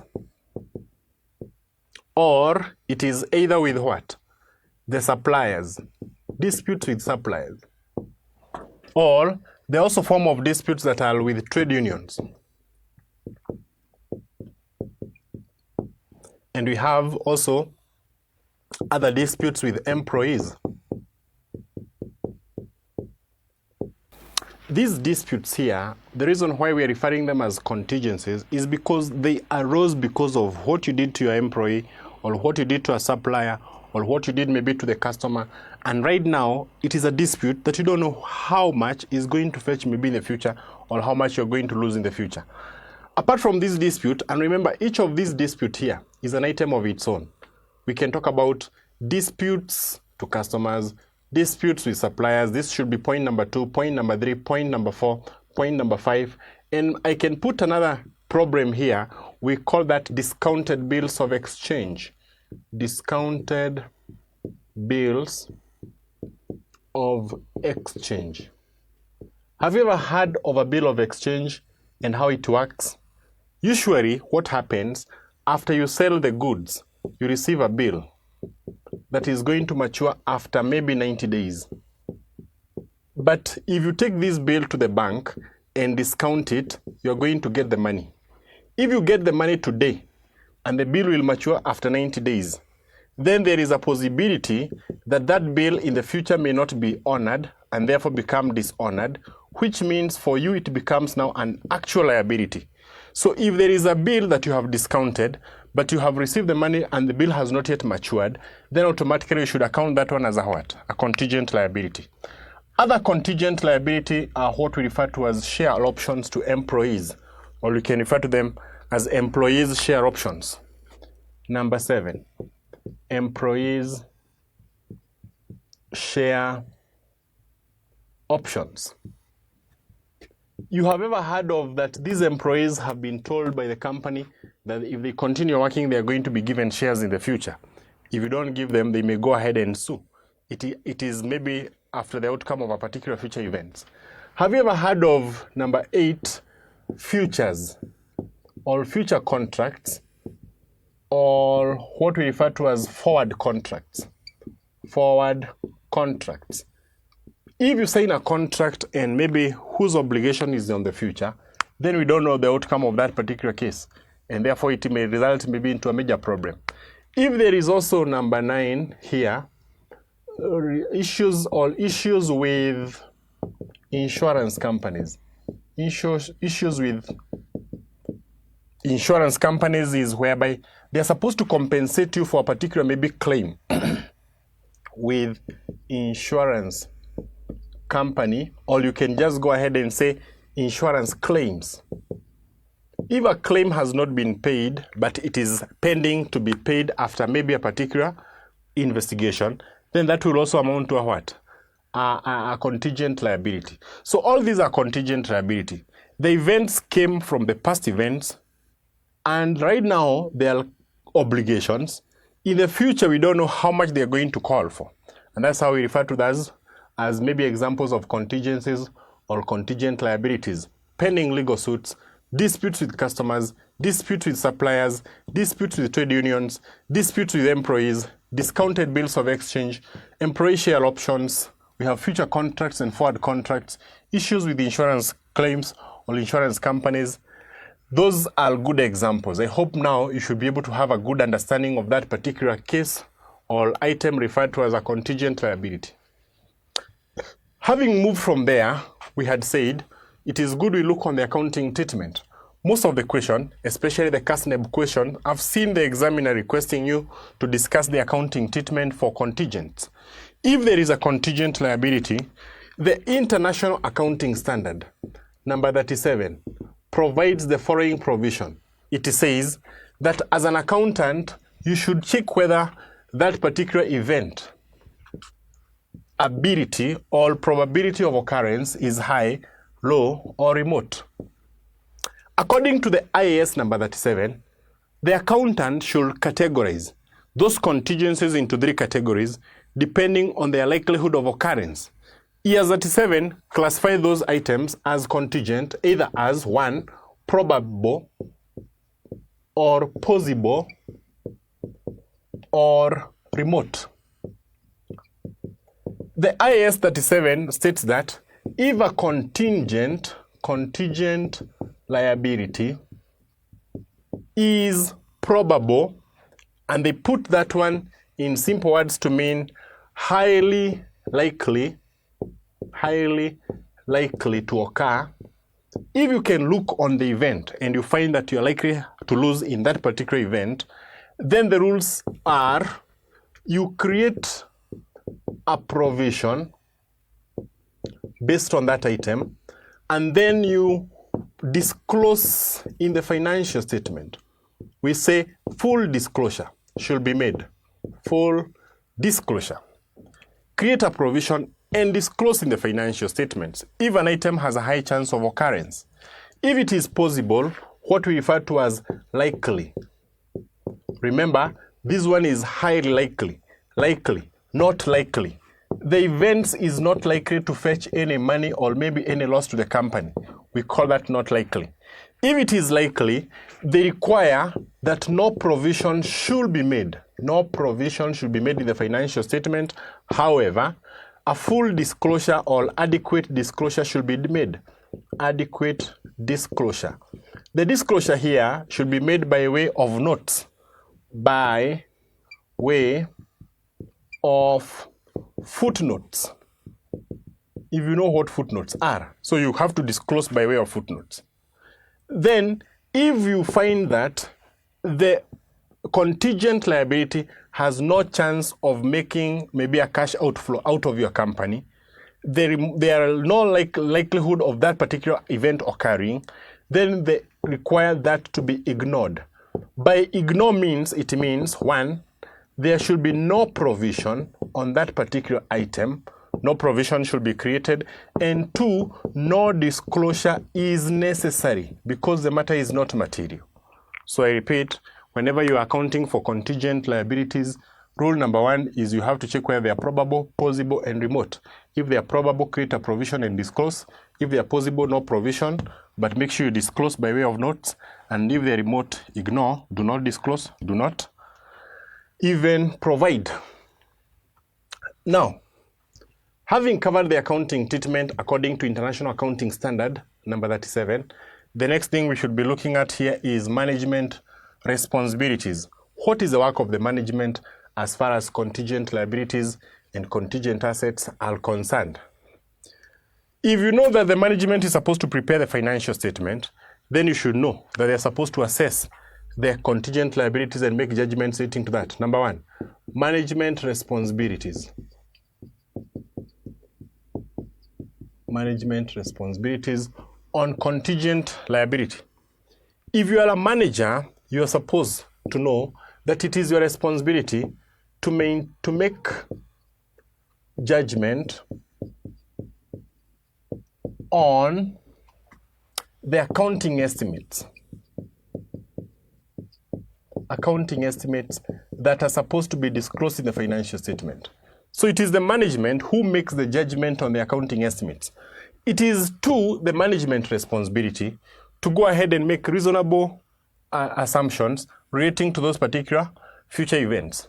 To make reasonable assumptions on contingencies. And it is the work of the management, number 3, to determine the amount of contingencies or provision to be disclosed, of provisions to be disclosed arising from those particular contingencies. So it is their responsibility to prepare financial statement, but more so to make accounting or to make judgment on the accounting estimates to be made, because most of the contingencies are accounting estimates, to make reasonable assurance on the contingencies, to determine the amount of the provisions that should be disclosed in the financial statement with relation to those particular contingencies. That's the responsibility of the management. Then we can come here to the audit procedure. And this one, I'm going to be discussing the same point that we mentioned when we were doing auditing of provisions, because we are auditing provisions. For me, contingencies are just immature provisions. When they mature, they are called provisions. So we are auditing provisions or we are auditing estimates. When you're doing the audit of estimates or auditing of those particular items, rule number 1 we should perhaps be asking ourselves is why? Objectives of audit of contingencies. What do you want to confirm? This, remember, when I was discussing this one, I said most of the answers relating to objectives comes from the topic, we call that assertion under the audit evidence. If you're auditing those particular contingencies, rule number 1 is to ascertain whether they did exist or they occurred. To confirm existence of contingencies, whether they do exist. Once you confirm that they exist, it's also good to confirm whether they have been disclosed fully in the financial statement. To confirm whether adequate disclosure has been made. Adequate disclosure has been made in relation to contingent liabilities. Has been made. Once you confirm they have been made, it's also good to confirm whether they have been disclosed in the correct accounting period. Whether they have been disclosed in the proper accounting or in the proper accounting period. Proper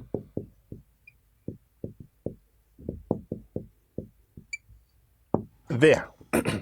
So as you can see, this one is what we refer to as cutoff. This one we call it disclosure. This one we call it existence. Existence, disclosure, cutoff, and completeness are assertions within auditing assertions, or what we refer to as audit evidence.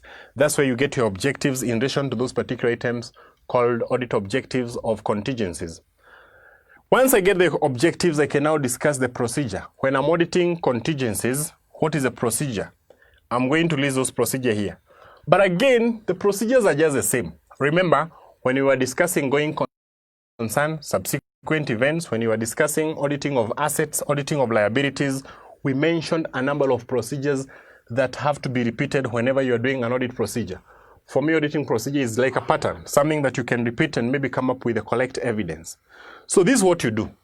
If you're auditing contingencies and you want to develop audit procedures relating to that, audit procedures on contingencies, the first thing you do is to go to the management and confirm how they identify those particular events in the financial statement. We go to the management by either requesting them to provide that information, or we can just go ahead and identify the method used. Check the method used by management to identify possible contingent liabilities.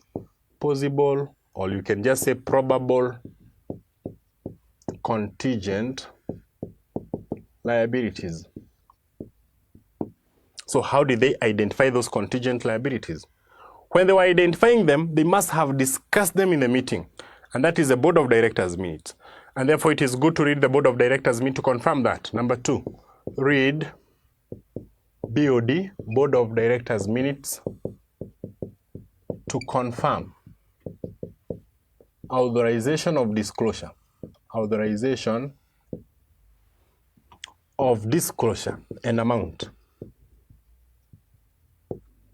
And amount. You want to know exactly how much money has been maybe maintained in the financial statement relating to those particular events. Then again, remember we talked about lawsuits, disputes with trade unions, and maybe such issues. So you have to go ahead and maybe inquire from the lawyers. So 3, inquire from legal counsel on the legal suits.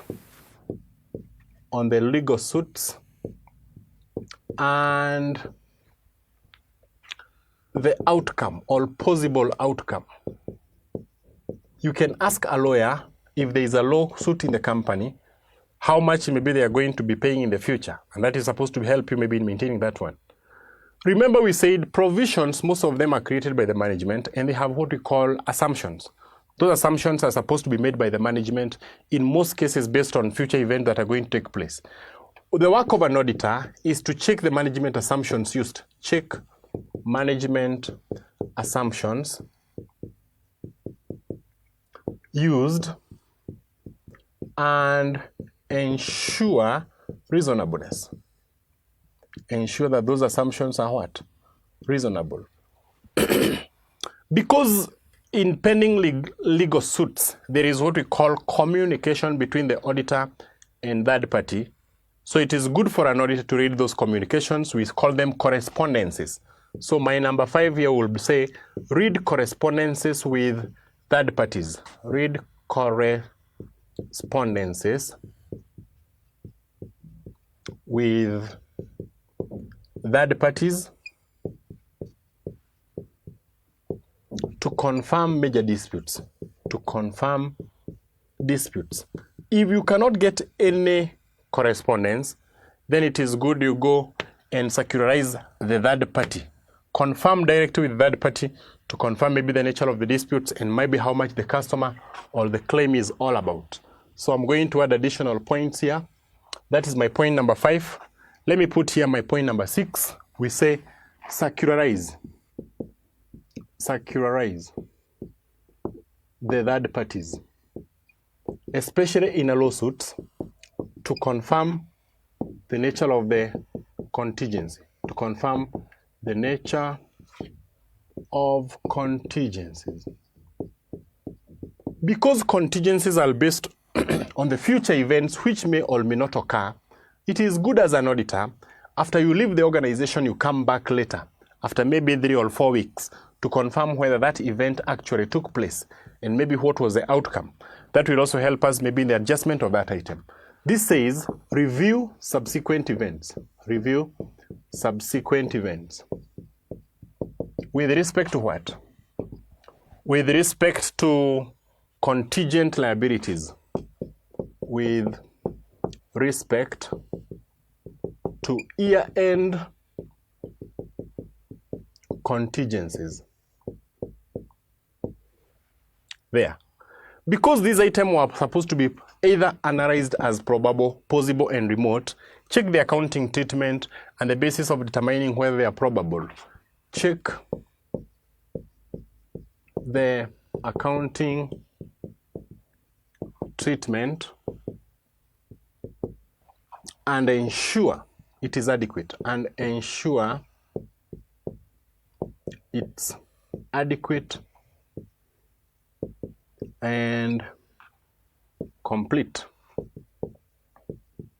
Lastly, there was a point I told you can always use it. We call it requesting management representation, and perhaps in our later lessons is going to be that main topic. This one is request management representations letter, management representations letter on contingencies and provisions. This is my point number 6, 7, I have 8, and I have 9 points. And I think those are enough, or they, for now, enough for the issues of auditing, audit procedures on contingencies. These procedures, if you go through them and perhaps you repeat the one on the cases of going concern together with the subsequent event, you realize that most of them have been repeated. It's only that we are just introducing additional word here, contingencies, contingencies, and contingencies, to make them much different from all the other treaties. The last part perhaps I should discuss here in relation to this is on issues relating to reporting. When you are drafting a report, what type of opinion should you go ahead and disclose or give as far as this matter is concerned? This, I may say, I may have covered it somewhere else because I had mentioned it in the case of going concern. In the case of going concern, if you remember very well, we did mention that whenever there is a significant uncertainty, the auditor should check whether it has been fully disclosed or whether it has not been disclosed in the financial statement, and then go ahead and put it in the financial statement. Let me go ahead and come up with a small diagram here that is discussing about reporting and conclusions. On what? On contingent liabilities. If you are an auditor and you're checking contingent liability and you identify a contingent liability in the financial statement that has not been fully disclosed or that has been disclosed, then you have to go ahead and write a report differently. So, if a contingent liability exists,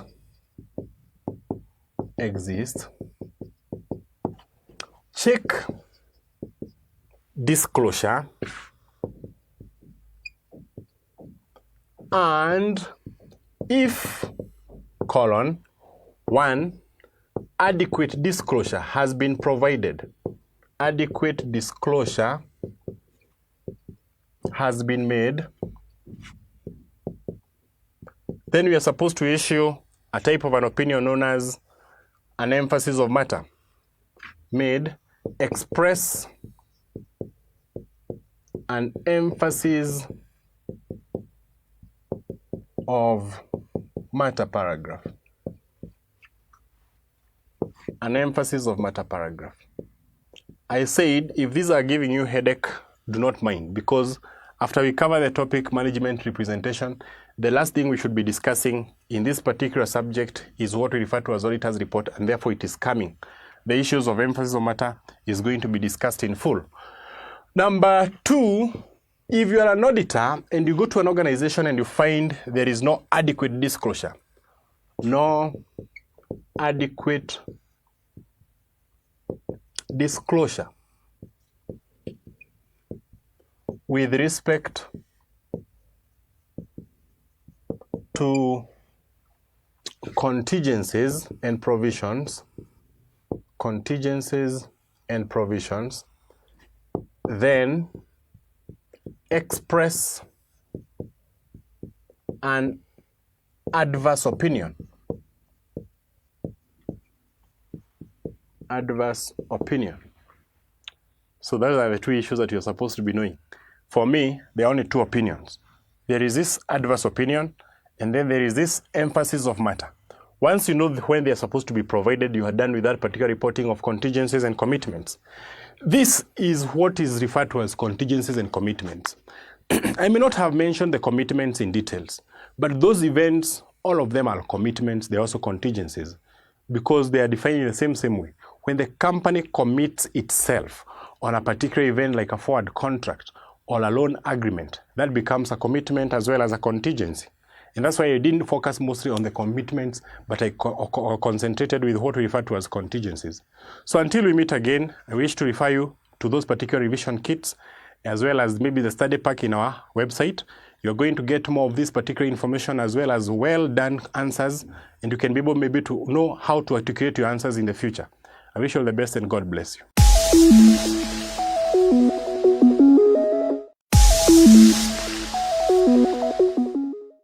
Greetings to you all.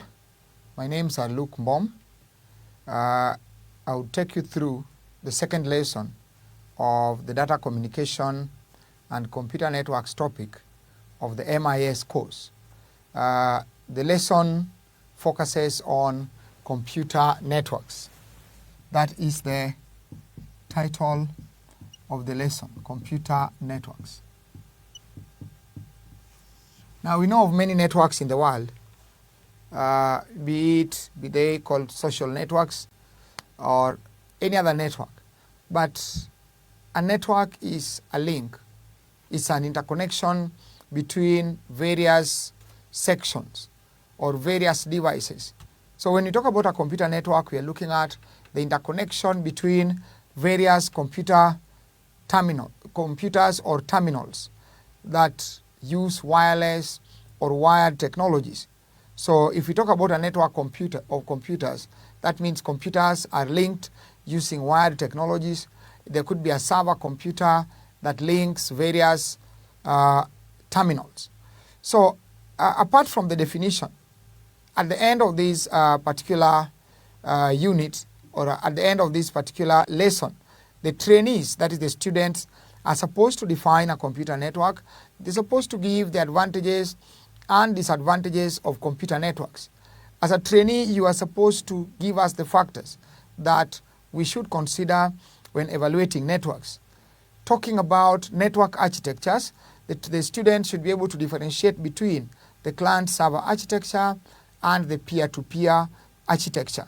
Another area that this lesson focuses on are the types of computer networks, the LAN, the WAN, the metropolitan networks, the personal area networks, etc.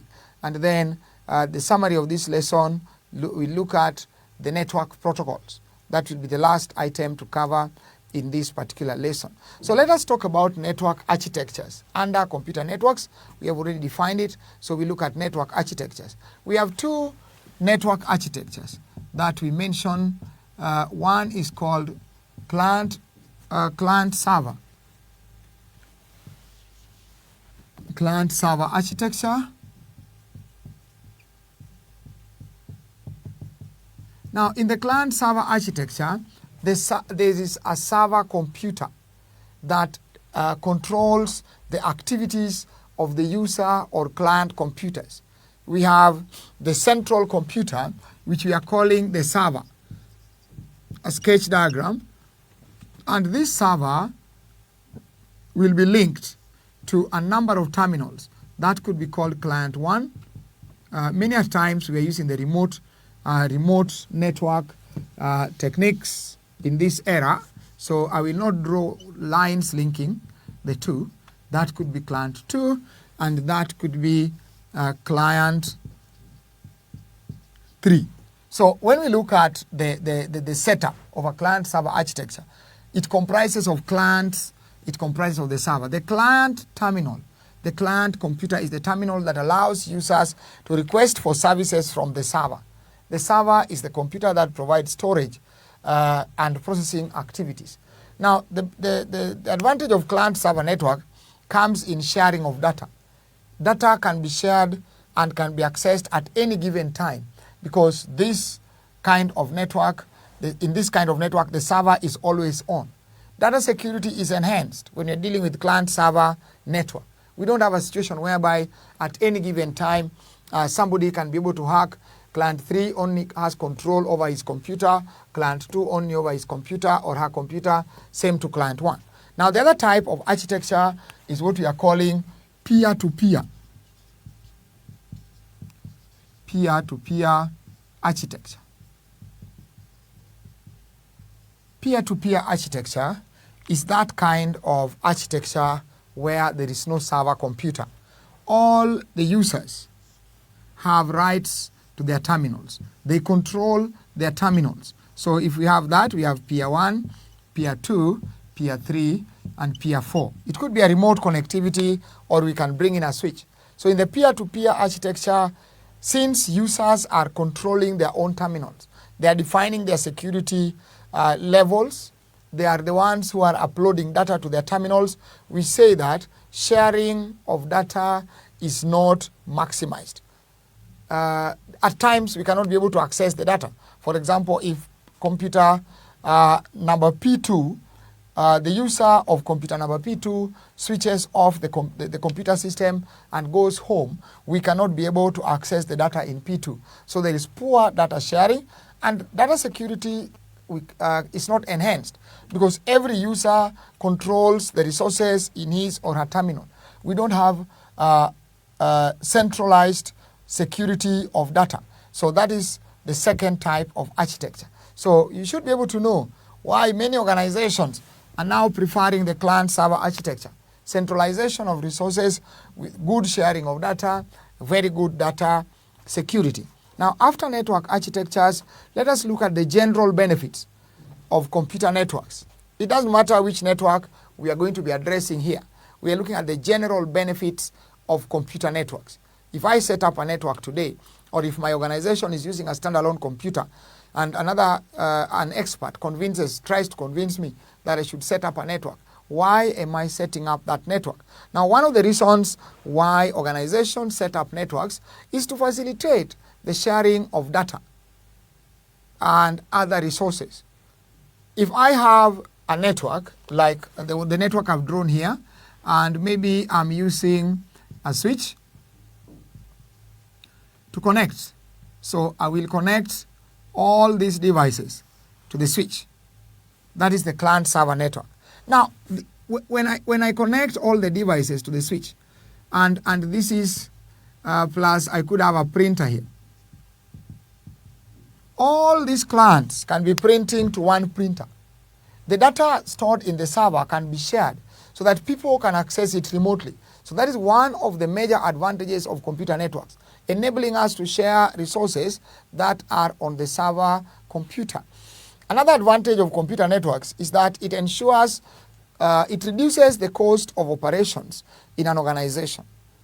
Computer networks will reduce the cost of operations in a particular organization. For example, if I have a network and I have the server, then I will have what we call the events log file. The events log file, like we discussed sometimes in some of the lessons, in one of the lessons in topic 1, talking about operating systems.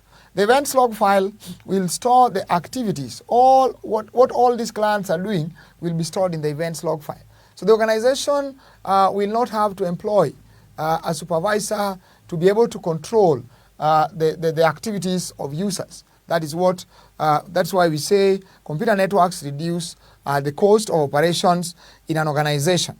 Now, another benefit of computer networks is that there will be some ease of coordinating user activities because they are linked to the server. The server can be able to ensure that all users are logging on courtesy of the server. So it will be easy to control user activities. Another benefit of computer networks is that it ensures that data is transmitted to various destinations reliably. Data must be transmitted to various destinations reliably. Security of data is enhanced. Computer networks will allow us to encrypt data as we transmit it because data is handled digitally. Now, those are some of the advantages of computer networks.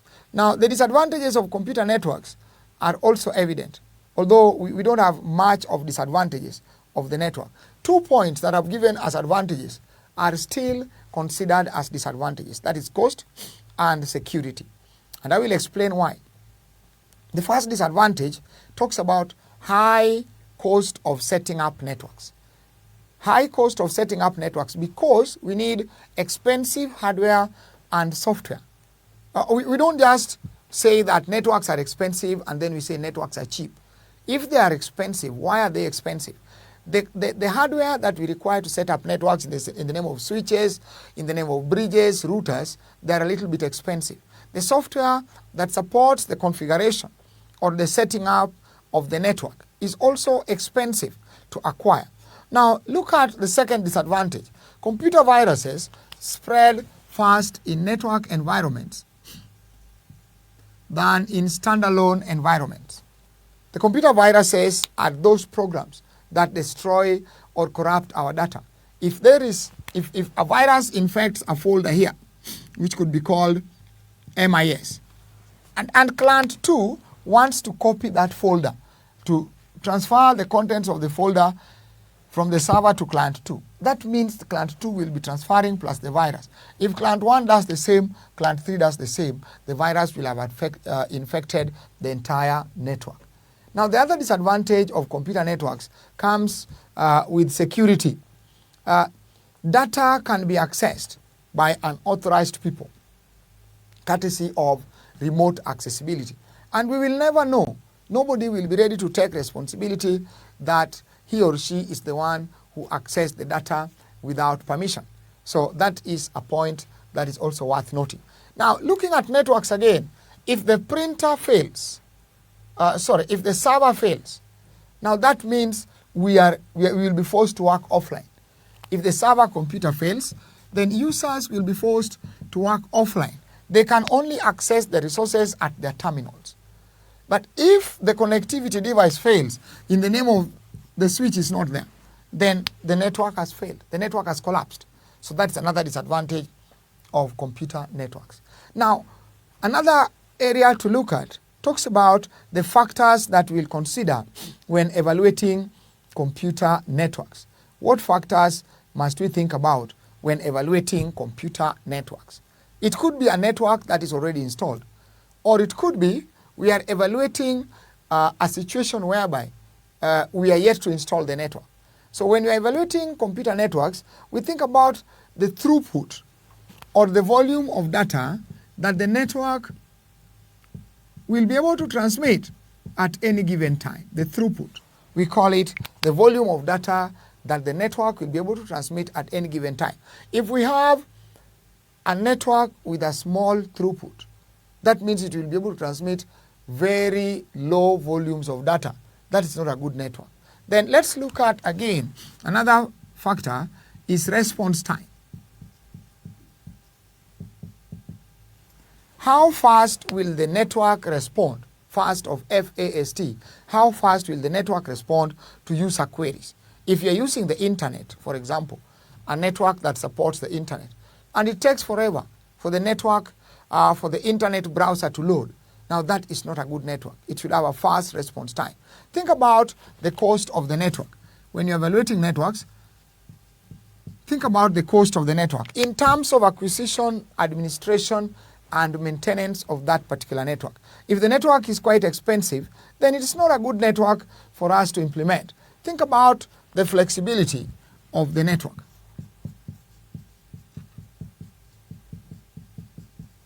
Flexibility of the network. How flexible is that network? Can we easily expand that network? Or can we easily add some devices to the network? We think about the reliability of the network when we are evaluating networks. How reliable is the network? Is it having high failure rates? Do we have a situation whereby network elements frequently require upgrading? Then lastly, we think about data security as far as the network is concerned. A good network should incorporate controls that will prevent unauthorized people from accessing and manipulating the data stored. Now, that tells us about what we need to know when we are evaluating computer networks. Next we look at is types of computer networks. The various types of computer networks. We have the common ones, the ones which almost everybody knows about, the types of computer networks. Now, the first one is the local area network. Here, I will just give a brief of what they are talking about, or of what the network types are all about. The local area network is that network that connects computers and other communication devices in a limited geographical area, which could be a building, could be a room, could be a compound. Now, the local area network, in a local area network, we have computers connected either using wireless or wired technologies. That is where we have the wireless LAN and we have the wired LAN. Now, again, a local area network is is relatively cheap to set up compared to the other networks. Now, the second one, the local area network, is usually called LAN. The second one is called wide area network. Wide area network, or WAN. Now, what is unique about WAN? WAN is the type of network that connects several LANs in a wide geographical area. Take note of several LANs. WAN does not just connect computers, connects LANs, connects computers. So that's the difference, that a LAN is connecting computers, but WAN is connecting several LANs in a wide geographical area. So if I'm looking at a scenario, I could take an example of a bank like Barclays. Barclays could be having their branches all over the world. So the Barclays Uganda have their LAN, Barclays South Africa have their LAN, Barclays Nairobi have their LAN. So every LAN will be connected to another using the wide area network. Now that tells us that wide area networks use wireless technologies to link various LANs. They don't use wired, like in LAN I said, they use both wired and wireless. But this type of network uses wireless technologies. It is relatively expensive to set up because we are linking maybe continents, or we are talking about the whole world. Now, the other type of network is called metropolitan area network. The network that links various cities, or it could be linking several parts of cities, metropolitan cities. Now, then we have another type of network which we call personal area networks. A network of terminals or computers that are put close to each other, or we are talking about maybe two mobile phones put close to each other, and data is being transferred using Bluetooth. So that is what we are calling personal area networks. We have many other types of networks that you can talk about in the world. Many times examiners ask students to differentiate between LAN and WAN, the basic differences between LAN and WAN. And you can be able to pick it from what we have given, that local area networks are those networks that are covering a wide geographical area, while wide area networks are those networks that are covering, local area networks cover a small geographical area, while wide area networks cover a large geographical area. Local area networks are cheap, wide area networks are expensive, like that. Now, we move on. Next area we look at talks about the LAN topologies. We are back to LAN. LAN topologies.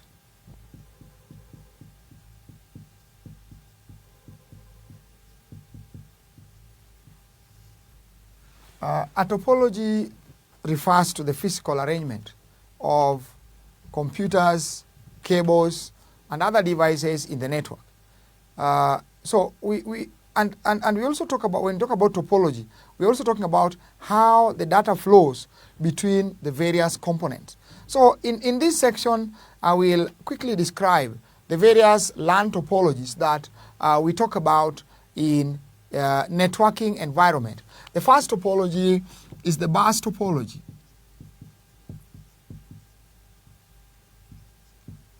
In the bus topology, as the diagram shows,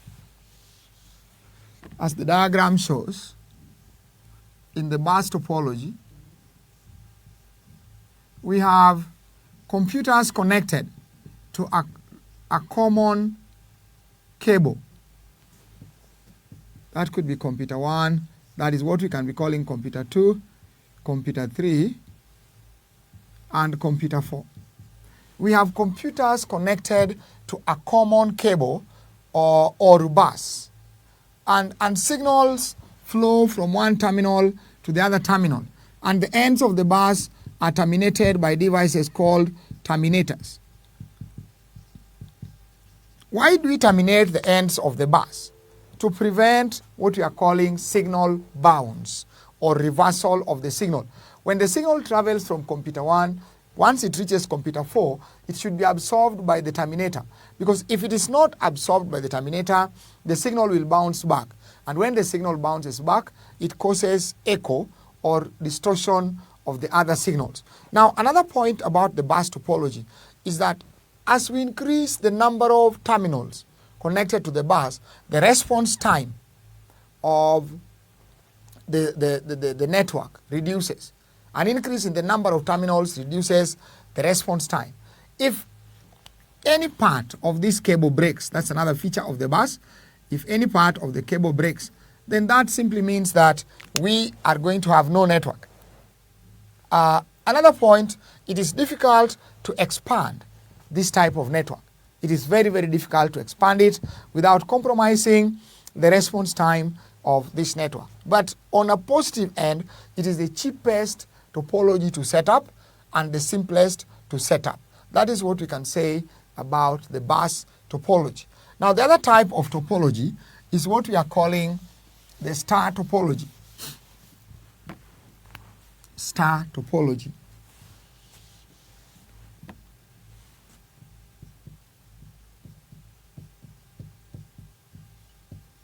In the star topology, the diagram, we can take an example of this diagram. This can be a switch. Those could be computers, computer 1, computer 2, computer 3, computer 4. So computers are linked using a connectivity device which we can call a switch or we can call a hub. That is the unique point about the star topology. So if you look at the star topology, if I add the number of computers, I'm only adding them to the available ports on the switch. So adding computers does not compromise the response time of the network. That is in the star topology. And that tells us that we can easily expand the size of the star network or the star topology. Another point when you're looking at the star topology, it is the easiest topology to troubleshoot. The easiest topology to troubleshoot.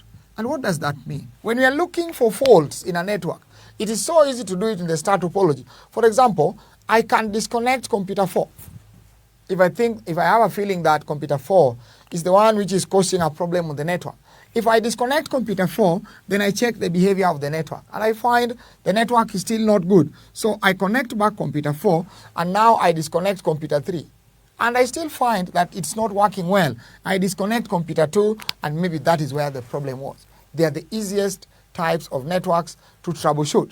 Another point about the star topology is that they are more expensive to set up than the bus topology because of the cable requirements. We need a lot of cable to set up the star topology. That is for providing point-to-point connectivity.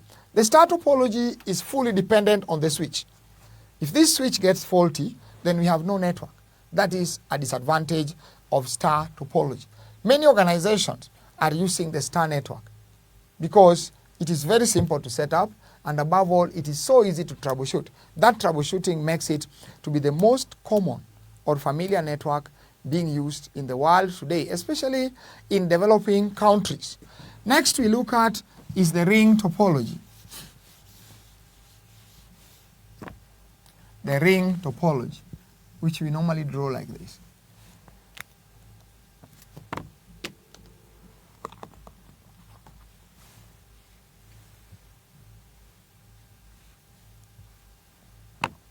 This is the diagram. for the ring topology.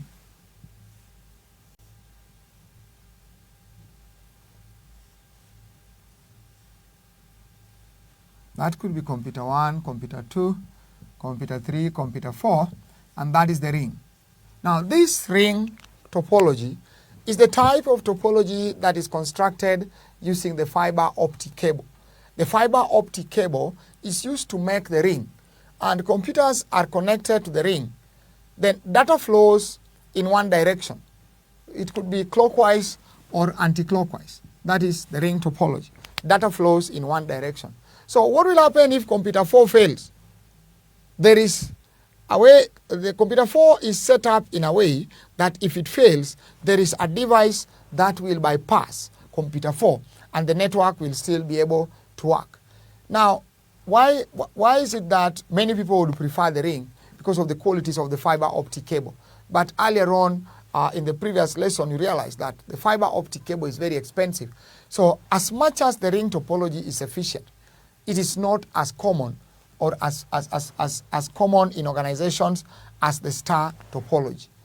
Now, the other type of topology is what we are calling the tree topology. The tree topology.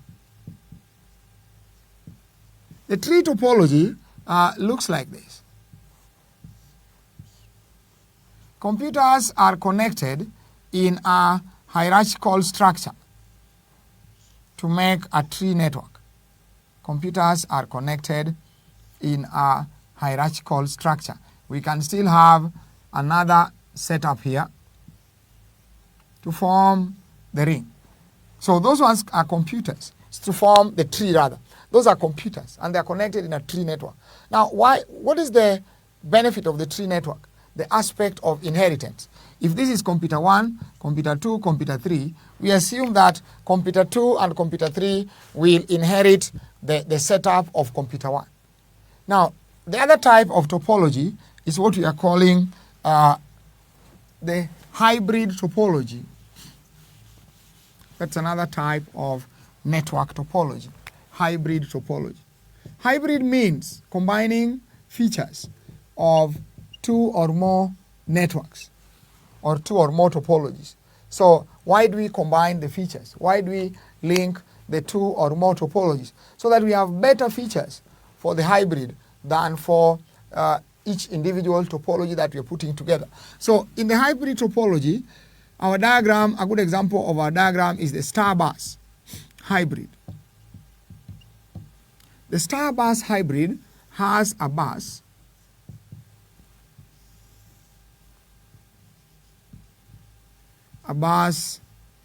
with star networks connected to it. That could be the switch. Sorry, that could be the switch.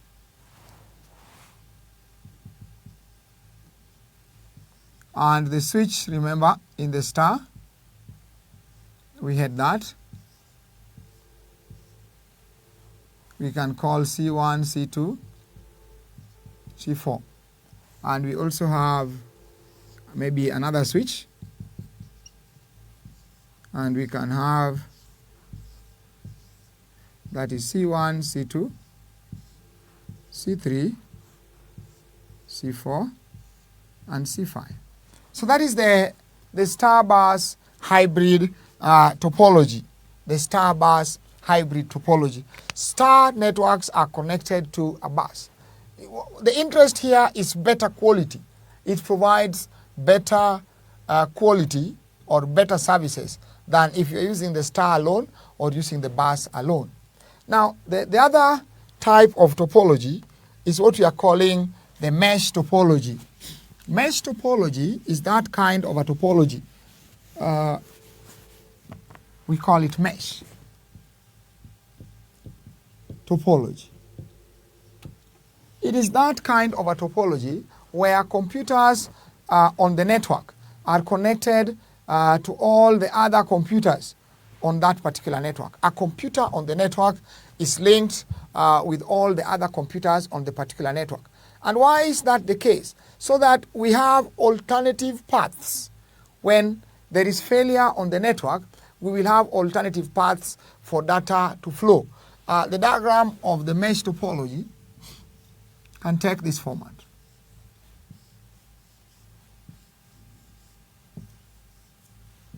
Can take that format. That could be computer 1, computer 2, computer 3, computer 4, computer 5, and computer 6. Now, look at the links. Computer 1 will be linked to all the other computers. Computer 2 is already linked to computer 1, so it will be linked to 3, to 4, to 5, to 6. And computer 3 will be linked to 4, to 5, to 6. Computer 4 will be linked to 5 and to 6, and computer 5 will be linked to computer 5, 6. Mesh. A terminal is linked to all the other terminals. And why is that so? So as to provide alternative paths, alternate paths for data to flow. We are minimizing or eliminating redundancy. If I find that this path is blocked, then data from computer 1 can still be able to flow to other terminals, to computer 6, and then back to computer 2. That means we are eliminating redundancy. That is a story, or that is the information that we can give about network topologies.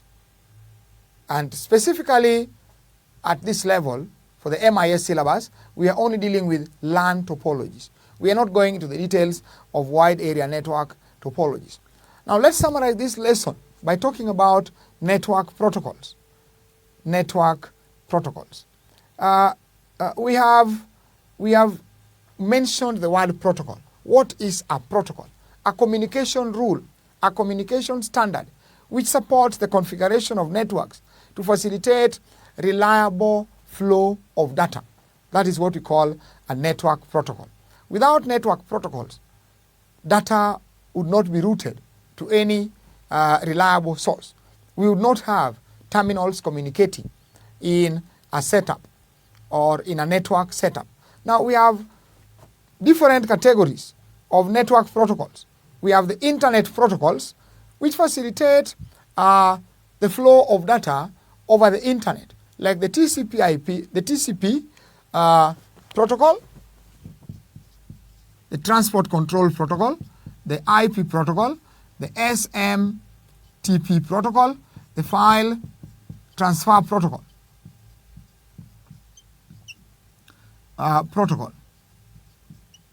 That is the FTP. All these protocols facilitate the transfer of data over the internet, and that talks about the internet protocols. We also have wireless network protocols. The wireless network protocols are designed for use on wireless networks. They support the flow of data on a wireless network. It doesn't have to be an internet. The wireless networks are the ones which facilitate connectivity of the internet. So wireless protocols, they also ensure better data transfer rates and better network security. Now we also have routing protocols, network routing protocols. The routing protocols are required to channel signals or to facilitate how data will flow or how data will be transferred from one source to another. It could be a reliable source or it could be an unreliable source. So the routing protocols are just meant to route data. Now at this level, what does the student need to know about protocols? Just need to know what a protocol is and know about the various types of protocols. Now in this lesson, if we look at the review of the lesson, what have we covered? We have covered what a computer network is. We have looked at the advantages and disadvantages of computer networks, which is very, very important for students at this level, because in business IT, almost all organizations want to set up networks. Why do they want to set up networks? Those reasons are covered under advantages of networks. Why is it that they should not set up networks? That's the disadvantages of networks. Then we have also looked at the various network architectures. We have the client-server architecture, peer-to-peer. A student should be able to know the difference between client-server and peer-to-peer architecture, and also why client-server is nowadays preferred to peer-to-peer as a current or as a trend in ICT. Then we have looked at the types of networks. I have described the various types of networks. Briefly not to that details. I have looked at the network topologies. I've drawn the diagrams for the LAN topologies. We have looked at how we differentiate like LAN, topologies like star, bus, and ring. We have looked at finally the network protocols. And that brings us to the end of this lesson. Thank you very much.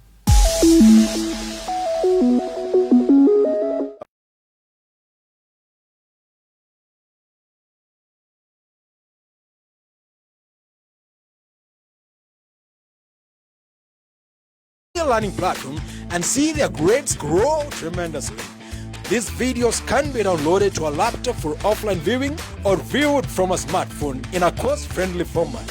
Kwa hivyo mimi dau langu la mdokezo na ufafanuzi wa fasihi nimelirudisha kwenye ukingo. Tukutane tena katika somo lingine tutakapolipanda lile dau tuende katika maswala ya uchambuzi wa kina ya hiki kitabu Tumbo Lisilo Shiba.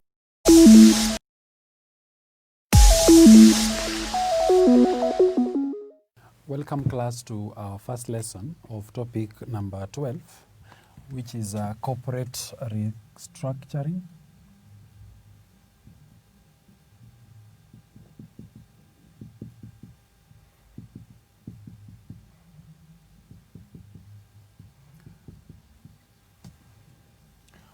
In this topic, corporate restructuring, we are going to begin by making an identification of the various approaches to reconstruction that we can have, then answer the question, why reconstruction, need for reconstruction or restructuring. Why is it necessary for companies to restructure? Restruction. The need for restructuring. Then once we have answered the question, the need for restructuring, then we shall go to the specific approaches where we want to look at the mergers. Then we will look at the post-merger reorganizations. The post-merger reorganization of the merging entities. Then we will talk about a takeover. Then we will discuss schemes of arrangement,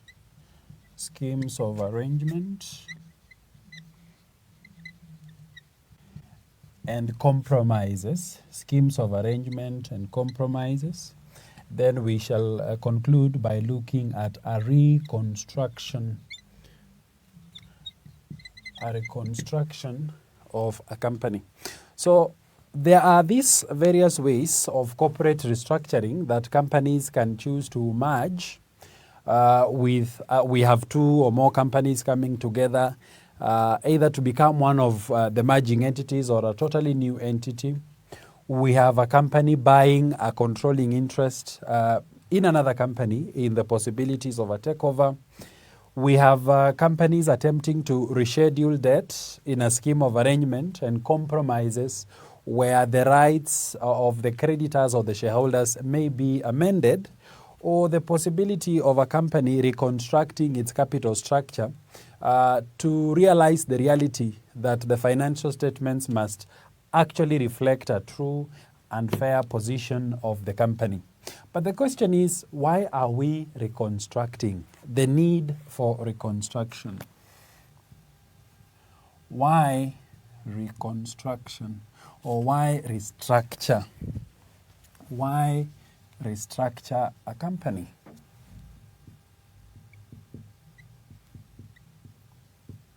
Why restructure?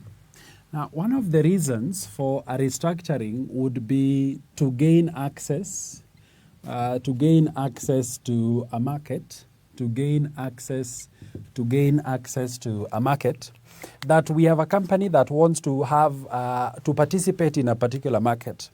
We have a company that wants to penetrate in a particular market. That one of the ways of penetrating or one of the ways of gaining presence in that market would be possibly taking over a company that is already in that market, get a controlling share of a company that is already playing in that market. It could be also a possibility to merge with a company that is already playing in that market, where the result of either the takeover or the merger would be to gain access into that particular market. You could also be reconstructing or restructuring to increase market share, to increase your market share or control, We are looking at the possibility that you are already into the market and you want more of that market. So one of the things you could be doing would be now taking control of a competitor in the market, which would have the effect of increasing your market share. Say, for instance, you already control 30% of the market, and you have a competitor who controls 20% of the market. That the merger of these two firms would now result in the two firms taking over 50% of the market, or the first firm taking over control of the second firm. It has the effect of the increase or increasing the market share of these firms in this market. It could also be a strategy to reduce cost. It could be a cost reduction strategy where companies are coming together to develop synergies, to bring in efficiencies, to realize better pricing for their products. For instance, I want us to imagine a takeover or even the possibility of a merger of a company that is within your value chain. Imagine a company such as a retail store acquiring one of the manufacturers of the products that they sell in their store. That the acquisition of that manufacturer would result to a reduction of the prices at which we are obtaining our inputs. Now, such a move is towards the reduction of the costs of operation of this company. Or a company that manufactures goods and eventually takes these goods to the market, if it were to take over or to merge with a logistics company, it may end up with reduced carriage costs as a result of the takeover. So the objective being to reduce costs, it could be one of the reasons why we are motivated to restructure as a company. It could also be a way of emerging or coming out of an insolvency.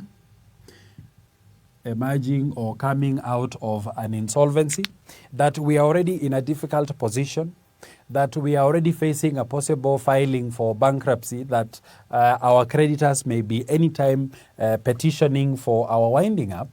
We could adopt such mechanisms such as a scheme of arrangement or which includes compromises, where such things such as debt rescheduling happens, where we would have had our creditors demanding payments on the agreed terms. With a scheme of arrangement, we could have some of these creditors even ceding part of their debt. We could have a change to the due dates by which we could pay these debts, which in a very great way could be assisting this company to come out of an insolvency status. It could also be for the purposes of gaining identity. It could also be for purposes of acquiring an identity, particularly where we have a company that enters into a market and wants to identify itself as part of that market. Then they could merge and have the name of the company changed so that this company acquires a new identity, an identity by which it becomes closer or associates itself more close to the market. So there will be this and many, many other reasons why companies would be envisioning a restructuring depending on the circumstances of the company and the objective that the individual company wants to achieve. So I want us now to look at each of these approaches to restructuring and see how these approaches would now be fitting to these reasons why the company in the first place wanted to restructure, beginning with the merger.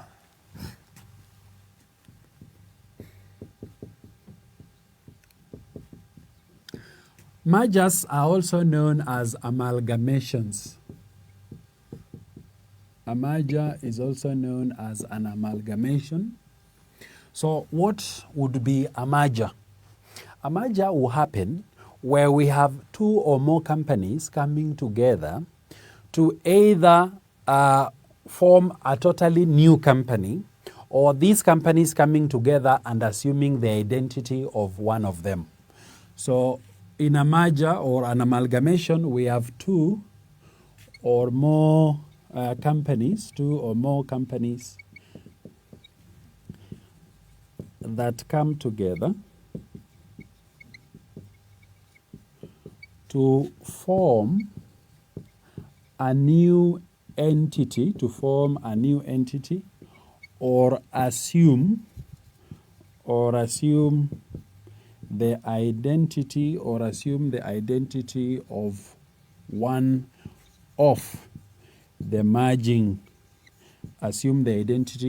of the merging, companies. The identity of one of the merging companies.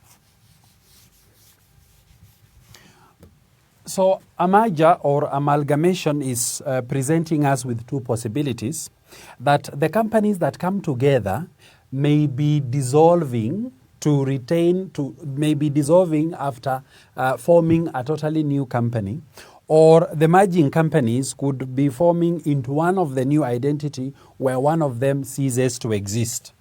This, assuming we only have two companies, we are talking about this possibility that A Limited is merging with B Limited, where the result is a totally new company, C Limited. This is one of the possibilities of a merger, that an independent A Limited merged with an independent B Limited, where the result was a new entity. We refer to this as a statutory. This is known as a statutory consolidation. Where two independent companies are coming together, are amalgamating, and cease to exist to form a new entity. And the new entity in our example here would be C Limited. Now, we have the second possibility where we had A Limited and B Limited. They were coming together and the result is one of them, or they retain the identity of one of them. So they could result into an AB Limited or simply an A Limited, so that this is now known as a statutory merger. A statutory merger, where we have these two independent companies coming together, but they assume the identity of one, so that the dissolved company is B Limited. In the statutory consolidation, the two independent companies were coming together to form a new company, so that each of these independent companies go into voluntary winding up. That in the statutory consolidation, after the formation of the new company, we have these two voluntarily winding up. In a statutory merger, these two coming together and assuming the identity of either A or B Limited, then the one whose identity is not assumed then goes into voluntary winding up. Now, how do we effect this merger? How is the merger effected?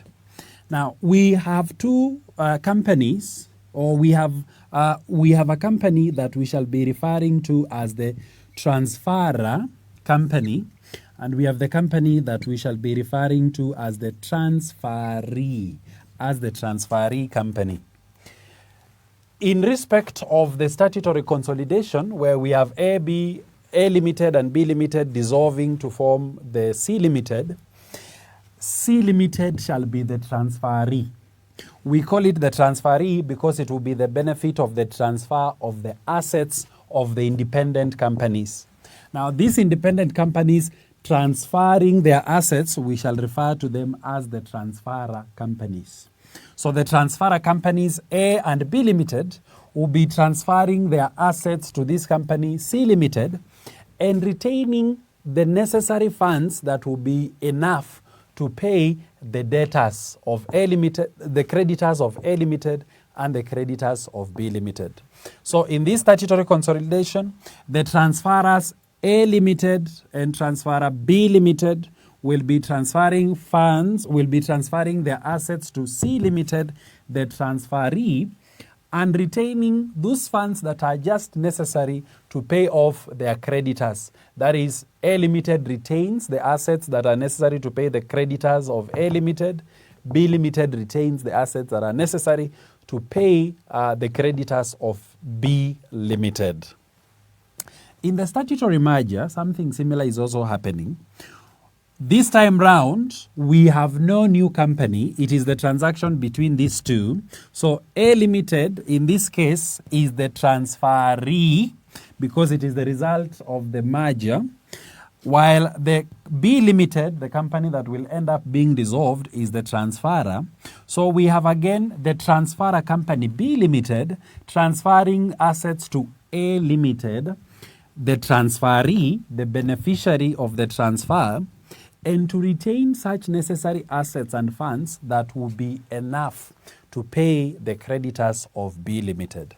So in the process of the transferring of the assets to this new identity, to this new entity that we are merging into, we must retain enough funds. We must retain enough assets that will cover the existing debt of this merging entity. So these are our two possibilities of the statutory consolidation and the statutory merger, depending on whether we are forming a totally new entity or the merging companies will assume the identity of one of these two or more merging entities. I now want to discuss the post-merger reorganizations. What are some of the realities that these merging entities will have to sort out after their merger?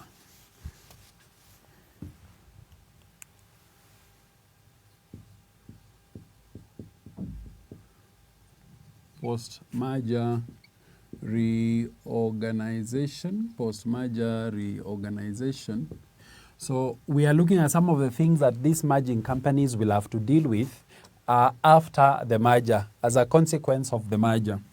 One of the things they have to deal with will be the name and logo of the company. This is as far as the identity of this company is concerned.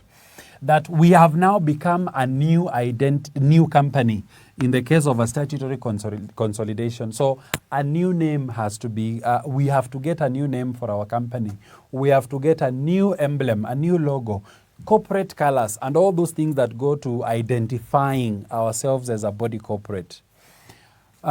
We have undertaken a statutory merger. We have assumed the identity of one of the company. So does our logo change? Do our corporate colors change? All those things, again, that go to identifying the company should be sorted out. The other thing that should also go into consideration will be the new organizational structure,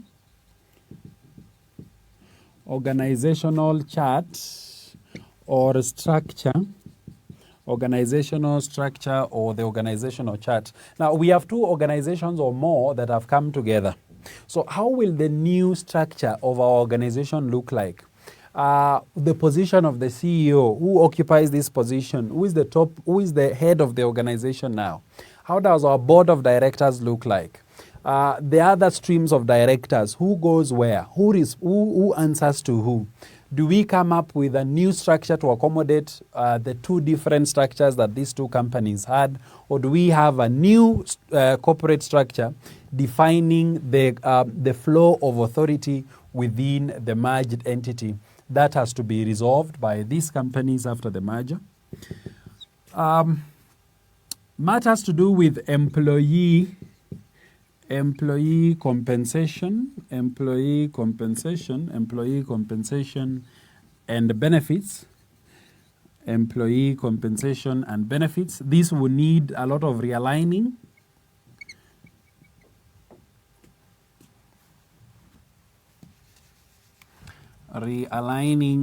Realigning of the employee benefits and compensation. The reason is these were previously different entities. they may have had a different remuneration policy for these two different companies. Now that they have become one company, then we need to harmonize the employee compensation. We need to harmonize the employee benefit schemes that this new entity has now to implement, since they have now become one. Some of the other things that we will also need to relook will be property ownership. Property ownership, that we had previously the assets of A Limited and the assets of B Limited that were registered in the name of A Limited and B Limited. That now that these two have merged and they have now become one entity, we may now need to have the transfers of these assets to this new company formed, or this new entity formed, C Limited. We will also need to do a lot of communication. We will need to do a lot of communication to interested parties. A lot of communication has to be done to interested parties. Think about our employees. They need to know that we are merging. Think about our customers. Think about our relationship with banks and other service providers, that we need to notify them of the changing realities, that we are now merging with another company, that they will now be dealing with a new entity post-merger. The other things that also need to be addressed after the merger is the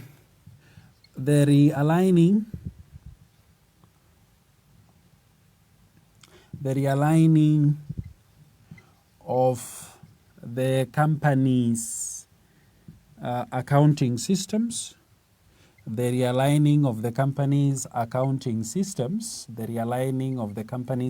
systems, Now that we have become one, we may have previously operated different accounting systems in our existence and separate organizations. Now that we have become one, we need to rearrange, we need to reorganize our accounting reporting systems so that we have a common reporting method adopted by the new organization. This will also go to touch on other things such as the internal control systems that have to be realigned. With the two different organizations now coming together, they need to realign such things as their internal control systems that will now work for the new amalgamated or the new merged entity. So that is the merger and the post-merger reorganization.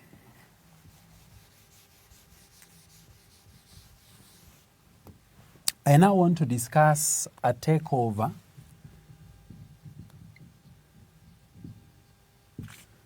A takeover as the second possibility of a corporate restructuring. That in a takeover, we have the acquisition of the shares of another company we are going to refer to as a target company in such sufficient numbers that we shall take over the control of this new company. That we are describing a merger as the acquisition of a sufficient number of shares, the acquisition of a sufficient number of shares in a target company so as to gain a controlling interest, in such other company, So we have two companies here. We have the purchaser company or the vendor company. And on the other hand, we have the target company. It is this purchaser company or the vendor company that is intending to take over a controlling interest in this target company. they will be getting this controlling interest by way of purchasing the shares of this other company. So these takeovers are usually by way of a bid. The takeovers will be effected by way of a bid, where the purchaser company, the vendor company, will be proposing, they will be making an offer to purchase a specific number of shares in the target company. This specific number of shares that we are suggesting, we are proposing to buy, should be such a number that give us a controlling stake, in this company. So we are looking at any number of shares that would make us the dominant shareholder in that company. So the purchaser makes a bid by way of an offer, which is by way of a conditional offer, to be accepted or rejected by this target company. Now, what are we offering to give them? This purchase may be by way of cash, that we are going to buy the shareholders, the targeted shareholders, by way of cash. So in exchange for their shares, we are going to offer them money. It could also be by way of shares, in the vendor company, by way of shares in the vendor or the purchaser, by way of shares in the purchaser, company. So in exchange for a controlling interest in this target company, we are going to offer them shares in our company. They become part of us in exchange for the assets of this company that we are targeting. Now, why is this company interested in purchasing? Why is this company interested in taking over this other company? These purchaser companies will go out to scout for companies whose shares or whose value are currently, companies whose shares are undervalued. That they are saying, should they buy this company at its market value, they are going to have a net gain because out of their estimations, out of their calculations, this company is an undervalued company. That the value of the assets of this company by certain extent surpasses the market price by which the shares of this company are being sold at. So the purchaser is looking to benefit from such a purchase, that here is a company whose price is way below its true value. So that such a purchase would be a profiting purchase, whether we are buying them out by way of cash or we are buying them by way of offering them shares in the purchaser company. The other reason that could also be motivating a takeover is where the purchaser company looks at a very well-managed company, a company whose price would possibly be matching its value, but they are looking at the future. That the position of this target company in the future could be a very attractive company. This could be a very strategic company for us to acquire now because of the assumed values that this company may have into the future. So as a result of that, then this purchaser company may make a bid to take over a controlling interest in this other company. Now, the law provides us with an interesting circumstance where we may have the possibility of a hostile takeover. Now, this hostile takeover will be the case where we have a purchaser company that has already acquired 90% or more of the shares in the target company, where they may give notice to any dissenting minorities of their intention to buy them out. It becomes hostile where we have dissenting minorities, that we have already taken over 90% or even more, and we have some dissenting minority.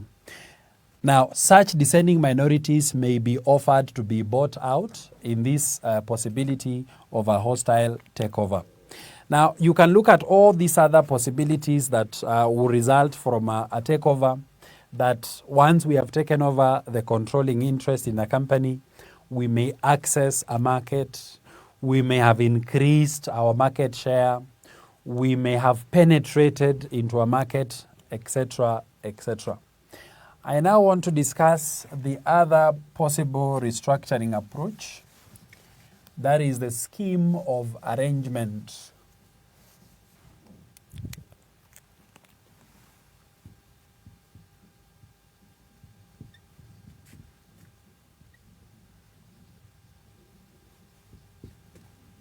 The schemes of arrangement and compromises. The schemes of arrangement and compromises.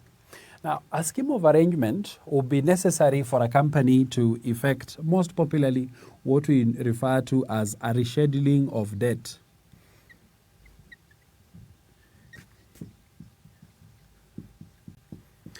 That a company's debt due for payment has become due, and owing to our present circumstances, we are unable to make payment for such debt. Remember, our obligations to our creditors are usually compulsory obligations. They are mandatory obligations that we have to honor them at the specific agreed times with our creditors. Now, we find ourselves as a company in a situation where we are unable to make good these obligations. Now, some of the consequences that will be resulting from our inability to make good on these obligations would be that a creditor could petition for the winding up of the company on the basis that they are an unpaid creditor or the company has been unable to pay its debts. So one of the possibilities that the company has is to organize a rescheduling of debt, to get into a scheme of arrangement where the parties into the scheme of arrangement will be making certain compromises on their rights. Now, this scheme of arrangement to reschedule a debt is a court, it's a court approved scheme, where the company, its shareholders and creditors enter into an agreement that may include altering their rights, that may include the alteration of their rights. It is in this alteration of their rights that we talk about the possibilities of the compromise. That one of the possible alteration of the rights would be the creditors are foregoing part of the debt, but the company is promising to pay a specified amount of money as a commitment to pay the remainder of the debt. So this scheme will originate from the directors or the management of the company. So the company comes up with a scheme, an arrangement. They are saying, we are already in this financial difficulty. We are suggesting that we could come out of this debt by having our total debt amounting to 10 million cut down to, let's say, 5 million. Then we can enter into a commitment to give securities of certain assets. We can enter into commitments to pay this amount of debt by this amount of time, and such other elements of this arrangement.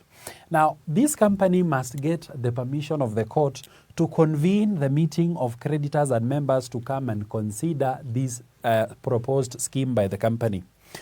So it is at these meetings that the shareholders and the creditors are to consider the proposed scheme and to vote on it, so that their vote is an approval. Are they committing into the scheme? Are they agreeing to the proposals that are suggested in the scheme?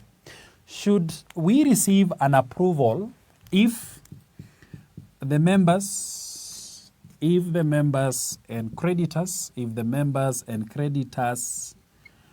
approve, if the creditors and members approve the scheme, the court will sanction it. So a court gives an order that the scheme can proceed on to be implemented. It is the court's approval. Now, once we get this court's approval, the scheme becomes binding to all the parties to the scheme. So the scheme is now binding to the company, the scheme becomes binding to the creditors, and the scheme is binding to the shareholders. So if sanctioned by the court, if sanctioned by the court, it becomes binding. It becomes binding to all the parties. It becomes binding to all. It becomes binding to all the parties. So the company is bound by the scheme. The creditors become bound by the arrangements of the scheme, and the shareholders become bound by the arrangements of the scheme. Let me now conclude by looking at the reconstruction.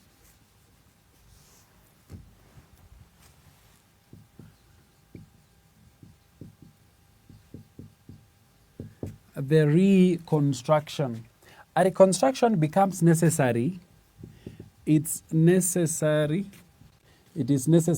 if the company's financial statements do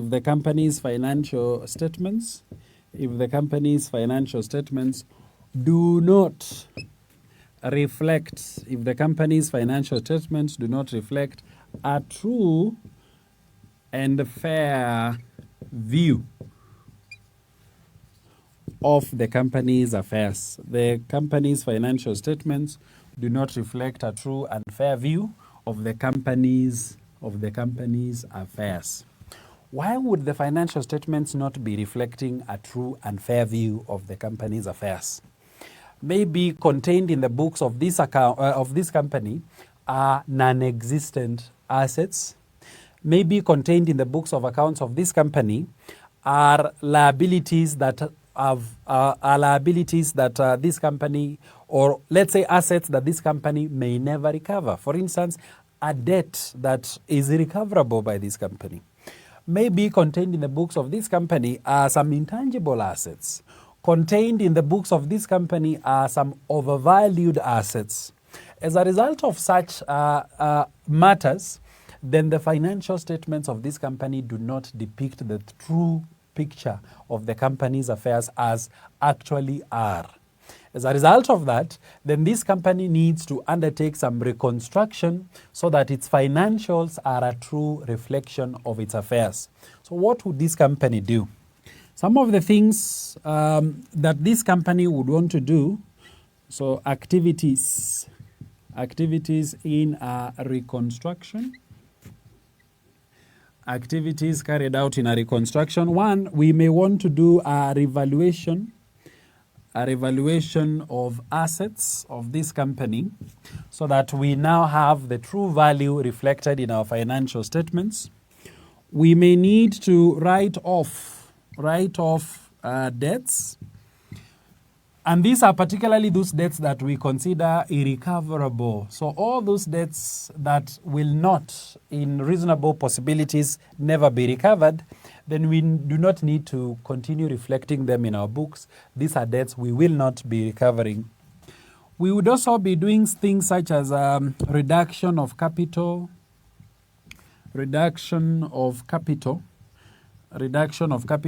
in all of those possible transactions that we saw are possible in a capital reduction, such as cancelling out part of the share capital that is not represented in the company's assets, and such other possible transactions in a reduction of capital.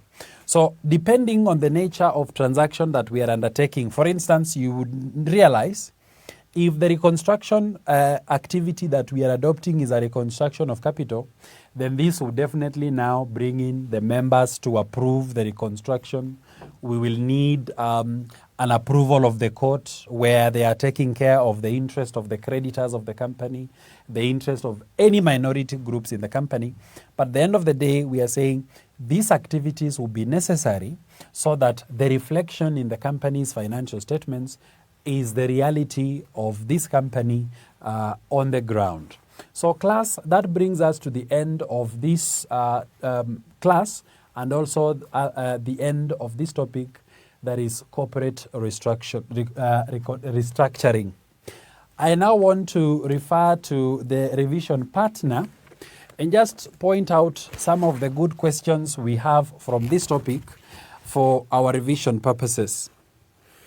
We have a question here that is asking us to explain 4 matters which the court will consider in making an order to implement a scheme of arrangement.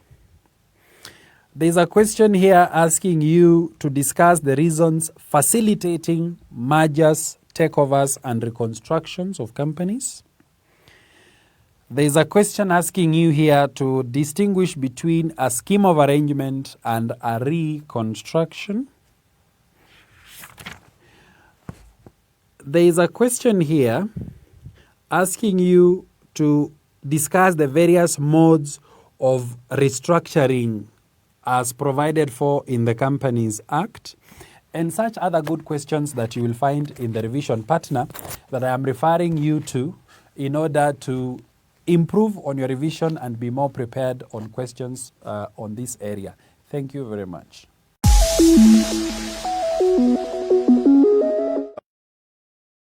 Your child with the manifested e-learning platform and see their grades grow tremendously.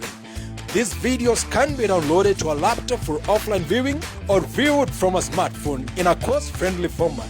Kwa hivyo mimi dau langu la mdokezo na ufafanuzi wa fasihi nimelirudisha kwenye ukingo. Tukutane tena katika somo lingine tutakapolipanda lile dau tuende katika maswala ya uchambuzi wa kina ya hiki kitabu Tumbo Lisilo Shiba.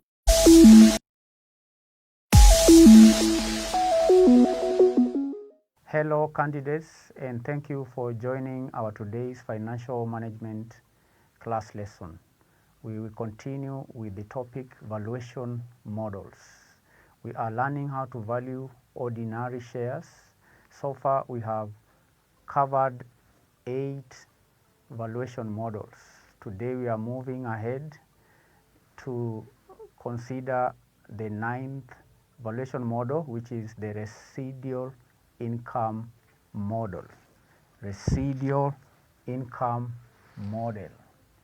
The topic is valuation models. We are learning how to value ordinary share capital or ordinary shares. Ordinary shares. Today we will move on to the residual income model. Residual income model. Now, what is residual income? Residual income. Residual income for a given time. Residual income for a given time period is the earnings. Is the earnings in excess. Earnings in excess of the investors, in excess of the investors' required rate of return, required rate of return at the beginning, of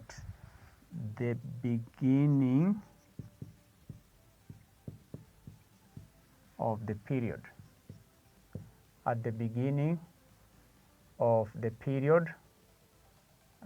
beginning of the period,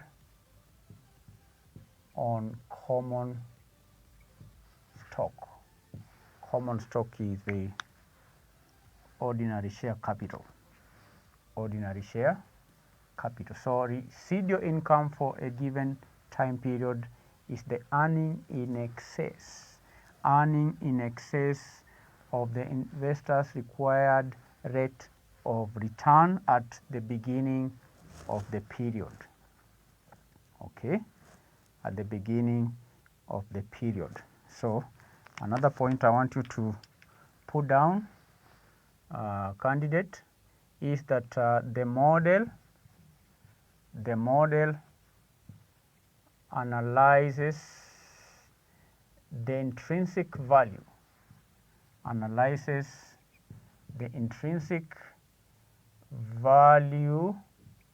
of equity as the sum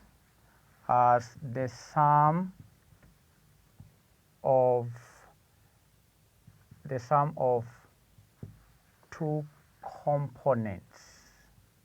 The sum of two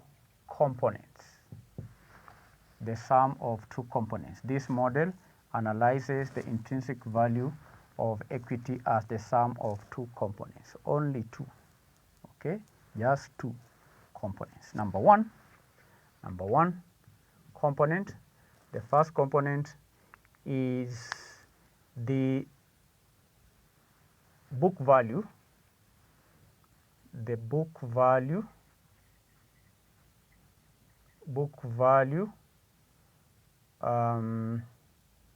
of equity. Number two is the present value of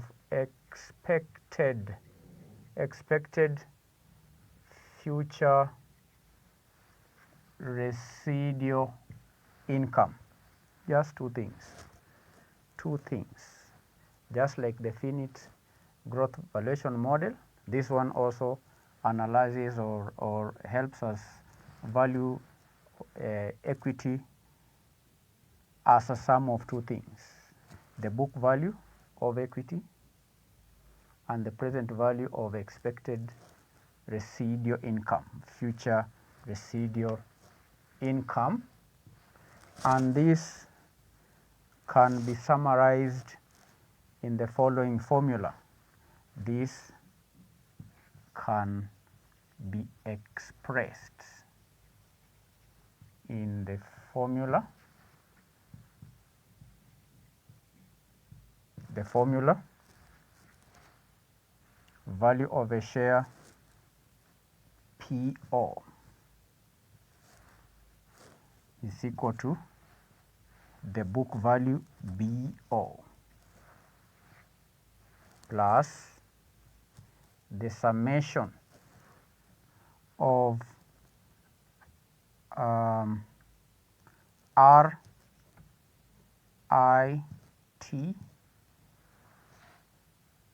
residual income at time t, over 1 plus R raised to t. All right. That means that the residual income at time period t will be done what? When you have this 1 plus RT, what are we doing? We are discounting. Okay, present value. By dividing by 1 plus RT, we are getting the present value of this residual income, and that's it. There are only two things. The book value and the present value of expected future residual income. Now, learners, this formula can be expanded. This is equal to BO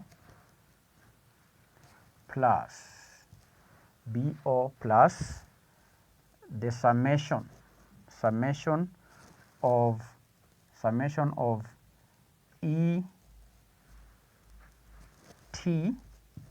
minus RBT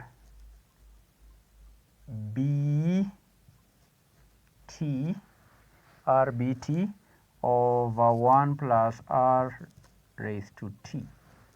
R minus 1, R plus R raised to T. So you see the numerator here. In this second formula, we are now seeing how to get the residual income. How do you get the residual income? You get the difference of the earnings at the end, you get the difference between earnings at the end by the required return on investors' capital multiplied by the book value. So these are just two things. Where P naught is equal to value of a share, B naught is equal to this one here, the current book value per share. Then we have, before I come to this, let us define this, because these two is what gives us the residual income. So ET, this is ET is equal to the expected ET is equal to the expected EPS for period T, that is ET. Then BT is equal to the expected book value per share for period T, BT. Then we have R is equal to the required rate of return, or the cost of equity. The required rate of return. So that when you multiply this R, the required rate of return, by BT, which is the expected book value per share, right? Then of course we have the RIT is equal to the expected residual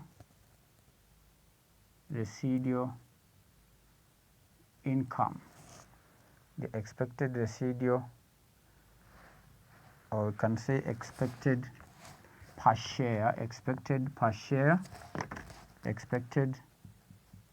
share residual income, which is equal to T. This is ET is equal to ET minus RBT. ET minus RBT. So candidates, there are only two things here. The current book value, if you are valuing a share using the residual income model, there are only two components: the book value of equity, B naught. Then we add the summation of the present values of residual income. The summation of the present values of residual income for the number of years, which can be determined by getting the difference between the expected EPS for period T and the expected book value per share for period T. Expected book values per share for period T. So they are just two things. So it's important for you to get the concept. This is the formula which you have expanded it. Which you have expanded, have it there. It's a simple concept. Residual income for a given time period is the earning in excess of the investor's required rate of return at the beginning of the period in common stock. And the model analyzes the intrinsic value of a share by using two components, the book value, B naught, and the sum of present value of expected future residual income. Residual income. So again, candidates, this is another formula that you need to add to the other formulas in your head. Add it to that list. We are on model number 9. In all the models, there is a formula that you need to memorize. So the reason why I'm repeating this so that you can remember. You may not remember all this, but if you get the concept, if you are to calculate given data and you are to calculate residual income, the value of a share using residual income, they are just two things, the book value and the present value of the summation of residual income for the number of periods that are provided. So that's residual income model. So we're going to have an illustration so that you can apply the formula and understand the concept. So I read, Kasuku Limited expected EPS is 2 shillings, 2.50 shillings, and 4 shillings for the next 3 years. Analysts expect that Kasuku will pay dividends of 1 shilling, 1 shilling and 25 cents, 12 shillings and 25 cents for the 3 years. The last dividend is anticipated to be a liquidating dividend. Analysts expect Kasuku will cease operations after 3 years. Kasuku's current book value is 6 shillings per share and its required rate of return on equity is 10% required. Estimate the stock's value using residual income. Using residual income. What is the required again? Estimate the stock's value using residual income. Using residual income. That is the question. These are 3 years. 3 years. We are supposed to do what? Compute the value of this share using residual income model. We've been given the book value at the beginning. The book value, we are told that the EPS is provided. Analysts expect will pay dividends, are provided dividends for the 3 years.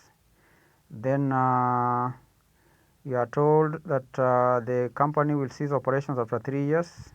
The current book value is 6 shillings.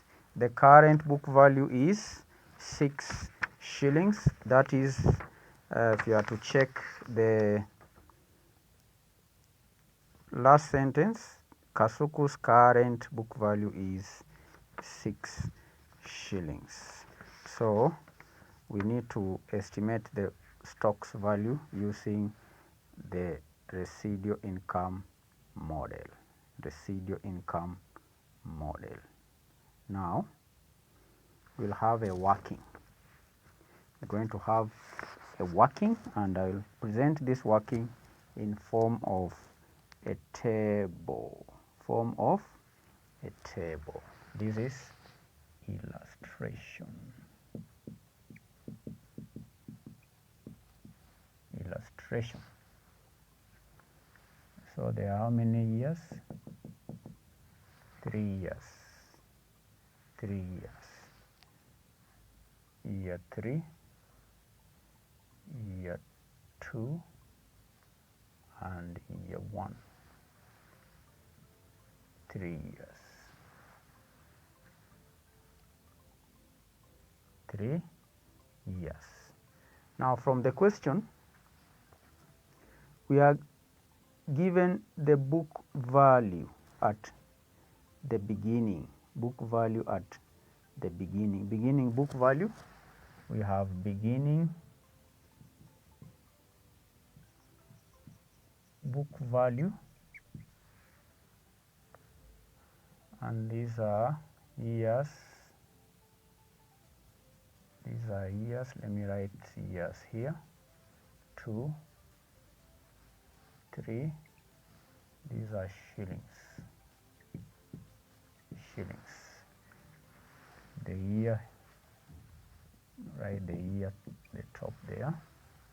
The beginning book value, 6 shillings, year 1.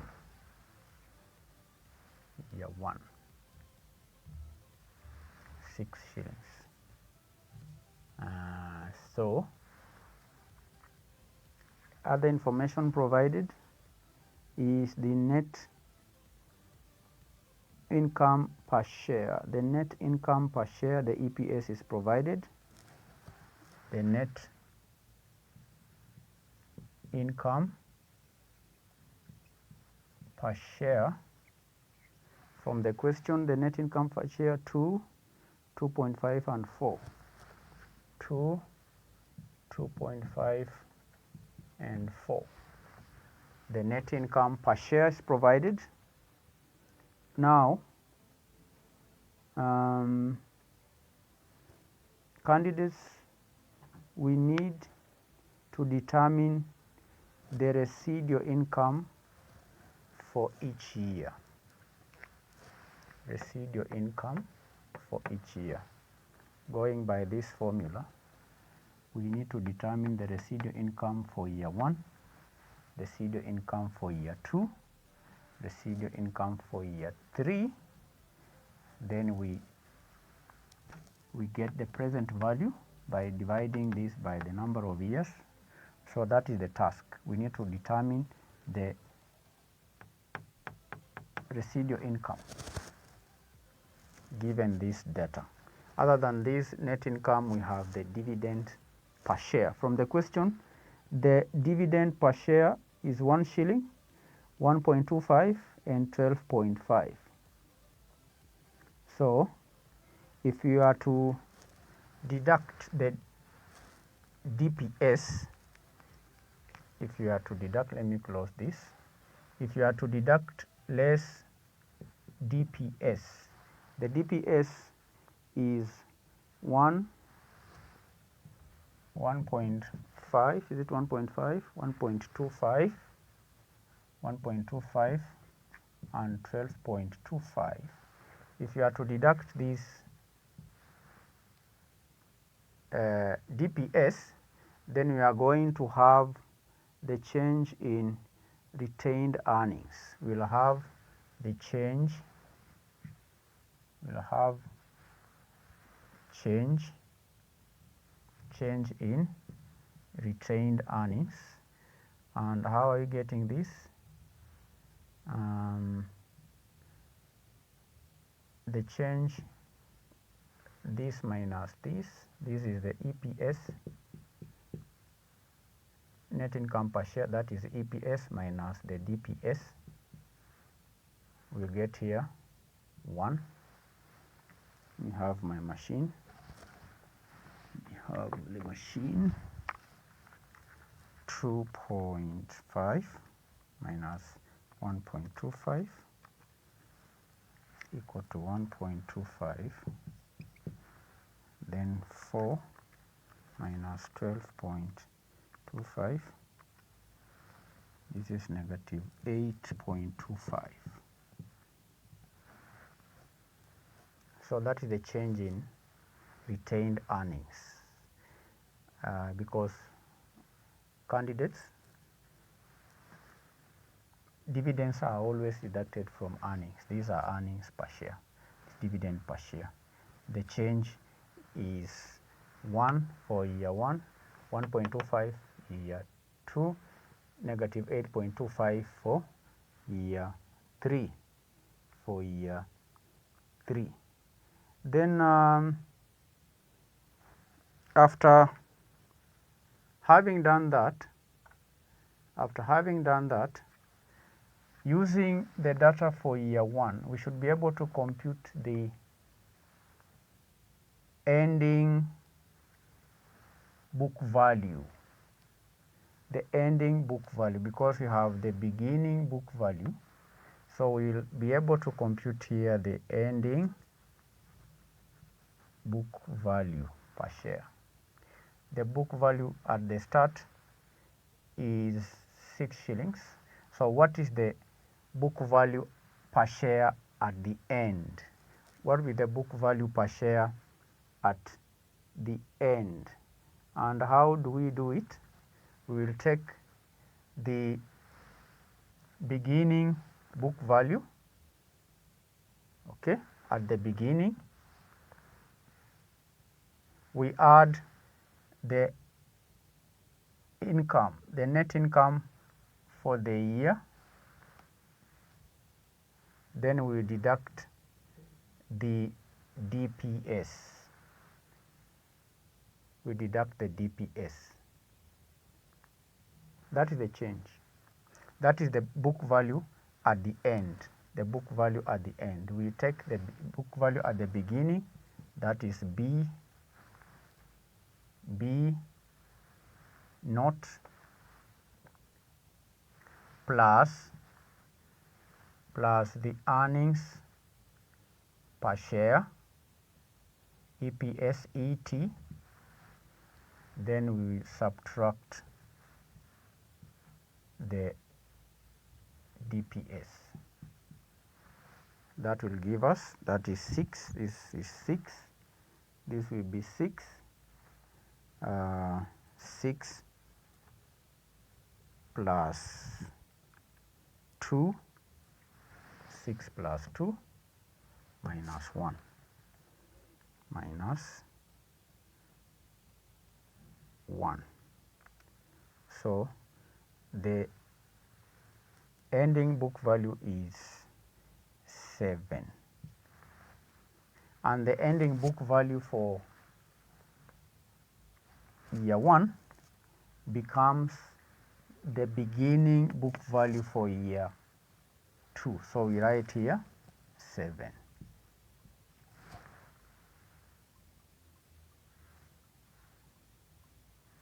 Is that okay? It must be clear. So having done the ending book value for year 1, we can now determine the ending book value for year 2. Ending book value for year 2. Ending book value for year 2 will have 7 shillings. That is the B naught year 7. That is 7. We add the earnings EPS year 2 plus 2.5. Then we deduct the dividends of 1.25, giving us 8.25. So this is the ending book value year 2, which now becomes the beginning book value year 3. So this should be 5, 8.25. 8.25. So the ending book value for year 3 will be that 8.25, this one here. We add the earnings of 4 shillings, then we subtract the dividend of 12.25, which is equal to 0. So we have determined the ending book value for each year.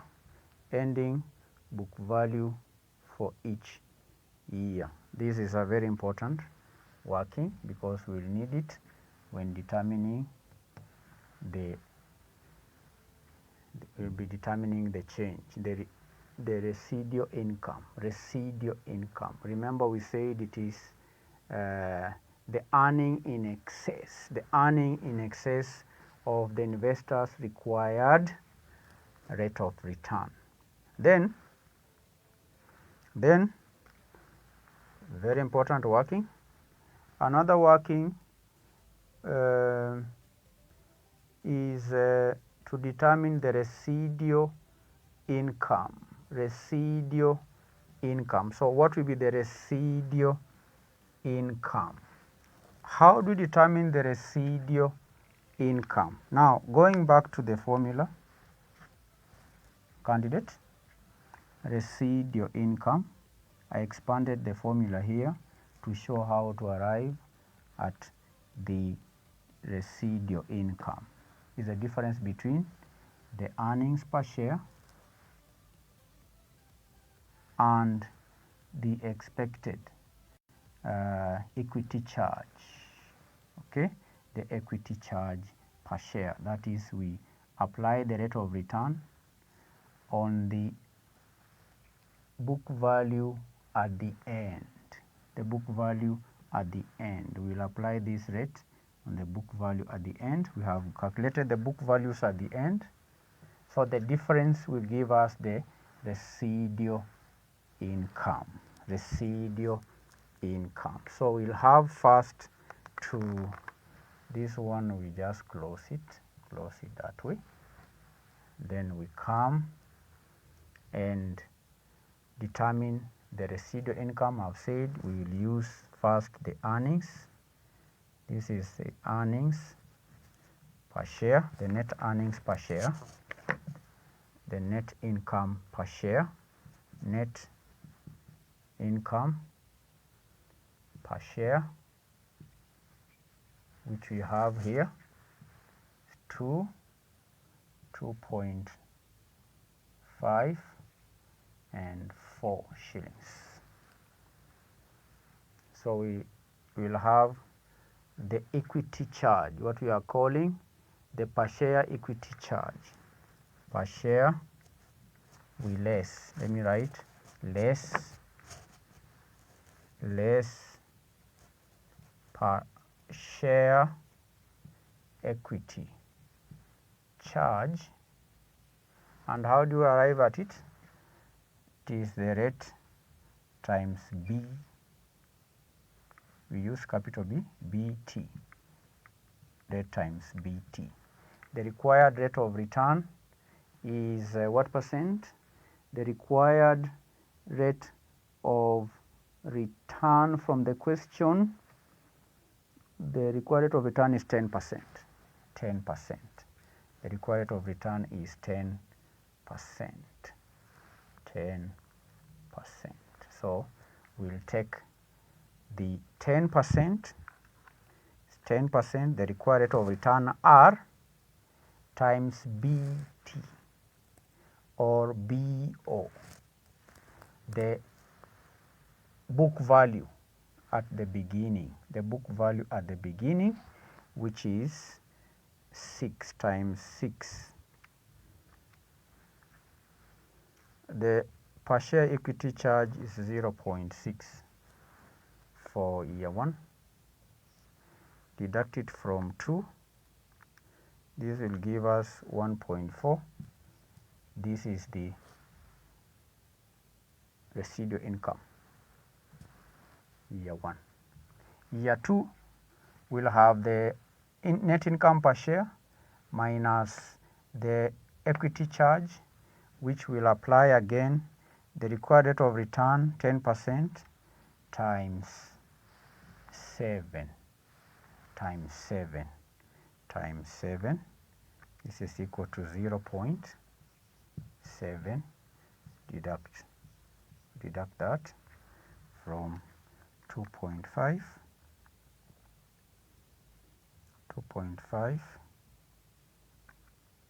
which is equal to 1.8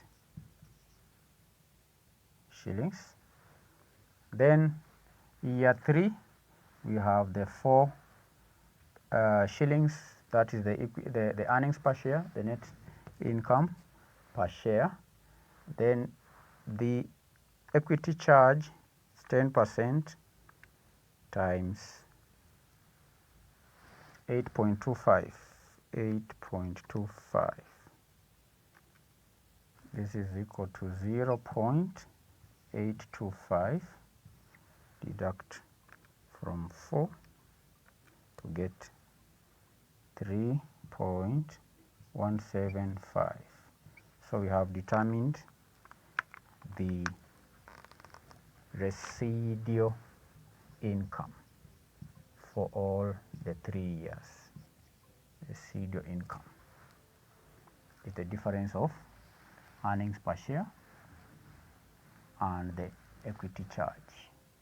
That is the rate times the book value at the start. The book value at the start. We say that residual income for a given time period is the earnings in excess of the investor's required rate of return at the beginning. The required rate of return at the beginning of the period.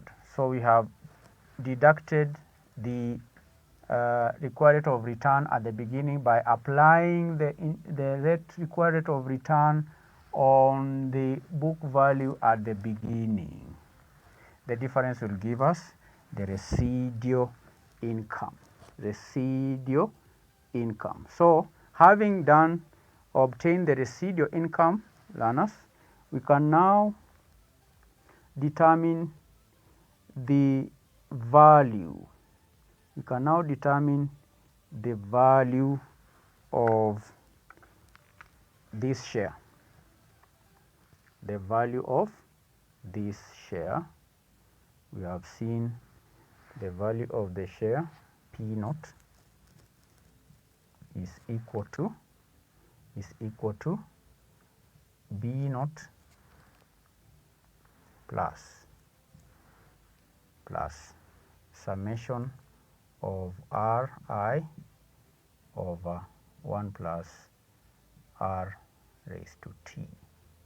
So this is equal to, our B naught is 6 shillings, so we have 6 shillings plus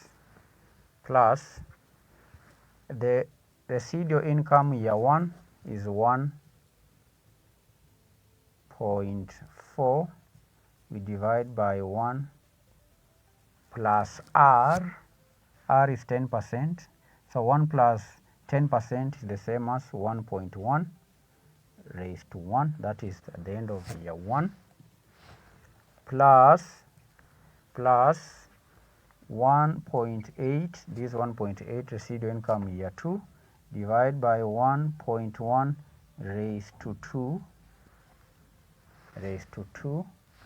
year 2, plus 3.175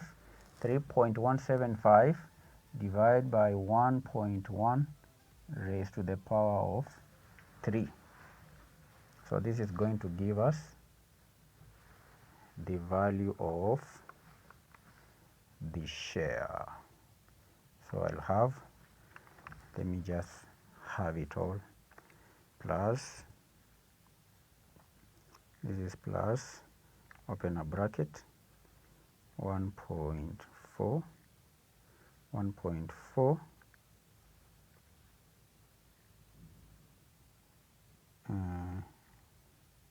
divide by 1.1 raised to 1 plus bracket 1.8 divide 1.1 raised to 2 close a bracket plus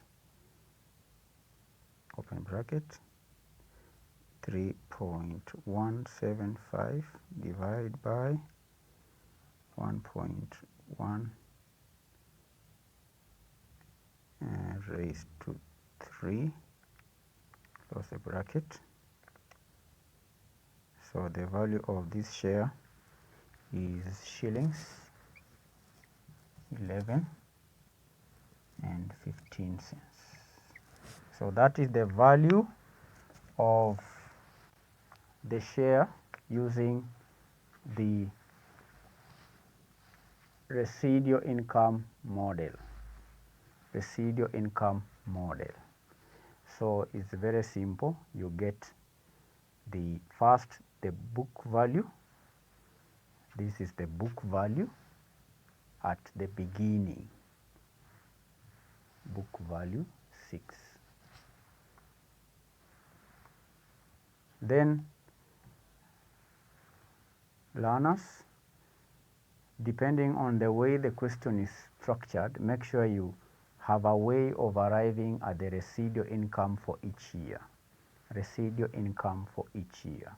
Residual income for each year. If you have understood the concept, it doesn't matter how a question is structured. You should be able to know that residual income is a difference of two things. Two things which I have labored to explain throughout this lesson. This is where students have problem. Determining the residual income. Residual income. Residual income is simply the difference between the earnings per share minus the equity charge. How do you arrive at equity charge? You take the book value per share at the start of that period. If it is for period 1, then you will multiply the required rate of return R. Required rate of return R. This R times the book value at the start. That's what we did. 10% times 6 gave us 0.6. Then for year 2, we took the 10% R times the book value at the beginning. 10% of 7 gave us 0.7. For the third year, we apply the required rate of return on investment of 10% on the 8.25 shillings to give us 0.825 shillings. So a question may not be said the same way I've done this one, but if you understand the concept, when you are calculating the value of a share using the residual income, make sure you identify from the question two things, just two things. The book value at the start, which has to be provided in the question. Another question may not provide you with a figure. You may be given the total number of shares or the value, the total value, because this is per share. You are working per share. You may be given data, for example, the total number of shares and the total par value of the share. So you'll have to divide the value of the shares, the par value, by the number of shares to arrive at the book value per share. So that is very simple, and given such a question, you should be able to answer. And again, as I've said, make sure the formula is at the back of your mind, and when you are moving towards the exam, you should push the formula from the back of the mind to the front, all right, so that you can retrieve it very fast. Find a way of memorizing formula, because we have about 10 models. All the models you have to know the formula. All the models you have to know the formula. You need to find a way of retrieving the formula in the exam room for those preparing for the exams. So thank you for being attentive. Go through the video once again, twice, until you are able to retrieve formula without checking your notes. Okay, you need to know this formula the way you mastered your name. If I was to ask you, what is your name? You may not take long to answer that. The same way, in the exam room, make sure you're able to retrieve formula very fast, because if you are sitting for an exam, then the exam time is allocated for each question. You're supposed to do a question on an average of 36 minutes. So thank you once again for attending our lessons. If you have any question, you are free to ask below this video. There is a comment section where you can post your questions. Thank you and God bless you. Thank you for watching this video. Don't forget to get yourself a copy of our professionally prepared study text and revision partners.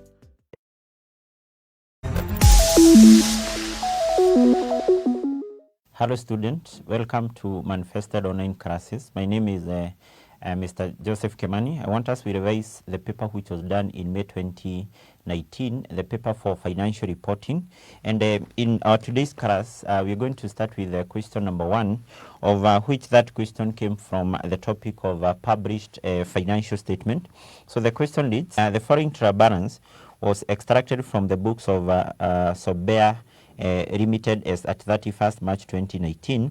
So in that case, you're given the trial balance. First of all, we have RAD and buildings at valuation on 1st April 2018, of which 1st April 2018 is the start of the year. So we are given its value there. And then we also given the plant at cost, accumulated depreciation available for sale investment. We have investment income, cost of sales, distribution cost, administrative expenses, debenture, interest paid, and then we have the inventory as at 31st March 2019. That is now the closing inventory. We have the income tax liability, and then we have the trade receivables. We have revenue. We have ordinary shares of shillings 50 each. We have the retained earnings. We have 4% debentures. We have trade payables, revaluation reserve for RAD and buildings, and then we have suspense account, and then we have bank. Then we have additional information from note 1 up to note number 6 there. And then if we go to the requirement, we are required to prepare the statement of comprehensive income and also the statement of financial position. Now, for us to do that, to prepare a statement of comprehensive income and the statement of financial position, we need to go through the additional information, we do some workings, and then we can proceed and then prepare what we are required. So mean that this is a paper for May 2019, and this is question 1, and what you're doing is the revision of the blocks. So we start with the workings. So in note number 1, what you're told is that the 4% debentures were issued on 1st of October 2018 at the terms that provided for a large premium on redemption. In 2021, the finance officer has calculated that the effect of this is that the debenture has an effective interest rate of 6%. So what that means is that these particular debentures, because now they require a large premium on redemption, they will have now to be measured at amortized cost. And 2, for us now to compute the finance cost, which will be charged in the income statement, we are not going to use the coupon rate of 4%. Rather, the finance cost will be computed based on the effective interest rate, which is 6%. So therefore, we can start by computing the finance cost on debentures, the finance cost, of which now the finance cost is the same with the interest. And the interest on debentures will be equivalent to the effective interest rate, which is 6%, times the value of the debentures. If we go back to the trial balance there, we will be able to see that the value of the debentures there is 288,000. 288,000. So we take that, and then also we are told that these particular debentures were issued on 1st of October 2018. Now, 1st October 2018, 1st October 2018 is in course of there, because the current financial year is ending on 31st of March 2019. 2019. So mean that these particular debentures here were issued in course of the year. So if we are to count the number of months we have here, we have October, we have November, December, January, February, and March. So what that means is that the company was supposed to pay the interest only for 6 months from the date the debentures were issued up to the end of the year. So we compute that, and that now will be the finance cost, which now will be taken to the statement of comprehensive income, and that will be 0.6% of 288,000 times 6 divided by 12, and that will give us an amount of 8640. So this is the amount now which will be taken to the statement of comprehensive income as a finance cost. Too, in respect now to these particular debentures, we also need to compute the amortized cost as at the end of the year, that is on 31st of March 2019, of which now this is the figure which will be reported now in the statement of financial position. Now, in terms of how we are going to compute that, we're going to take the value of the debentures, or the value at which the debentures were issued at, that is 288,000, and then to this we add the finance cost, which is 8640, and then to this we less the amount of cash, or basically the cash now which was paid by the company as a result of having issued these debentures. Now that is given in the trial balance. If we go back to the trial balance, we will be in a position to see the debenture interest which had been paid by the company in course of the year, of which now that interest which was paid in respect to the debentures in the trial balance is an amount of 2880.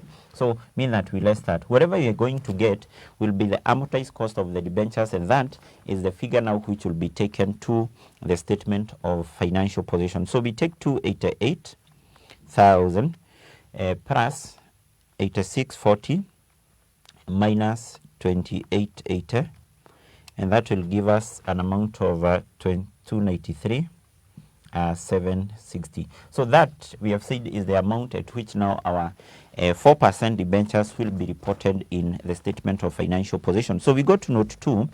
In note 2 we are told a provision of 61,560,000 should be made for tax on the profit for the year at the 31st March 2019. So meaning that the provision which will be made by the company as far as the corporation tax is concerned will be an amount of 61.56 million. And then number 3, we are told the suspense account contain corresponding credit entry for the proceeds of a right issue of shares made on 1st January 2019. So mean that on 1st of January 2019, that is now 3 months to the end of the year, this company made a right issue, and then you're told that the term of the issue were 1 share for every 4 shares held at shillings 80 per share, and then you're told that Sobea limited share prices immediately before the issue was 100, and then you're told that the issue was fully subscribed. Now, as far as that point is concerned, that is point 3, we are told that this company made a right issue, and what we need to remember is that a right issue entails the issue of shares to the existing shareholders of the company at a price below the market price. So what we need to do is first of all to compute the shares which were issued during this right issue, and you are told that the company, or the terms of the right issue, is that the company was to issue 1 share for every 4 shares which were held. For every shares which were held. So the first thing we need to do is to determine how many shares were held before the right issue. So that one we need to get it from the trial balance, because if we go back to the trial balance there, we will be in a position to see the ordinary share capital of the company before the right issue, which was an amount of 216,000, and you're told each ordinary share had a par value of 50. So mean that if the ordinary share capital was 216 million, the par value per share is 50, then we can be able to compute the shares which had been issued, because in that case we are going to take the ordinary share capital, which is 216, and then we divide that with the par value per share, which is 50, and that will give us the shares which had been issued by the company, which were 4320 shares. Those are the shares which were held, and therefore, because the company was to issue 1 share for every 4 shares which were held, we need to compute how many shares were to be issued for the total shares which were held. So that will be equal to 4320 times 1. We divide that with 4, and we get now the shares which were issued during the right issue. That will give us 1080 ordinary shares, and in our case we are told that these particular shares were issued at a price of 80 shillings, at a price of 80 shillings. So therefore, the total amount now which was received by this company was equal to 1080 times 80. But what we also know is that the par value per share is equal to 50. So, and what we are told now is that the amount which is there in the suspense account, if we go back to the suspense, to the trial balance, we will be able to see that there is a total amount there of 8640. Now, that 8640 should be equivalent now to the amount of money which the company received from the right issue, of which now that should be equal to the shares which were issued 1080 times 80 shillings times 80 shillings. Yes, that will give us now the amount of 8640. So what that means is that the company had already accounted for the amount of money which was received from the right issue. And what the company did is that the company debited the bank account and then credited suspense. So therefore, what we need to do is to remove that amount from the suspense account and we credit it in the respective account. Now, first of all, this particular amount which will be equivalent to the par value, it will be credited in the ordinary share capital account. So therefore, the amount now which will be credited in the ordinary share capital account here will be equal to the shares which were issued, 1080, times the par value per share. The par value per share in our case is 50. And then the amount which is above par value, which is 30 now, because the shares were to be issued at 80 shillings, that is a share premium, and therefore that will be credited in the share premium account. So therefore, the total share premium will be equal to 1080 times 30. So we get that amount. So let's multiply those figures there. So the amount which will be equal to the par value is 1080 times 50. That will give us 54,000. So that is the amount now which will be credited in the ordinary share capital, and the premium will be equal to 1080 times 30. That will give us 32,400. So therefore, this 54 will be added to ordinary share capital, and then 32,400 will be credited in the share premium. So we are through with that. Let's go to point number 4, and we are told the fair value of the available for sale investment as at 31st March 2019 was 97,560. Now, what we are told is that the fair value of the available for sale investment, this is what is in other terms abbreviated as AFS, was 97,560. Now, what we need to do is to compare that with the value which we have in the trial balance. And if we go back to the trial balance, the value for available for sale investment was 95,400. So what that means is that during the year then there was a revaluation gain, and we need to compute that revaluation gain,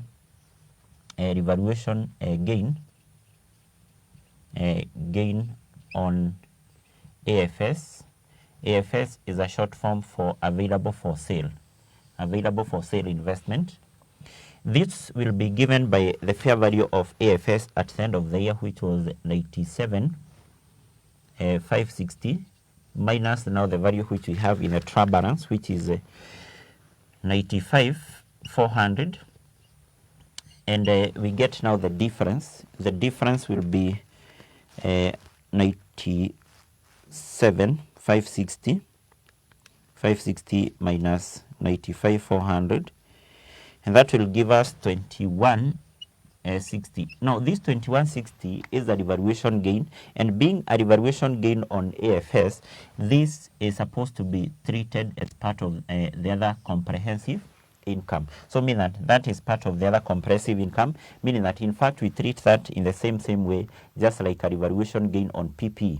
It is part of OCI, that is other comprehensive income, and still that will be taken to the statement of financial position as part of the as part of the reserves. So mean that it will be known as AFS revaluation reserve. So let's go to the other point there, and that is point number 5. You're told Sobea Limited has a policy of revaluing its land and buildings at each year end. The valuation in the trial balance include land elements of 108 million. Now, what that means is that if you are to go back to the trial balance which we have there, the trial balance, we are given now the value for land and building. Now, the value for land and building in the trial balance, is given as an amount of 468,000. And then in note number 5, we are told that included here is the value of land. And the value of land in our case, we are told, is 108 million. So mean that if now we are to less that from what we have there, we will get a value of 360,000. And this 360,000, this now will be the value of the buildings, because now this total is the value of land and the value of building. And take into account, you are told the value of land is 108 million. Automatically, the difference should be the value of buildings. And then you're told the estimated remaining life of the building is at 1st April 2018. That is now at the start of the year, was 20 million. And then you're told that on 31st of March 2019, that is at the end of the year, a professional valuer valued the building at shillings 331.2 million with no change in the value of the land. So mean that there was no, or according to the valuation which was done at the end of the year, there was no any change in the value of the land, but the buildings here were valued at an amount of 331.2.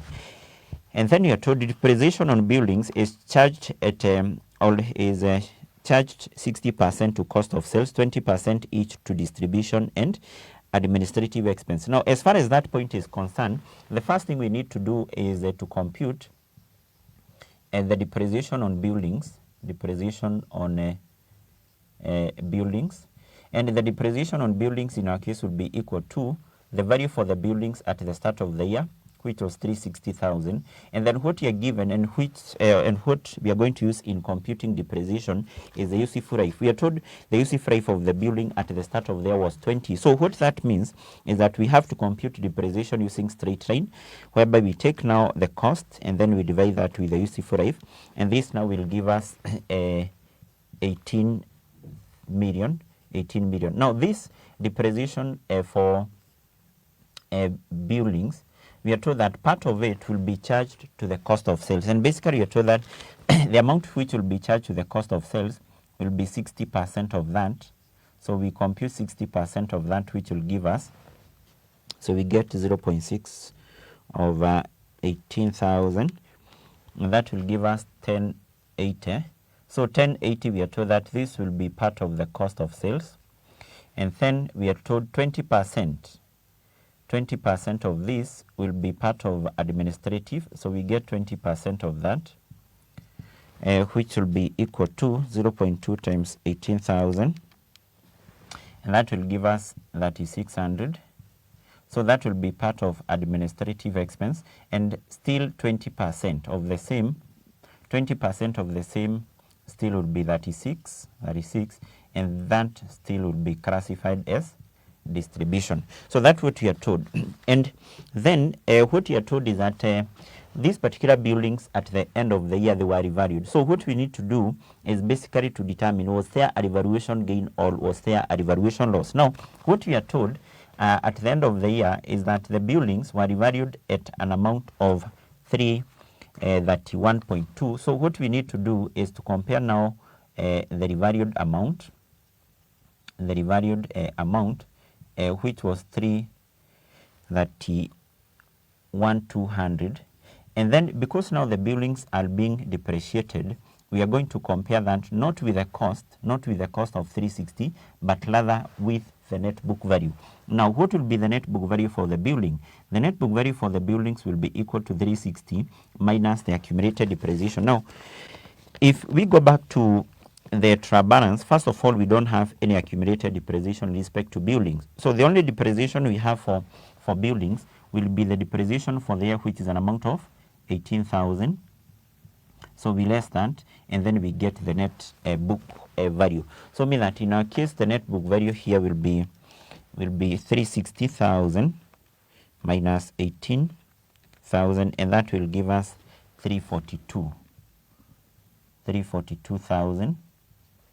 So mean that in our case, if we are to compare now the net book value of 342 and the revalued amount, then we can see that the buildings were revalued downward, because 331.2 million is less than 342. So if then the buildings were revalued upward, that is downward, then automatically now that will be a revaluation loss. And the revaluation loss will be equal to 342 minus 331, 200, which will be 10,800, of which now this 10,800, still when preparing now our statement of comprehensive income, that will be part of other comprehensive income. It will be part of OCI. And two, when preparing now our statement of financial position, the buildings will be taken there in the statement of financial position at the revalued amount at the end of the year. That is the value of 331.2 million. So we are through with that point. We move to point number 6, and in point number 6, what we are told that during the year Sobea Limited manufactured an item of plant, or basically constructed a plant, which it was using as part of its own operating capacity, and then you are given the details of the plant cost, which is included in the cost of sales in the trial balance. I think what we need to do first of all there is to compute the cost of the new plant which was constructed, the cost of the new plant, of which now the cost will be given by the total cost which we have in note number 6. So what we need to do is to add all those costs. We have 21,600 plus 14,400 plus 28,800 plus 21,600.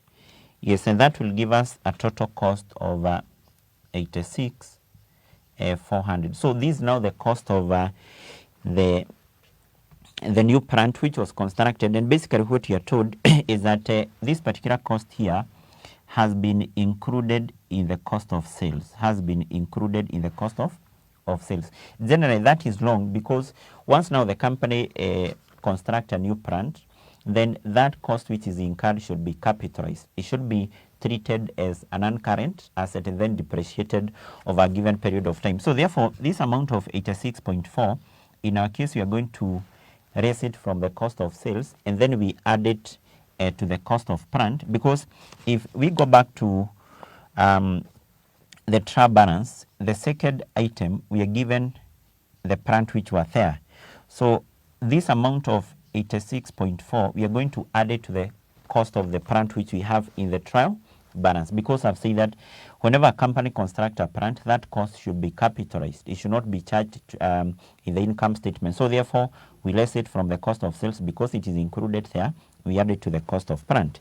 Yes, that's what we have. And then the last sentence, we are told that the manufacture of the plant was completed on 30th September 2018. 30th September 2018 is 6 months to the end of the year. And the plant was brought into immediate use. So mean that the plant was brought into use on the same date. That now should be on 1st of October 2018, basically 6 months to the end of the year. But its cost has not yet been capitalized. And that's why we have said that the cost of 86.4, we less it from the cost of sales, and then we add it to the cost of plant. And then you're told all plant is depreciated at the rate of 12.5% per annum, and then the depreciation is to be time apportioned where relevant, using the reducing balance method, and charged to the cost of sales. No current asset was sold during the year. So what we need to do is we need to compute now the depreciation on plant. We need to compute the depreciation on plant, on plant. And what we are told is that plant are to be depreciated at the rate of 12.5 using the reducing balance method. Now, in our case here, we will compute this depreciation for the two plants separated, because we do have the plant which was constructed in course of the year, and we have the plant which was there at the start of the year. So let's first of all we go back to the trial balance. And the second item in the trial balance, we have a plant which was there at the start of the year, and the cost of that plant is 460,800. And because depreciation on plant is computed on reducing balance method, first of all, we need to raise the accumulated depreciation. In our case, the accumulated depreciation on that is 115,200, and then we multiply that with the rate of 12.5. And then we also compute now the depreciation for the new plant. The depreciation for new plant will be equal to its cost, 86.4. These are new plant, so mean that there is no any depreciation in respect to that. So, and then we multiply that with 12.5%, and still in our case we are told that depreciation in respect to plant is to be time apportioned. What that means is that because now this plant came into use 6 months to the end of the year, we are only going to provide depreciation in respect to it only for 6 months. A month. So let's compute that, and then you're told that that particular depreciation, it will be charged as part of the cost of sales. So let's start with the depreciation of the new plant, 86,400 times 0.125 times 6 divided by 12, and that will give us 54. And then we compute now the depreciation of the old plant, 460,800 minus 115,200, and then times 0.1125. That will give us 43,200. And then now we add the two depreciation. We add 5,400. That will give us 48,600. And basically what you're told is that this depreciation on plant will be part of the cost of sales, Yes, I think in our case we are through with the additional information, and having done those workings, I think now we can proceed and do what is required in part 1 and also part 2 of that question. So we start with part A. Enroll your child for the manifested e-learning platform and see their grades grow tremendously. These videos can be downloaded to a laptop for offline viewing or viewed from a smartphone in a course-friendly format. Kwa hivyo mimi dau langu la mdokezo na ufafanuzi wa fasihi nimelirudisha kwenye ukingo. Tukutane tena katika somo lingine tutakapolipanda lile dau, tuende katika maswala ya uchambuzi wa kina ya hiki kitabu Tumbo Lisilo Shiba. Hello learners. Thank you for joining us today. We're going to continue with our revision in public finance and taxation. We shall look at November 2017, question number 4, part B, from the section 2 paper.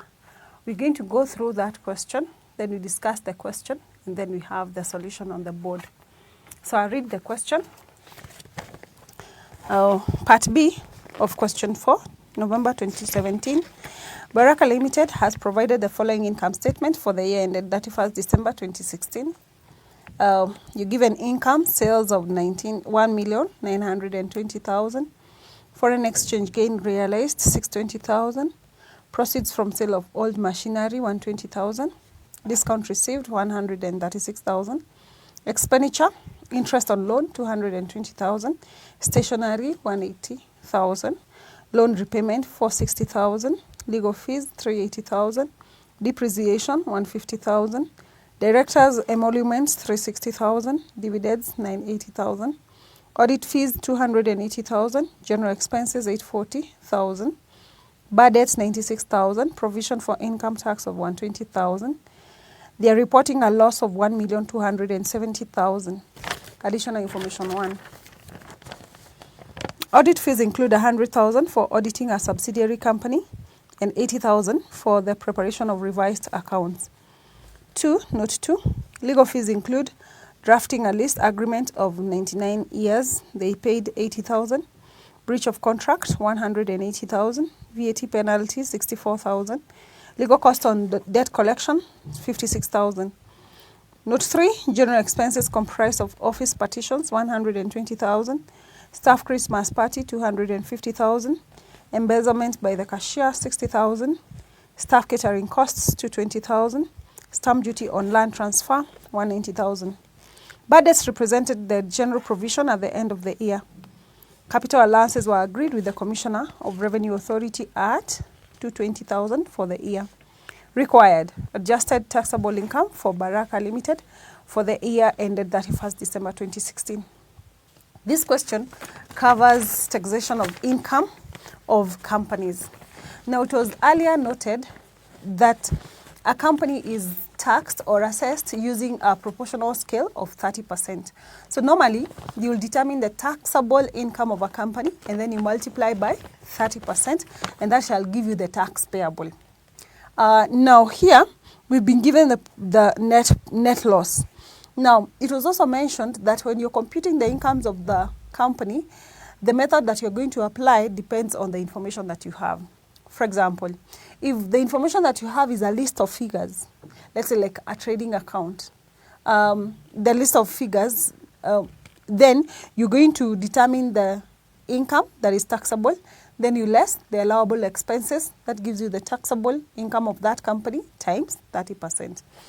But now, like in our case, we have the net loss. So we shall adjust the net loss with the disallowable expenses. So having said that, let's go through the question again. So Baraka have provided you with the following income statement for the year ended 31st December 2016. So in the incomes, an income is either exempt or taxable or non-taxable. So basically, you can even combine, classify into two. That income is going to be taxable, especially if it is arising from day-to-day operations of the company. And it is going to be non-taxable if it is expressly provided for in the Act to be non-taxable or exempt. Now, in the light of our information here, as we classify the information, if we find that there is an income that has been included but should not have been included, we shall deduct it, we shall add it to the loss, because it means that by including it, you had a bigger figure to deduct your expenses from. So sales is the reason why Baraka Limited is in business, that is taxable. Foreign exchange gain realized is taxable. What is not taxable is unrealized foreign exchange gain. But this one, it means they have sold whatever foreign currency they had at a profit. So we shall have that as a taxable income. Proceeds from sale of old machinery, that is capital realization. And you remember that machinery being classified in wear and tear, we will only recognize taxable income if all assets in the class of wear and tear is disposed or they are disposed. A case of trading receipt or where you have a balancing charge. So we shall not tax proceeds from sale of old machinery. So what that means, being non-taxable, means that for tax purposes, that 120,000 should not have been included. But now that it was included in arriving at the loss of 1270, it means had it been omitted, the loss would have been more. So we're going to add it to the loss. Then, discount received is taxable because you get discount as a company as you carry out your day-to-day activities, as you sell and buy. So that's it for the income part. Expenditure part, interest on loan is an allowable expense. Now you remember that if an expense is allowable and it has been debited in the income statement, then you leave it at that because it's already deducted by the accountant in arriving at the loss. So we leave that. Stationery, again, allowable, leave it. Loan repayment. Loan repayment indicates the fact that we have interest up there means that this relates to the principal. So the principal repayment is a disallowable expense, so we shall add it back. Then, legal fees is allowed unless we have a qualification to that. Depreciation is disallowed because it is replaced by capital allowances. Then directors' emoluments. Remember, directors are like employees, only that they are not there on day-to-day basis. So the directors' fees or directors' emoluments are going to be an allowable expenditure. Dividends is an appropriation of profits and therefore disallowed. Audit fees is allowed. General expenses are allowed. Bad debts, we are told somewhere that they relate to provision, so we shall disallow it. Provision for income tax, we shall disallow because it's not a sure amount that they have paid. They're just making a provision using the prudence concept. Note 1. Audit fees include 100,000 for auditing a subsidiary and 80,000 for the preparation of revised accounts. We're going to disallow these two amounts. The reason is we have not been told that subsidiary income has been included here. So the subsidiary should take care of its auditing fees. Then revising of accounts, the first